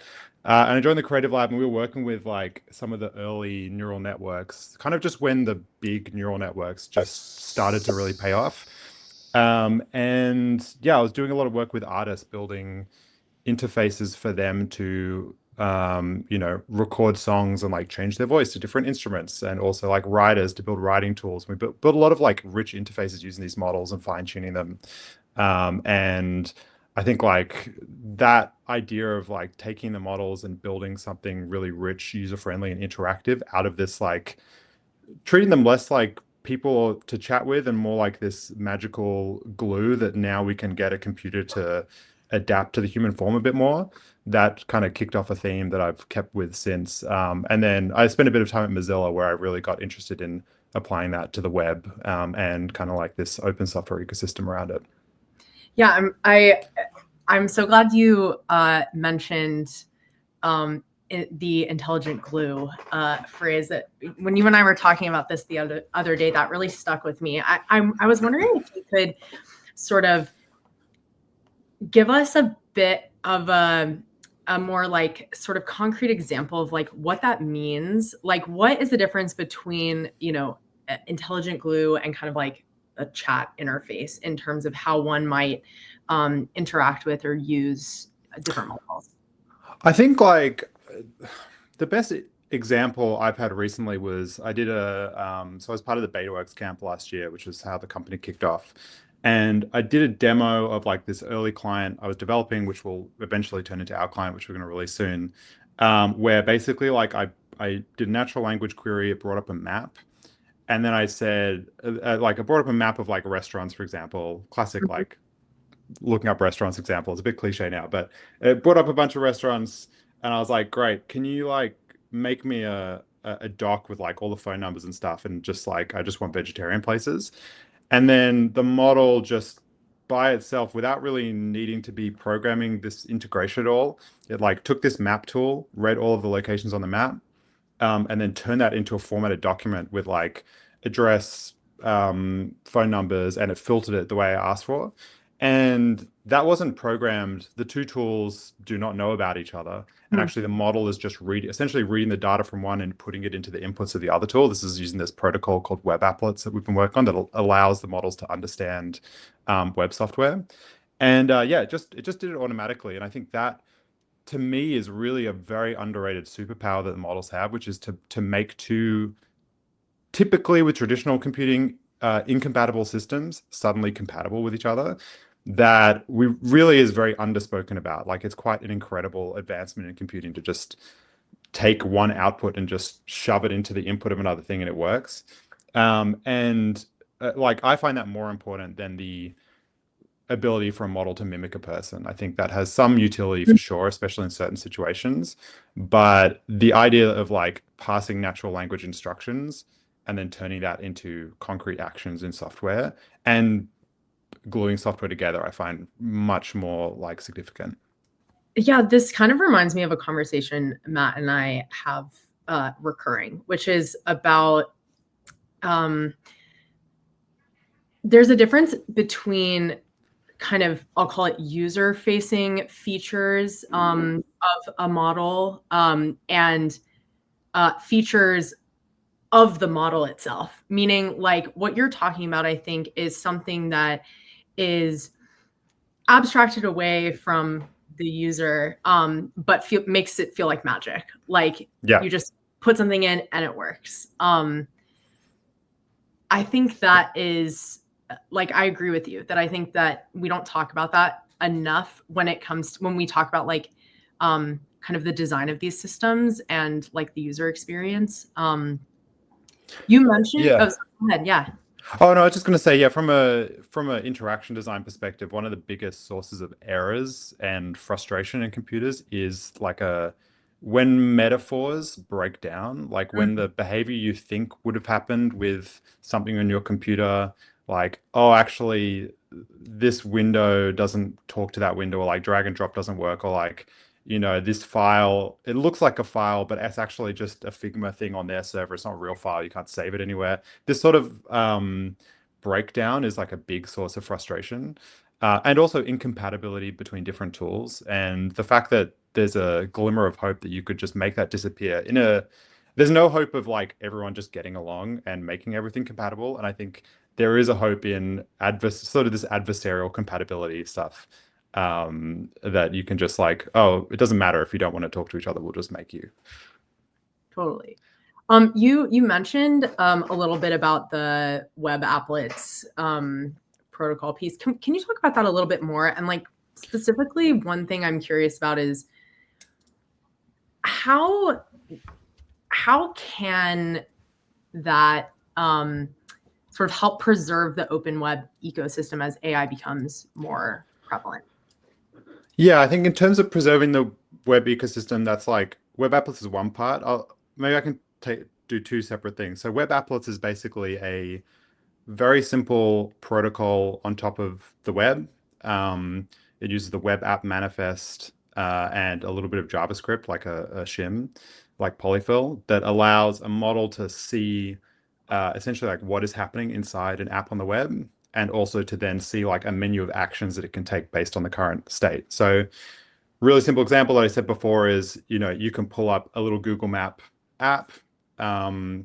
Maybe you could imagine that coming up in like a ChatGPT style thing. It like can pull up a map, and then it can use the map. So you can say, show me directions to like, what's the traffic on the way to work? It can use that to show you the directions, and you can say, oh, can you find me an alternate route that's going to take me less than 30 minutes? And it can actually like work out how to use the app. And I think that's like the next step of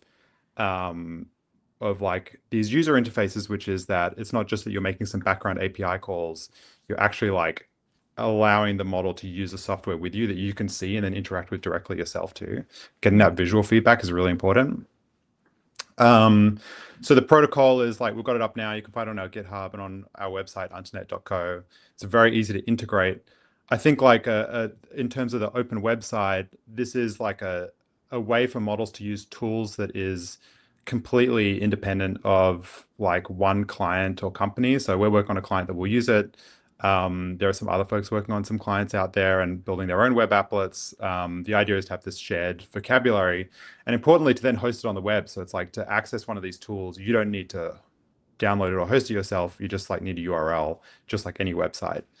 And I think this is also really important for publishers to be able to, publishers, I mean like literal publishers like a magazine or a newspaper, or like just me making my website or making an app, to then allow like hooks into the website to show the model how you want it to be presented to the user. And instead of just having the model kind of like make these background calls and make up its own user interface, to be able to actually take a part of a website. So if you're like looking up an article on the New York Times, you could have it, present actual web content to you and then allow the model to do stuff with that. That's actually like a perfect segue into another thing I wanted to ask you about, which is sort of about like this idea of open source and also like publishers. And I'm curious what your thoughts are about sort of the role that you think open source should play in ensuring publishers and developers maintain control over how their content and their apps interact with AI. I mean, this is like really, you're seeing this, some of the big labs right now try and make direct backroom deals with publishers, and this has been happening. It's like some of it's in the news, some of it's not, but like there are relationships that are starting to form with publishers and like OpenAI, Perplexity, to get some of this like paywalled content on board. That is like the non-protocol route, and typically it sucks for everyone except for the big platforms, right? It's like publishers get screwed, which has happened with Facebook and all sorts of different platforms in the past, and users get screwed because like the sort of enshittification winches start to crank up, and like you're in that cycle again. And it kind of also just like minimizes the value and like allows one person to extract it instead of having this really. When you have the open web, you kind of like open up this incredibly lucrative for everybody ecosystem that everyone can benefit from. So yeah, I think that is kind of like the big problem. Protocols then allow you to make it so that you can have agreements between the different parties to solve that. I think one of the big things that is on my radar and on Antonet's radar in the future is like, how do we work with people to allow payments to be part of that? Because paying for stuff is really important. And it was like kind of one of the missing pieces of the like initial web that we have now. And I think we have the opportunity now to integrate that and to allow like me to access, or my model even to access some content from the web on the fly and just pay small amounts of money for it. That actually, I'm also really glad you mentioned the web payments thing, because we were chatting about this a little bit the other day. How do you think that kind of web payments integration with AI can change the economics specifically for like open source developers or people working with open source? It's a good question. Before I move to that, I just want to also, on the publishing note, I should mention that we're planning a workshop on like the future of publishing on the web and how we can keep the web open and not turn it into AOL. And so if anyone's interested in that, they should definitely reach out. My email's on our website. But yeah, in terms of like, the question was around web payments and protocols and how like web payments can help open source developers in this space. Or if you think that that is yeah, will have an impact potentially. Yeah, I mean,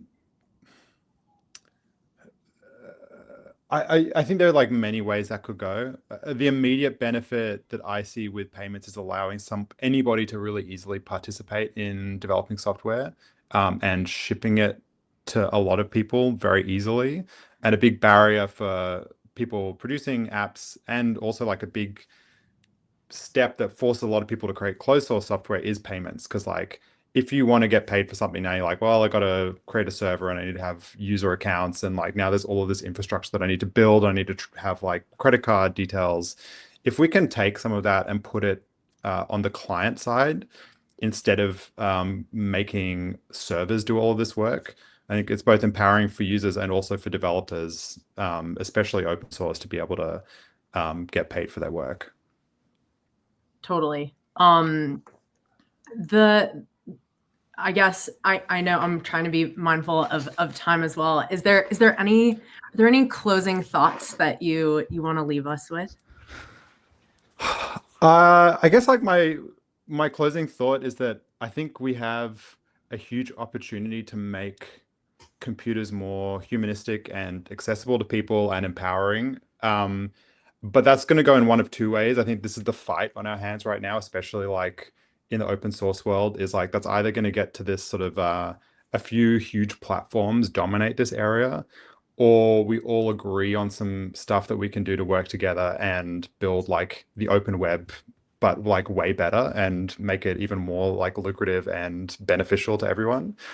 So yeah, I think let's fight for the latter. It is going to be, but I think it is going to be like a fight, and building really good products for users is going to be the thing that helps us. And yeah, I just definitely encourage people to, if they're interested in that idea of like creating an open app layer on the web, please check out Web Applets, get in touch, jump in our Discord. We've got an Internet Discord on our website, where we love collaborating with people. So yeah. Awesome. And we'll make sure to share out all those links and everything. Thank you so much for joining. That was a fascinating conversation. Thanks for having me. Great to see you. Of course. Bye. Hey, Matt. Hey, Wow.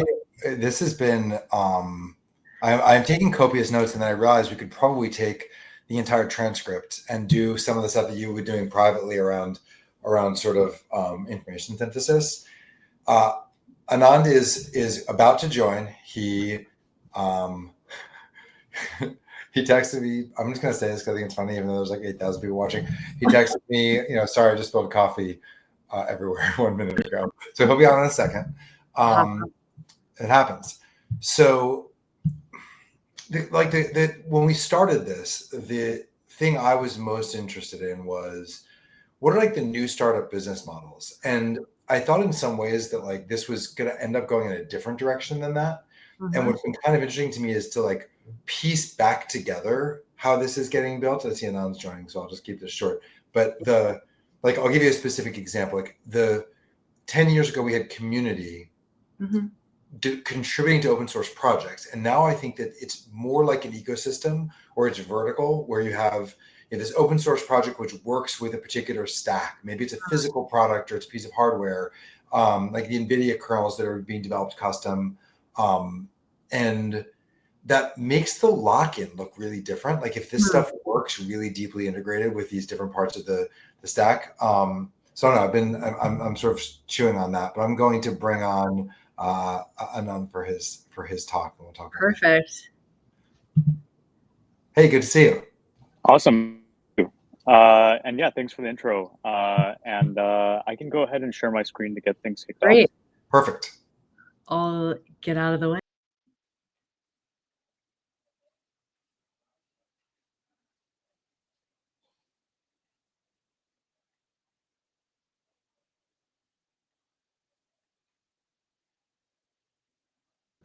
Also, just jumping back in here really quick to say, for everyone who doesn't know, Anand is one of the co-founders of Patronus, which does a lot of amazing things with AI evals and some open source stuff. I'm really excited to hear your talk. I'll leave it to you now. Also, everyone watching, please like retweet this because we are really close to 10,000 people watching. We got 8,700 people watching this, and I think that this talk could push us over the line.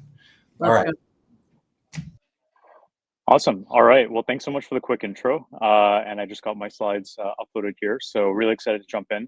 Thanks so much for having me, and really excited to dive into the open source world of especially AI evaluation and optimization. And so one of the biggest things that we've heard from a lot of developers and companies over the past year is they're really nervous about seeing themselves in the headlines for the wrong reasons. And of course, this has happened in a variety of different kinds of scenarios, whether it's Air Canada or Google over the past year. Unfortunately, this is what happens if you don't have really reliable, really powerful AI evaluation. And so that's exactly what we do at Patronus. In particular, what we really focus on is automated evaluation.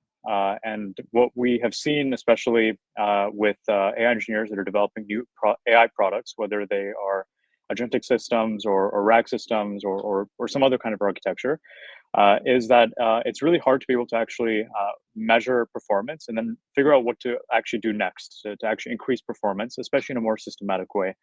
And of course, when you actually have a greater distribution or a larger volume of users, it's really hard to understand how to actually scale what's happening. And so increasingly, especially in recent months, as we're seeing a shift towards not just agentic systems, but multi-agent systems, what we're also starting to see is that it's actually really hard to understand how to even test these kinds of systems, especially because with multi-agent systems, you have agents calling other agents. And it's really hard to predict what the agent trajectories might even look like. And so how do you, if you can't really predict what agents might actually do, how do you actually be able to test and measure whether or not they will do the right thing? And of course, that's a really challenging problem. And it's something that you can't really, for example, set up predefined evaluator functions for. And so this is exactly where automated, intelligent, scalable evaluation starts to become increasingly important. And so we're seeing that the paradigm of testing LLM systems is extremely different from testing deterministic software, traditional software, like the pre-LLM era. And so that's exactly what we focus on at Patronus. And so some examples of this include evaluation models that we've actually trained, which we call Patronus evaluators. And these actually cover a variety of different kinds of domains and use cases. One, for example, being RAG, which we'll get into in a bit, along with judge evaluators, which cover a variety of different kinds of scenarios like brand criteria and tone of voice and style and different kinds of policies. And then there's sort of the more general dimension of safety and security, which just matters for every company that is building an AI system. And so I thought I would specifically focus on some examples of Patronus evaluators, some examples of evaluation models that we've trained that we've actually also open sourced. And you're probably wondering, why do we actually open source this? Well, we saw that there were a lot of development companies that were developing RAG systems, and they wanted to understand how can they actually measure whether or not outputs are grounded in context. And in particular, we just wanted to make sure and really push forward not just the research community, but also to ultimately inspire the world to be able to be able to make sure that LLM evaluation is a lot more accessible, just in general. And so, in order to increase accessibility, we thought it would be great to actually open source it, so we see what the community will actually do with this, but also at the same time be able to help companies do this in a much more efficient, cost-effective, and just more meaningful way within their own environments. And so Lynx in particular is a state-of-the-art RAG evaluation model specifically to be able to test for the groundedness of outputs. And what's unique about this is that it actually outperformed GPT-4o and a variety of different kinds of other possible LLM judges that could be used in similar formats. And so what we saw through this approach is that models like these that are designed in nature to be really good at evaluation actually tend to outperform more general purpose judges. And so, of course, there are other benefits as well from a cost and a latency perspective, but in particular, we saw that the performance of Lynx on hallucination detection for RAG was extremely strong. In addition to that, what's neat about Lynx is that It actually also does well from an explainability perspective, and it actually helps you highlight specific areas within outputs that are actually incorrect or happen to be failures. And so we can go into some examples of that as well. And so here's a chart on just what the benchmarking performance looked like. And we actually benchmarked it across a variety of different benchmarks. And we sourced a lot of these different kinds of Q&A examples.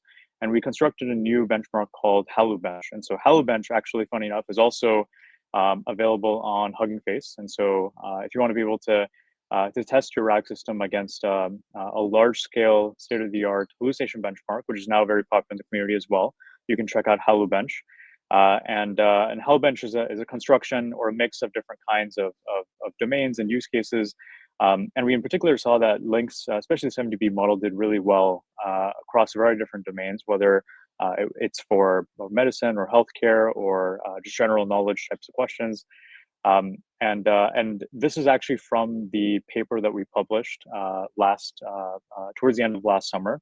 And since then, we've actually seen that the new versions of links that we've introduced are actually significantly not only smaller, especially the quantized versions, but also increasingly very similar in performance to the very large models like the 7DB model. And so in general, what we're seeing is that links can work really well for a variety of different kinds of domains. And it really just depends on how you're using it. And of course, it really depends on kind of the underlying evaluation data quality.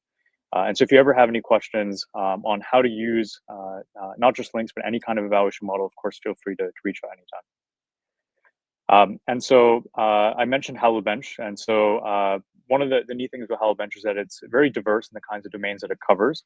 And in particular, it's actually really great at covering practical use cases. And so one of the major things that we did at Patronus since we got started is really just pushing teams and companies to think beyond academic benchmarks and to think towards real practical use cases that actually matter for what you're doing.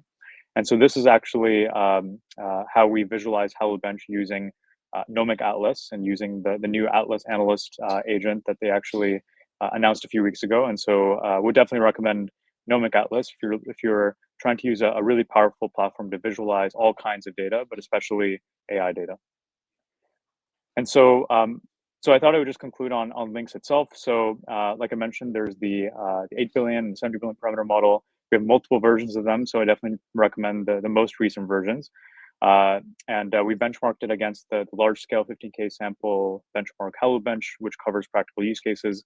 And in particular, links is great not just for explainability, but also for catching really hard to detect hallucinations.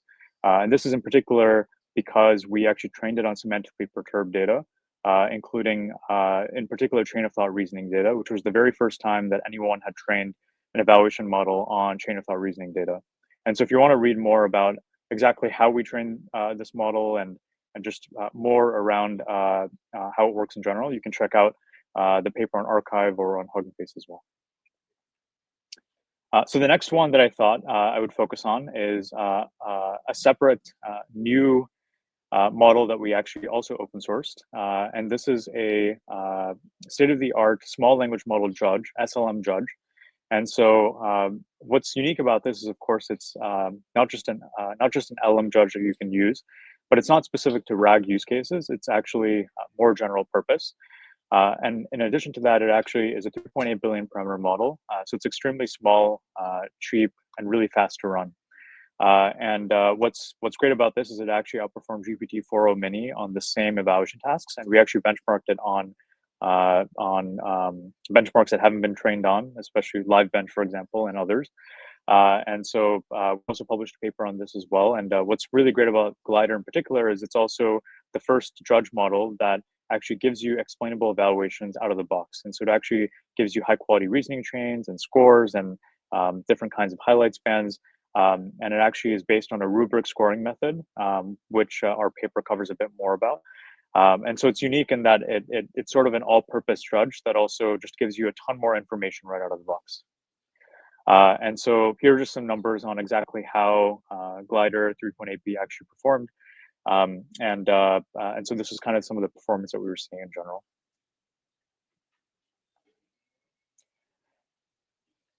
And so I thought I would also just generally talk a bit more about how we think about benchmarking and why it's really important. And so in general, what we see companies really struggle with is really understanding, of course, how well their systems actually perform, and can they actually trust kind of the metrics that they see, or the metrics that they quantify. Ultimately, we tell developers that it's extremely important to construct really good, high quality golden data sets that are very representative and diverse. And of course, that applies to also how you should think about the different kinds of evaluation models and guardrail models that you use. And so ultimately, you want to make sure that that not only LLMs, but even guardrail models are really good for your very specific use case. And so we've seen that models like LINQs tend to be really good for practical use cases, but they may not work for everything. And evaluation itself is not a one-size-fits-all problem. And there is an iteration process that it takes to get it to work really well for you. And so ultimately, of course, if you see that LINQs or any kind of evaluation model doesn't perform well against the data set that you have on your very first try, I just would say don't be discouraged. It could be a data quality problem. It could also be a problem with the evaluation model and maybe the way that you're prompting it. And so it may just take some iteration until you actually get to what you ultimately want to achieve. And so if you ever want to be able to try to understand how to use these kinds of evaluation models, whether open source or not, always happy to chat. Feel free to reach out to me or DM us directly on Twitter or LinkedIn, and we'd love to set up a chat. So that's all I had for today. But thanks so much for having me, and I'm really excited about the future of open source AI.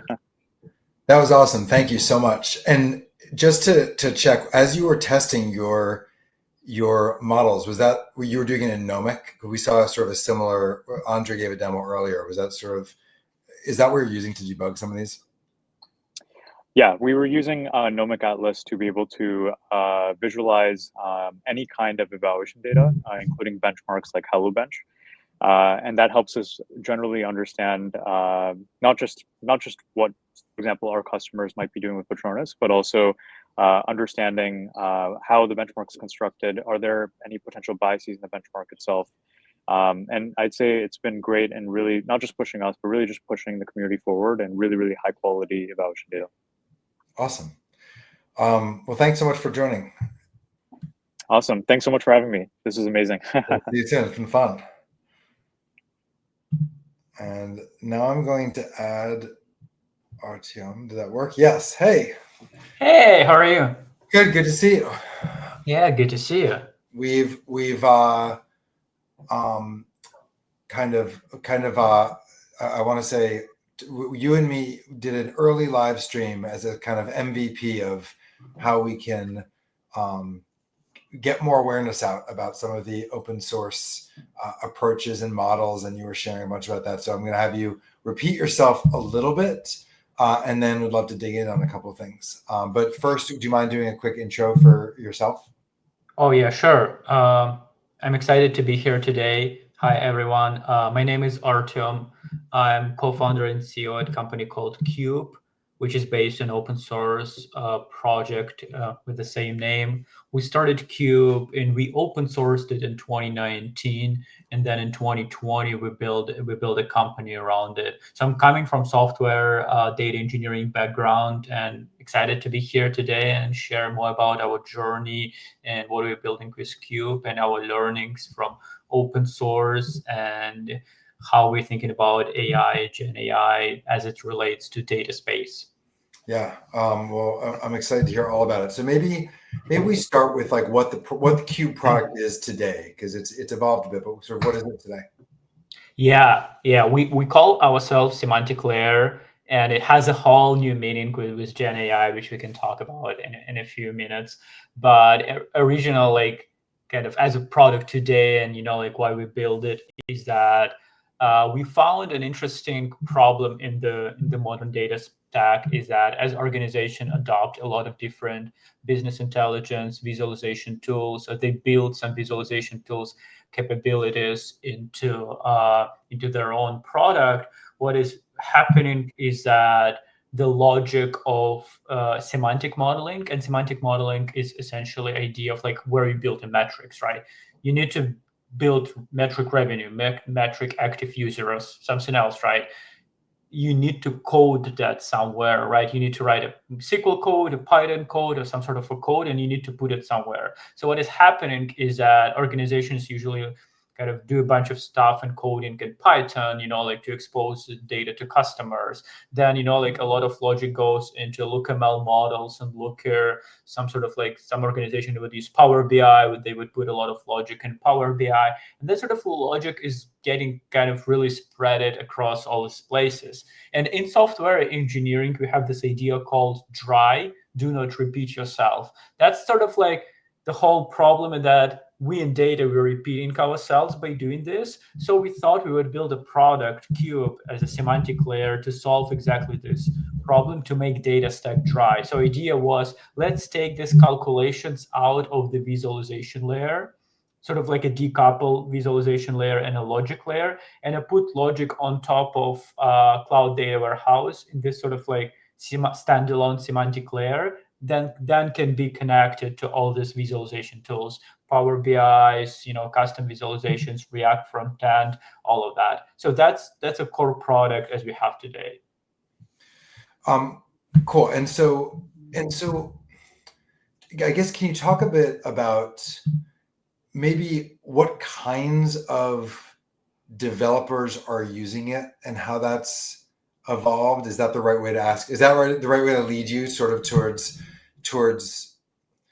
ultimately you started out as the sort of open source journey, getting developers, and then I'll let you take it from there.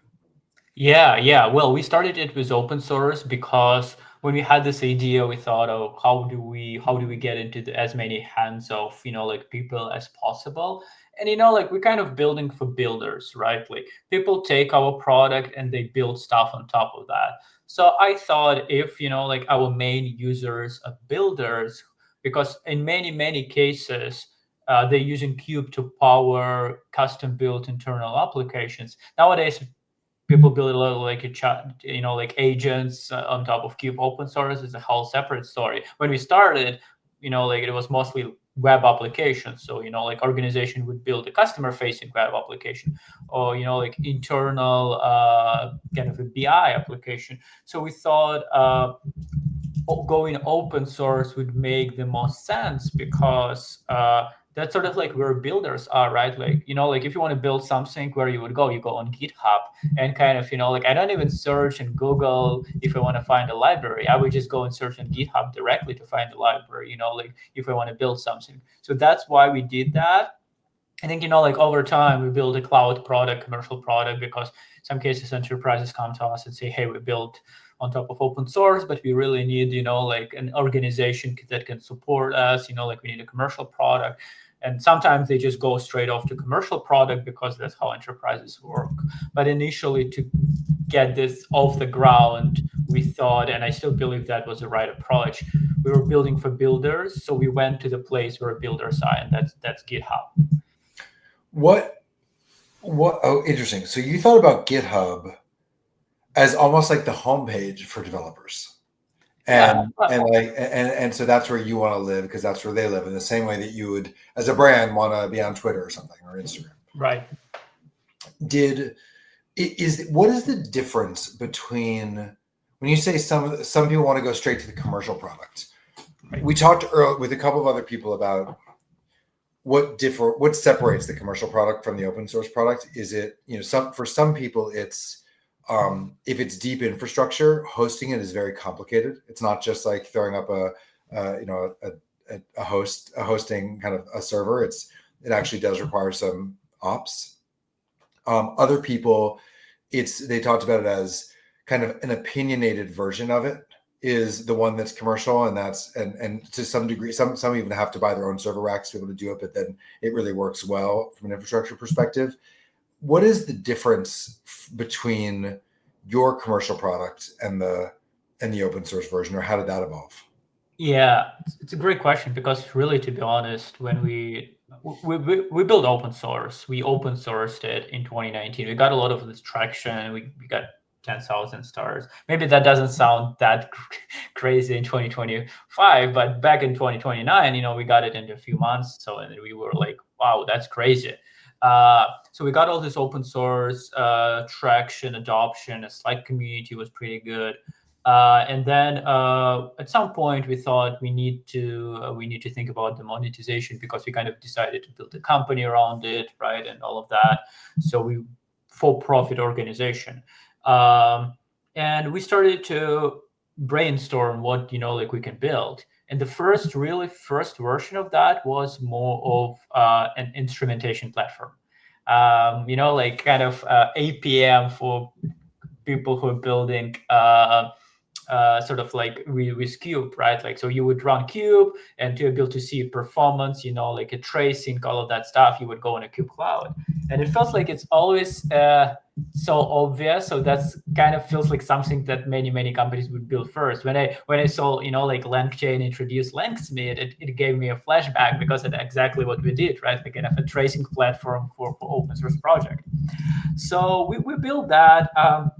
We then quickly realized that if we want to build a bigger sustainable business, we would probably want to own the runtime, meaning that we cannot just have a tracing because in this place we kind of, like starting to be in a weird spot. You provide a unique tracing features for your project, but still there is Datadog, still there is like all the other, like products you would compete with eventually. And it doesn't give you enough room to grow from a value perspective if you're only given this kind of a tracing functionality. So you kind of have to own runtime, meaning that you need to run the servers, right? And you need to kind of, like run the execution. So we started doing this. So we started offering sort of like a platform, like kind of hosting platform to some extent. We realized quickly that we want to go opinionated, as you mentioned. I think that's a good way to say it, because if you only provide a hosting, now at the end of the day, you will compete with other general purpose hosting platforms, right? So you need to make it unique. So we kind of, like went from a tracing platform for Cube to the hosting platform for Cube to some sort of like unique offering in a commercial, in a cloud that is built on top of Cube core, right? So it's built on top of Cube open source, but it's sort of deviated to some extent. So it's like it's a derivative work on top of the open source project. And then when I looked at like when I'm looking at our journey, it sort of like really reminds the Databricks and Spark story in a way that, like when we think about Databricks, we don't think about that Databricks is just hosted Spark, right? It's just way bigger than that. But it all started from Spark, right? So like that, we have the same story here. And I think that's the only viable, one of the like, not maybe only, but it definitely feels like a viable option for, like open source commercialization journey. So that's really interesting to think of. To think about Databricks as reducing it to its hosted Spark is almost saying that highlights how complex being hosted Spark is. And so do you think that today the open source projects, the projects that are worth releasing open source, that develop, that are worth, that they do get traction, just like you did. I mean, obviously it was sort of one open source generation ago, but they are almost inherently more technical, and that's why they're getting popularity. And I guess I'm just kind of curious, you mentioned LangChain. I don't think of LangChain as being as, I think about it as everything being in one place, but I don't necessarily think about it as being as technical. But maybe that's actually not true, because if you have a bunch of other, you're calling OpenAI embeddings over here, and you want to pull the Nomic embeddings over here, and I want to push out something over here, it actually is deeper infrastructure. What's your sense of that? Yeah, so your question is does the open source project have to be very deep technical to be successful? I guess I'm actually because you use the LangChain example specifically, just as an example, where does it fall on the deeply technical spectrum of, I can picture old open source projects. They're just kind of fun open source projects versus something that's deeply technical. Yeah, well, I think that LangChain is very helpful in solving a real world problem with, like providing the layer of abstraction over the, direct models calling. And then LangGraph also adds some functionality around chaining different calls, kind of building the graph of the agents. So there's a lot of value in that, but that's a high level application level framework. Right. So I think the level of value here is similar to some extent as the level of something like a Ruby on Rails, right? So like I think LangChain might become kind of Ruby on Rails, like for like agents world, right? Obviously there are like competition like Crew AI and some other frameworks, so we'll see what will get more traction. Is it a very deep technical? I think yes and no. Like it's not that probably hard from like hardcore software engineering perspective, but the maturity and experience and years just put into that, like it's like with any framework, it's like so many edge cases, so many kind of things, and a lot of people contribute into it, and there's just like a shared experience of all these developers kind of put into that, like especially years. I think that's valuable, but it's obviously inherently it's less technical that like would say Kafka implementation in Rust, right, or something like that. That's helpful. I like the Ruby on Rails analogy a lot because it's highly opinionated, right? I mean, Ruby on Rails was like extremely opinionated, and that's kind of a helpful, I think, for a lot of developers who came up during that era. It's a helpful example. Well, look, thank you so much for joining. This is awesome. We are going to be synthesizing all of these insights and sharing them back out. But thank you for sharing your kind of experience building out Cube. Yeah, sure. It was really great joining you today, and thank you, everyone. Bye. That was awesome. Also, Matt, just calling this out. We are at 9,600 views and counting. Slightly terrified / excited for what happens when we get to. Yeah, we were told the live stream really kind of breaks at 10,000, so we'll see what happens. Hopefully not. Thank you.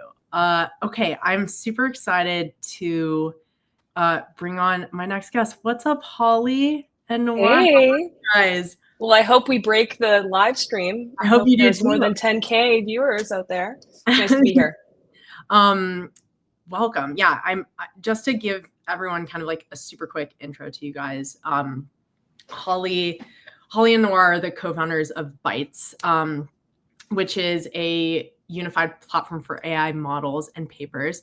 If that is still, is that an accurate elevator pitch for Bytes? It's perfect. It's great. Keep going. Yeah. Okay, great. I was just gonna say, when we were putting this together, y'all were a couple of the first people that jumped to mind, given kind of your mission around like democratizing open source AI. So really excited to kick it over to you guys to share a little demo with us today. I will get out of the way and put your screen in. Perfect. Okay, I was going to ask, are you going to switch my screen in? Perfect. Okay, excellent. Hello, everyone. Can't see you, but glad to be here. Holly and Noah, founders of Bytes. We do have a deck and a couple demos to run through, and we've, titled this presentation very, very cheekily, run anything, build anything. We're starting with a question. So what if building with AI was as easy as writing JavaScript?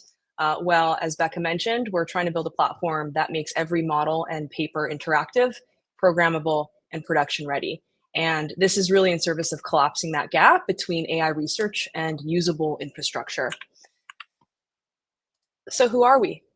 As we mentioned, Holly and Noah.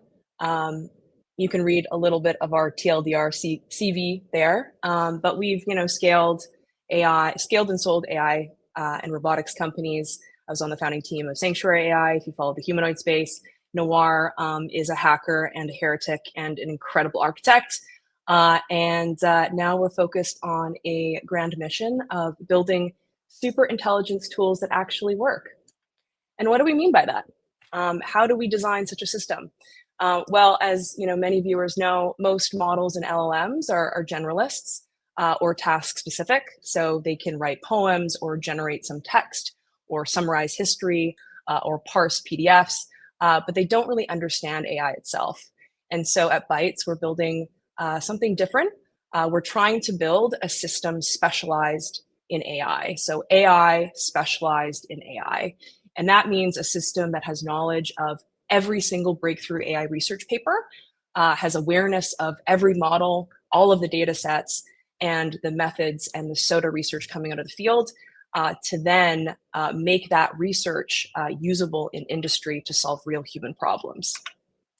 And so when we're trying to design such a system, and forgive this very naive architectural diagram, but there are certain components in the system.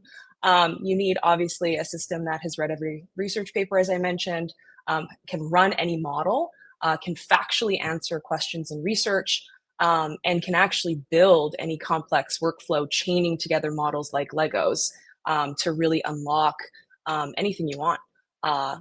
Hopefully applied to something, to solve some kind of problem. And so, as I mentioned, we're not just building a chatbot or, a wrapper around something. It's a real system grounded in a knowledge graph. It's a runtime and a reasoning engine, all in one kind of system. And so we're really excited because what we built and what we're going to show you is, a platform that actually turns static research into workable code and pipelines that you can deploy. And it's kind of if you're thinking about future interfaces, it's like a unified or a next-gen surface where you can search for papers and models, execute models, and chain together models to build anything you want. And of course, bringing it back to the AI specialized in AI, it's a system, with all intelligence wrapped in it, specialized in AI. So bringing us back to the platform, we're composed of, or Bytes itself is composed of 3 primitives: papers, models, and agent. And now I'm going to talk about the papers section. So as part of this core kind of foundational tech layer, as part of our platform, we've actually built the largest retrieval system in the world for AI research. And it's currently embedded in NeurIPS and powers CVPR. So if you've ever attended NeurIPS or CVPR, you're probably already a Bytes user without realizing it. And at the heart of this, basically platform is a massive knowledge graph. So we've actually vectorized over 440,000 AI research papers and knowledge and models to enable you to ask questions like, hey, what papers are trending in this particular task? Or, what's the difference between, this method and that method? So, this actually enables you to query research, to search for anything, and to understand the diff between, what's breakthrough today and hopefully what's breakthrough tomorrow. And fundamentally, because we're making everything interactive and more accessible, this actually makes the experience of reading and consuming research interactive and composable and deployable. So now I'm going to share my screen and kind of show you this in action. So this is the research platform we built at Bytes. So you can kind of see there's an agent on the left and kind of an interactive paper that I've been indexing into through the chat on the right. And one of the interesting things that I've asked is, very basic question, what's the diff between GAN models and diffusion models? And it actually retrieves a response, but grounded in real research. So you can see the citations here. I can actually open up this paper if I want. Oh, maybe it's not working here. Let me just try this. Or use the chat to index into a research paper to ask really, complex questions. Yes, I am. And so you can see, the chain of thought is kind of exposed in the front end. And then it gives me, a high level TLDR of what this thing is about. And all of course, these prompt chips are custom, composable, customizable. But the point is really to, allow you to index into anything very easily through an agent that we built. Okay, now going back to the presentation, if I can, we'll talk about the next thing, which is models. So the way that we have made models more accessible is through a model API. And so today I'm perhaps really excited actually to share a little bit about that. But it's actually the largest serverless model API on the internet. So, that means one API key gives you access to 42,000 open source models across 33 machine learning tasks. So again, not only making AI research papers, interactive and accessible, but also the outputs of research, which are models, instantly deployable and production ready. So this enables you, of course, to plug and play models like Legos into complex agentic workflows. It's also no ops, so you don't need to worry about, downloading, running, spinning up a model in a Colab and installing dependencies or environments. Like, you don't need to worry about all of that. And of course, this is because we'd like, to make building with open source AI as easy as, building with proprietary models or any closed source, model. And what we've also seen from users using our API is they've actually cut their cloud costs by up to 12x because of all of the infrastructure optimization we have done on the back end. And now we're going to demo this in action, and I will hand it over to Noir. Oh, Noir, you're muted. Thank you. I'm going to try to figure out how to share my screen here. It's my first time on this particular platform. Okay, cool. So I think what I'm going to do is I'll share screen 2 on my computer, and I hope that there are developers out there, they dig what I'm about to show. So I think you guys can see my screen. And so one thing I want to bring up is that Holly was just mentioning a few things about this API. One key gives you access to 42,000 models. You can integrate open and closed source models in seconds and not have to maintain that. Because if you're like me, you've probably used Gemini, OpenAI, Claude, and other models, even open source models. And open source models and closed source models all have different protocols. One thing we've done is we've standardized all the protocols between different models. So the same input can be used to run any kind of model. So let me sort of demonstrate that right here. And also forgive me, I'm a little sick right now. So if my voice sounds like RFK, that's the reason. Yeah, so let me show you a quick demo. So I'm going to go over integrating models. As you guys know, using ChatGPT and Gemini are usually two different, let's just say, interfaces. I'm just going to pass in this interface here. Hello, what's the capital? England. And we could see immediately we get a response back from GPT 4.5, Gemini 2.5 Pro, and DeepSeek. And one interesting thing to know, and this is DeepSeek talking because DeepSeek's a little, it's a reasoning model and it's a little verbose, but it works. And DeepSeek here is an open source model. And so behind the scenes, what we've done to make it really easy to run both open and closed source models is we've put open source models on auto-scaling clusters. So it's as easy to use any open source model as closed source models, because that's one thing people love about closed source models. They're just easy to use. There's no drama with maintaining and all that stuff. So with this API, open source models are as easy to use as closed source models. And as you can see, we just use DeepSeek instantly. And this is true for not just, let's say, DeepSeek and chat models, but basically across 42,000 different models across tasks, both from image generation models to, some of these things that you're probably all familiar with if you're a Hugging Face user. So yeah, so that's me just quickly demonstrating this point right here, which is integrating models in seconds across tasks. And then really the way we save money on a cloud bill, really quickly, just to mention that, is we've done a whole bunch of low-level engineering to make these models be optimized on the right instances. And so if you take a look at our serverless costs versus, let's say, regular serverless, say things that you're familiar with, like AWS Lambda, Google Cloud Functions, etc. You could, as we all know, models require GPUs, but let's just say you took a Google Cloud Function that had 16 gigabytes of RAM and you wanted to run a model on it. Well, first of all, it doesn't have a GPU on it.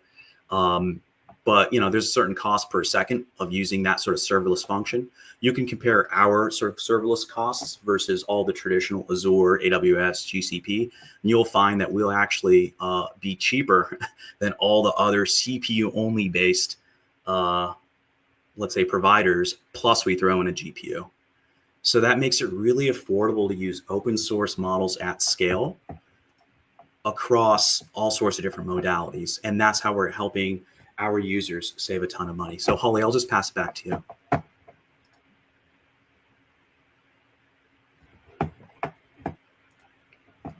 Let me just share this again here. Cool. All right. Cool. And so, yeah, so I mean, I know we're almost at time here, and 15 minutes surely goes by quickly when you're presenting to 10,000 people.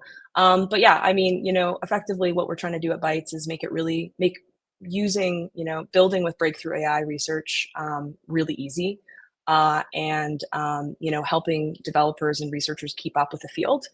And so, one of our goals here is obviously building a unified platform, making research papers and models interactive and easy to use. And of course, wrapping this together in an agent that is grounded in real research can help you choose the right model and very soon actually execute models as well to build custom pipelines. We do have 42,000 serverless models available today. One of our goals is to grow this model universe to be over 10,000 or 100,000 rather. So anything you want, instantly accessible in whatever, SDK you like to build in. But that's a little bit about kind of our core mission. And, we thought ending on an invitation would be great as well.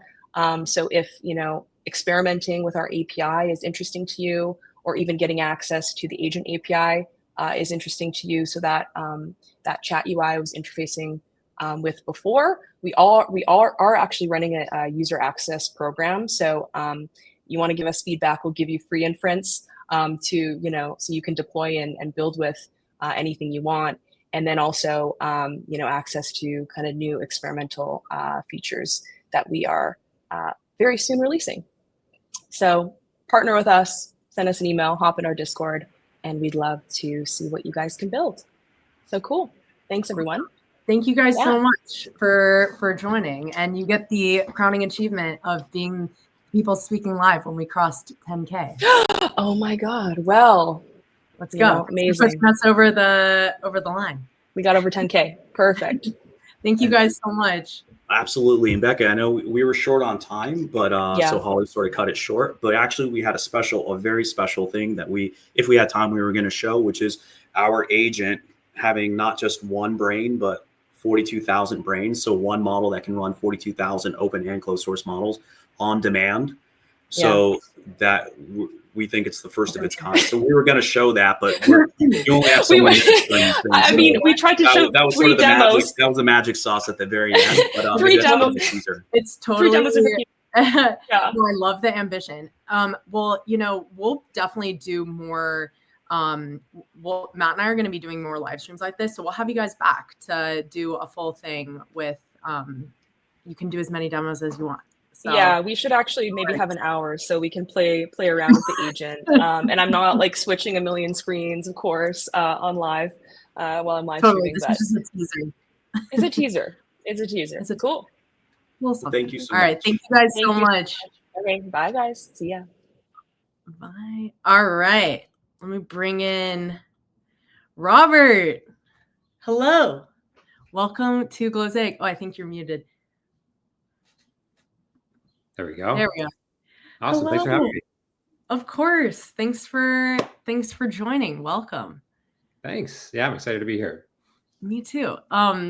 So just to kind of like give everyone who's watching a little bit of an intro to you, Robert is the co-founder of All Hands AI, which is an open source agent for developers or framework for agents. Really I'm super excited to have you in here to talk about this, because we haven't we've touched upon aspects of what you are going to talk about a little bit more today, but not super in depth. So I think it's going to be really interesting. Do you want to just kick us off with like a little bit of kind of like the condensed version of the backstory of like why you started All Hands, and like what the progression from like the very first iteration and version of it was to now, and what has changed? Yeah, for sure. So yeah, Open Hands, our open source project is called Open Hands. I was born about a year ago, and it started actually as Open Devon. The video of Cognition's Devon went viral about a year ago. It was in March 2024. And I saw that video, and you saw this agent that could not only write code, but it could then run the code that it wrote, and it could Google an error message that came out and find a Stack Overflow article and apply that to the code, and basically do the entire inner loop of development until it got to a solution to whatever problem was presented to it. And it was something that I'd been playing with stuff like this with little CLI tools that were using ChatGPT under the hood. My co-founder Graham Newbig is a professor at CMU, has been working on CodeGen for many years now, and we all kind of like understood that this was possible, but just like seeing it all come together got us all very excited about this idea. It kind of really showed us like what the future of software development is going to look like. But the first thing I did, because I've been working in open source for like 10 years, is Google is Devon open source. And I was very disappointed to know that no, it wasn't, because any tool that I'm going to adopt into my tool set, as part of the way that I work, I want to have a sense of ownership over it. I want to like know how it works under the hood. I want to know that it's going to be there in the long term, that nobody's going to like pull it out from under me, either with a pricing change or they get acquired or go out of business. So I immediately was like, this needs to be open source. And so my co-founders and I started working on Open Devon, which then became Open Hands a few months later. And it started very much as like, we're just going to clone Devon kind of thing, but it's really evolved into its own thing. We're really building something that is super developer oriented, but is also attracting a lot of the research community because they see it as a way to really push forward agentic research themselves. So we've got a really, really healthy open source project. We've got over 50,000 stars on GitHub at this point. Close to 300 people have contributed. Just a really, really fun community that we've got going. As an aside, I kind of love the cheekiness of naming the thing as like a direct like trolling instance to Devon. Kind of hilarious. I have more questions, but I know we talked. I know you want to show a little bit of kind of like how the platform works. Do you want to like screen share and we can kick it off, and then we can go back to talking, and then we'll check in on it? Totally, yeah. Great. Let's see if I can do this. So first, I'm going to share just kind of like what the blank canvas of Open Hands looks like when you're inside the UI. So you can see you've got a little chat window where you can talk with the agent, and you have got like a file system, a command line. There's a Jupyter notebook that the agent can work in. There's a browser that it can use to like browse the web. But I'm working right now on Open Hands itself, so I'm connected to the Open Hands GitHub repo, and I think this play pause button is just like a little too off to the side here. So I'm going to ask it, can you make the play pause button more prominent by putting a gray circle around it? And so this is going to kick off the agent, and we'll see, the agent will come back with its understanding of the problem. I've given a very like ambiguous prompt here. So it's going to have to like look around the repository and figure out, okay, where is this button? So it's like looking for buttons and stuff like that. We'll kind of let this sit for a little bit. It'll probably let it simmer. We'll let it simmer. Okay, perfect. My analogy for this, when I was talking with Robert earlier, is like it's like one of those cooking shows where you make the thing but you put the pie in at the very beginning that's already pre-made, and so at the end you're like, and look, it's been baking for an hour and a half. Okay. While that's going to, I just want to really quickly share too. I also have this GitHub PR that is I've got failing tests on it, and so I often like working with Open Hands like outside of the UI. So I'm just going to say, at Open Hands, please fix the Python unit tests. We'll see how that does. That's awesome. This is a real PR, live PR. Who knows if the demo gods will treat me well here, but we'll let this run and we'll offer some sacrifices to them. Yeah. I guess the first thing I wanted to kind of talk to you about was since this day the theme is open source AI. What makes developer tooling particularly important to keep open source, especially regarding like longevity and ownership? Curious to get your take on that.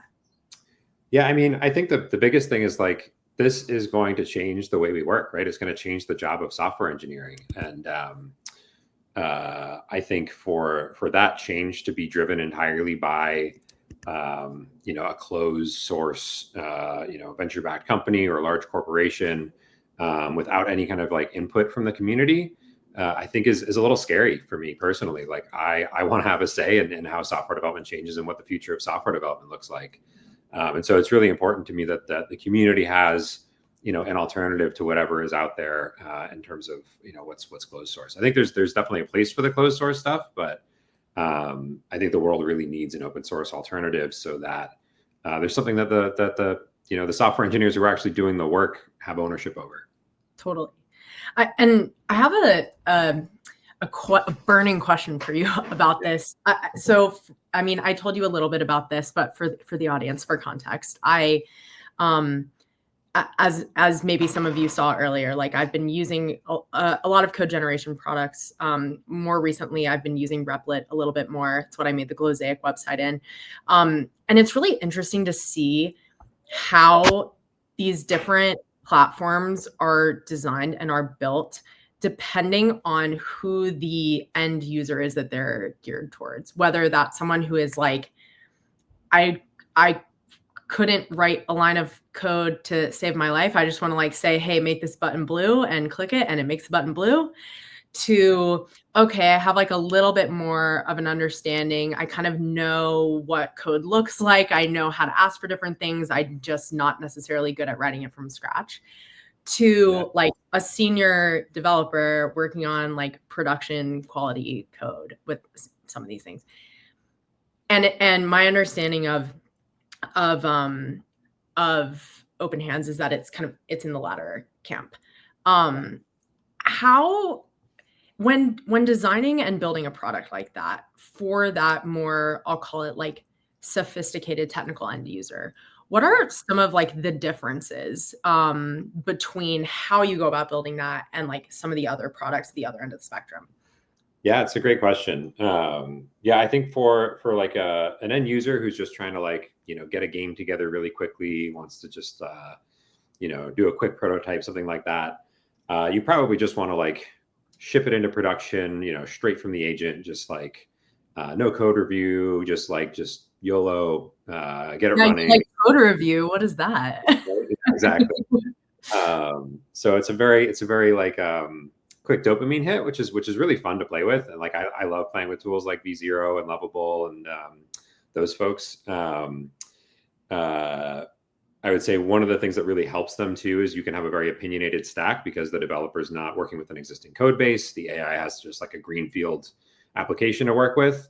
They can say, hey, we're going to use Postgres for everything. We're going to use React for everything. And then the agent can just know exactly how it should organize the code. And you can have some more guardrails around what the agent does.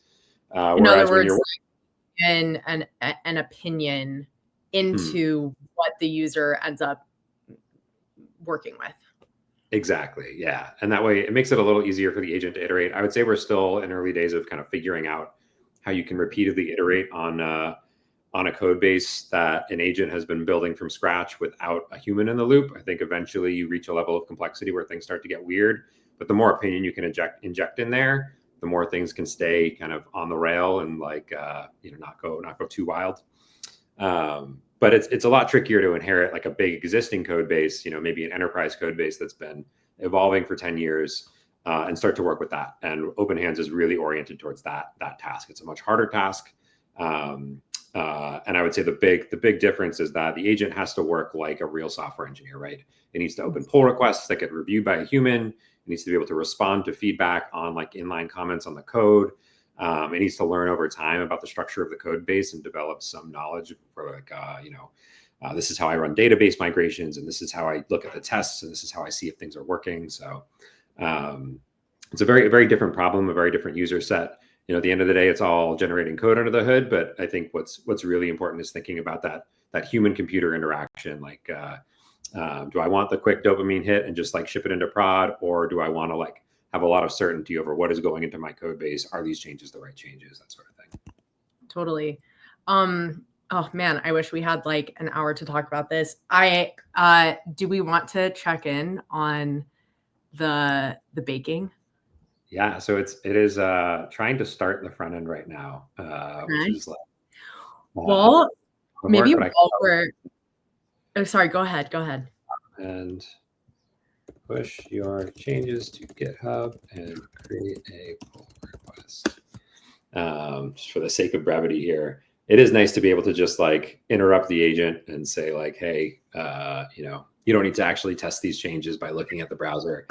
I did actually have a session earlier today where I actually had OpenHands running inside of OpenHands, like in an iframe inside of this window here. And it does work. It can like look inside of the browser and see what it's done, but it takes a little minute to start at the front end and get all the dependencies squared away. So that's what it's working on now.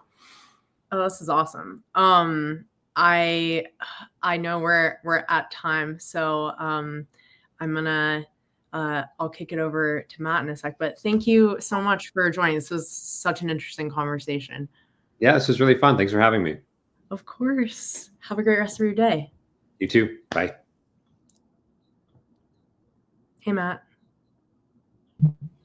Hey, Becca. I am excited to share our last present. Well, it'll be a Q&A, but last kind of conversation. This has been our filibuster is almost over. Our AI filibuster is almost over, and so I'm going to bring in our last conversation about, which I think is in a way kind of perfect. I'm going to bring you up onto the stage here.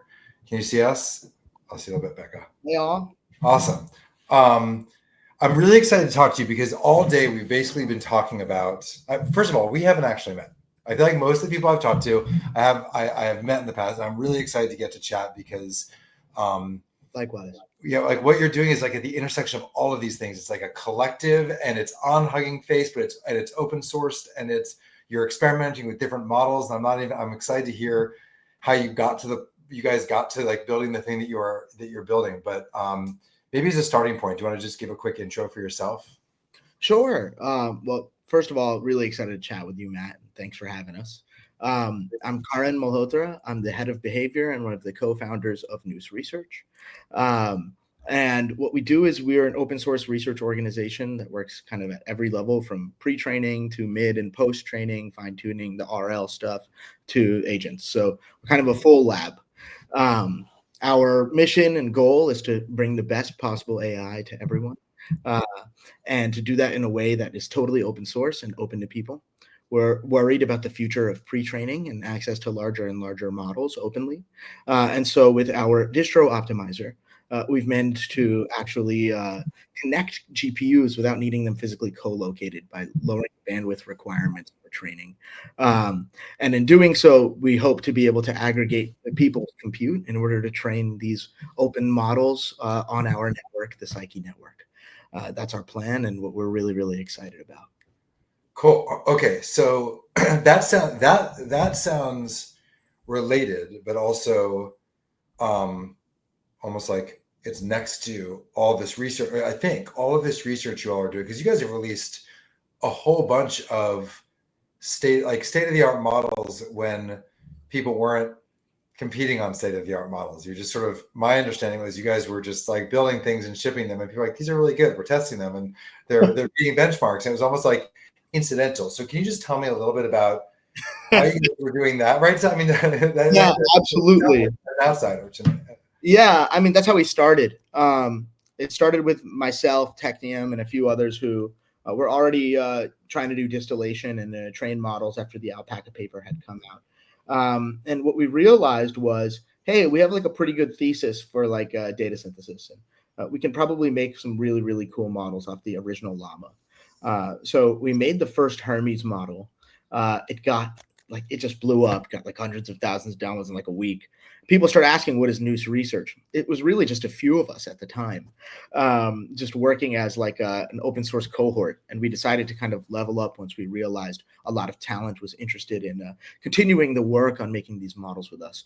It's funny you mentioned benchmarks, because the first Hermes we made, we were accused of training on benchmarks because of how high they were relative to the average at the time. And so we won't name who, but this accusation happened, and our response was simply, what are benchmarks? We didn't even know. We didn't even know what they were yet at the time. We were really just going forward with our thesis. And after this got independently verified, it was okay. So you build your first model, it goes like viral in the open source community. It turns out to be like very good. And then you get a group of people together and start iterating on those models, because you've released a few. I mean, not only that model, but I think you've released a few different ones. And I mean, how many? It looked like it was actually a knowable amount of models you guys of endpoints you guys have released, or models you've released. Is that, what are the kind of, how do you divide them up in your own mind? And then Sure. where that goes from the GPU piece that I was less familiar with. Absolutely. So we first just put out the Hermes series of models, the first one. Before that, we put out this thing called GPT-4X Vicuna. It's like lost to time now. But after we put out the Hermes model, we had a breakthrough called Yarn, which extended the context length of models from 8,000, 16,000 tokens to 128,000. This was what ended up getting cited by DeepSeek, Meta, MIT, and eventually set up as a standard for 128K context length. So then we started making these big context models. So then after Hermes, we had a Hermes 2, Hermes 3, we had a 2.5 preview. We've released data synthesis models like the GenStruct model. And now we have these deep thinking chain of thought models like Deep Hermes available for people to use. Next, we'll be preparing our RL to put out for people, not just on math, but all sorts of cool, wonky things. Really cool. Okay, so you've got these sort of different, like, I think about like verticals of models, right? Because I was, and you release them open source, people start to use them, and now you the way you opened up what you described you're doing was kind of different than that, to my mind, which is, how do you, I guess it's not quantizing, but how do you make the models workable on, is it fewer GPUs, or is it across a distributed or decentralized set of GPUs, or both? Right. So we've always made models that we've tried to run on consumer hardware, whether that's through quantization or getting the best bang for your buck on small parameter models. Okay. And over time, we've kind of realized, model sizes are getting bigger. That doesn't mean that there isn't room on edge compute for running on your tablet, on your drone, on your whatever, to use Hermes Home, to use it offline locally. That's important to us. That being said, we're worried that one day Meta may decide not to continue to release pre-trained models. As we may have seen from general sentiment, Llama 3 is preferred over Llama 4. Is that because you can't actually run it, or? I don't think so. I think Llama 3 is a better architecture series myself, at least from my own experience. And I'd say that, in the future, we could worry that even though pre-training isn't necessarily done, open source people will not continue to put out pre-trained models. Like Meta does it as a boon to us right now. They could decide to stop at any time. Right. So what was important to us was being able to secure the future of pre-trained models so we can continue to make more Hermes and other sorts of models, and invite other people to make their own models too. We also want to make sure open source continues to have the compute necessary to train multimodal models like vision and video and audio and text in one. We want to be able to test out these different architectures and scale them up for the community. And the way we do this, is by being able to connect GPUs wirelessly and still train. So rather than needing to do everything in one data center or on one node, we can connect to various different ones. We can connect to your 4090s at home. You can put them together for training runs. That's where we want to go. And what we want to be able to do is just anyone and everyone can train models with their idle compute. There's no more idle compute. If a run breaks, that's what we want. Right now, if a run breaks because GPU in a node died, the whole node is not going to be used for that run until the next checkpoint or the earliest checkpoint. We can kind of just asynchronously swap in and out available compute. So we're really hoping that this brings a new paradigm of open public training to the community. And the goal is, so the mission, I'll talk about this technology and the mission. Mission-wise, you're thinking pre-trained models. Right now, we're getting them for, we as developers using open source stuff are getting these as a byproduct of something that Facebook has decided, or Meta's decided to do, or other people decided to do. We hope that it stays the same, but it's not super obvious that this is going to be kind of a reinforcing loop. It could, people, as we saw with OpenAI, open, closed, open. And so just not having to rely on that. So that's sort of the mission. I'll ask what I think might be a tangential question, but I'm not sure. Is there a role for web GPU in this? Or is that, a red herring that's sort of sitting off here and by default disabled and not going to be that important? Oh, wait, I lost you. You're on mute. Sorry. I'll say generally, I think web GPU is super cool. I think be able to run cool, crazy shit in the browser using web GPU is very, very cool. As an advancement to WebGL, et cetera, this is super awesome stuff. Now, in terms of how we allow people to train and run, we'll really be running executable binaries on your computer. So we aren't necessarily using that resource. And that's communicating over the internet using your connection. Now, naturally, we want people to have a really strong internet connection so they don't bottleneck the run or anything like that. But that being said, hopefully you at home with your 4090 can actually mine by sitting at home. And rather than that byproduct being some verification on some block alone and an attestation that you did the work, it's in fact useful work in the creation of an AI model. How do you think about that ownership, or how are people thinking about the ownership in that way? We had a couple companies talk about similar kinds of. I'm very, very much of the mind personally, and maybe it's a little radical, that all open models, really all model weights, pre-trained models, should be public goods. And they are like water and air. Intelligence should not be corporatized and brought down into the sales world. We're far more interested in intelligence being a public good for all, where anyone can kind of tap in, internet or no internet, and get access to our collective knowledge. That's what, to us, this whole distribution and decentralization is about. It's about creating public goods for people. And so I'd say that's why. Okay, so that's great. So now have you already distributed this binary? I'm on a wait list or something on one of your. We've already done pre-trained runs live. We've already displayed that we can train models 10, 15 billion params on GPUs from different continents. And we had a tracker with a whole progress bar, et cetera, on our website, distro.newsresearch.com. There, I think you can still see the, let me make sure.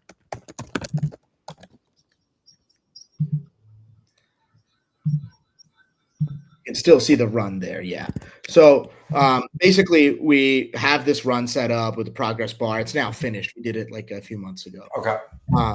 But we're planning to do more. We want to bring a testnet together and bring people together and have them watch us do these big runs, and then for the main net open up and allow everyone to actually be able to contribute their compute directly, whether it's towards one large run or experimental runs for scaling new architectures that we haven't tried out yet. Is it you're using a lot of sort of crypto web metaphors? Are those metaphors, or are those not only metaphors? Are you doing this in a? They're not metaphors. They're not metaphors. I'll say we were very much thinking how do we get everyone and all the good people of the world to give us their idle compute? And we figured on one end, goodwill and open source goes so far, but now if we want to compete with these giants, we really need some kind of incentivization structure to allow people to give us their compute and feel like they're getting something back, to create a kind of ecosystem around it. So we absolutely are literally going to be launching a network. Yes. And so is there a token that I was as you're describing, I was Googling research. We've never issued any token or anything like that. We'll see. We don't really have anything locked in there, but we certainly are wanting to use those rails to allow people to feel good about, I'm a data center or I am an individual provider with a 4090 and I'm helping make this giant model. I mean, it's not that different. I mean, Filecoin is a pretty direct analogy, except you've got GPUs instead of file space, I would imagine. It's a good analogy and definitely a huge fan of that project. Cool. So I know we have limited chat time with everybody. For developers who haven't used any of your models, is the next way to engage with what you guys are doing to try some of these models on Hugging Face? Is it to actually are you guys interested in having people training models start to think of you as one of the places that they can go to train, or is it both? Absolutely both. You can download any of our models on Hugging Face. We also provide the quantized version, so you can even run it on your phone, even the deep thinking stuff. That being said, we do have a chat API where you can use our models if you don't have the compute to run some of the bigger ones. We also have a website for it, hermes.newsresearch.com. You can chat there. Furthermore, our model is the default inside of the ELIZA suite of models, the ELIZA suite of agents. So any of you who are familiar with agent systems and these social agents, Twitter agents, etc., our models are the default there. It's a fun place to test them out in a more in the field rather than chat-based application. And finally, we're preparing and putting together some vision models as well for use and browser use based applications. Awesome. What do you think right now, if you wanted your computer to use a browser, what would you use? I'd use the system we're building.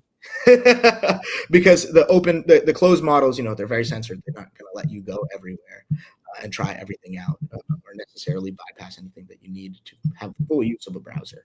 So we want to give people that freedom. Okay. And then, actually one other question. I was looking at the which model was it?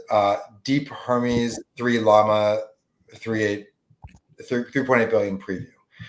And maybe I wasn't understanding this right, but it looked like the agent tools were almost built in.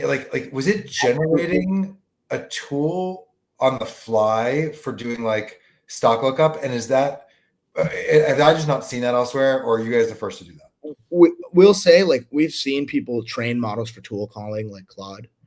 We like to think we were early to it. We've been doing it for a very long time. Just training the model to be able to generate tool calls as needed and be very good at function calling particular formats. Now what we've been working on is reinforcement learning around tool calling to really, really amp it up. And our hope is that, yes, absolutely, you can plug and play. That's where we want to go. We have a little bit more work to do to get there. But hopefully the devs who are watching and in the larger community, today you can already take that 1 or 2 extra steps that the model needs to get you there. We want to take your hands off the computer completely. Yeah. I mean, it seems like that's where we're going. Fingers crossed. Thank you so much. And it's great I'm really glad that we got to connect through Glosaic, and I'm excited to try the APIs when you release the waitlist. And I'm very excited to be able to see the decentralized training models.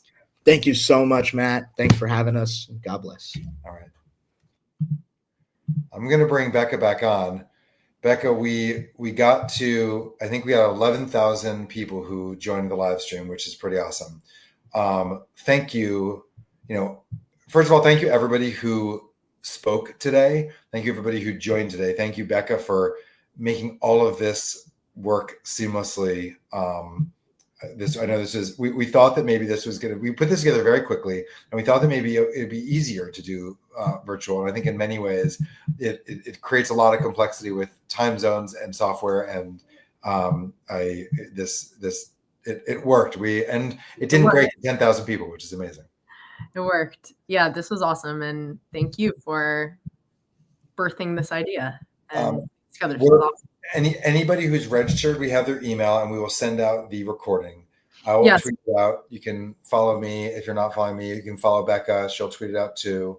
We will share this as openly as we can, and sort of in the spirit of open source. And open source is moving faster with higher quality than I think it ever has before. And I especially like learning about the sort of nuanced approaches to business models and the iterative approaches to business models, which I remember when, Hugging Face, just to take back to that very first panel, when they were thinking about when they were first launching, there were like 3 choices for business model, and they were not at all clear. And now I think we really have a much more robust way to approach business models. So I think we can talk a lot about that. And thank you everybody for joining. I don't know if you have anything to add, Becca. No, you summed it up perfectly. Thank you so Awesome. much. I'm going to end this stream, and once we do, we can never turn it back on. So everybody have a great rest of the day, and we'll send this all out, share it out. Goodbye. Bye-bye.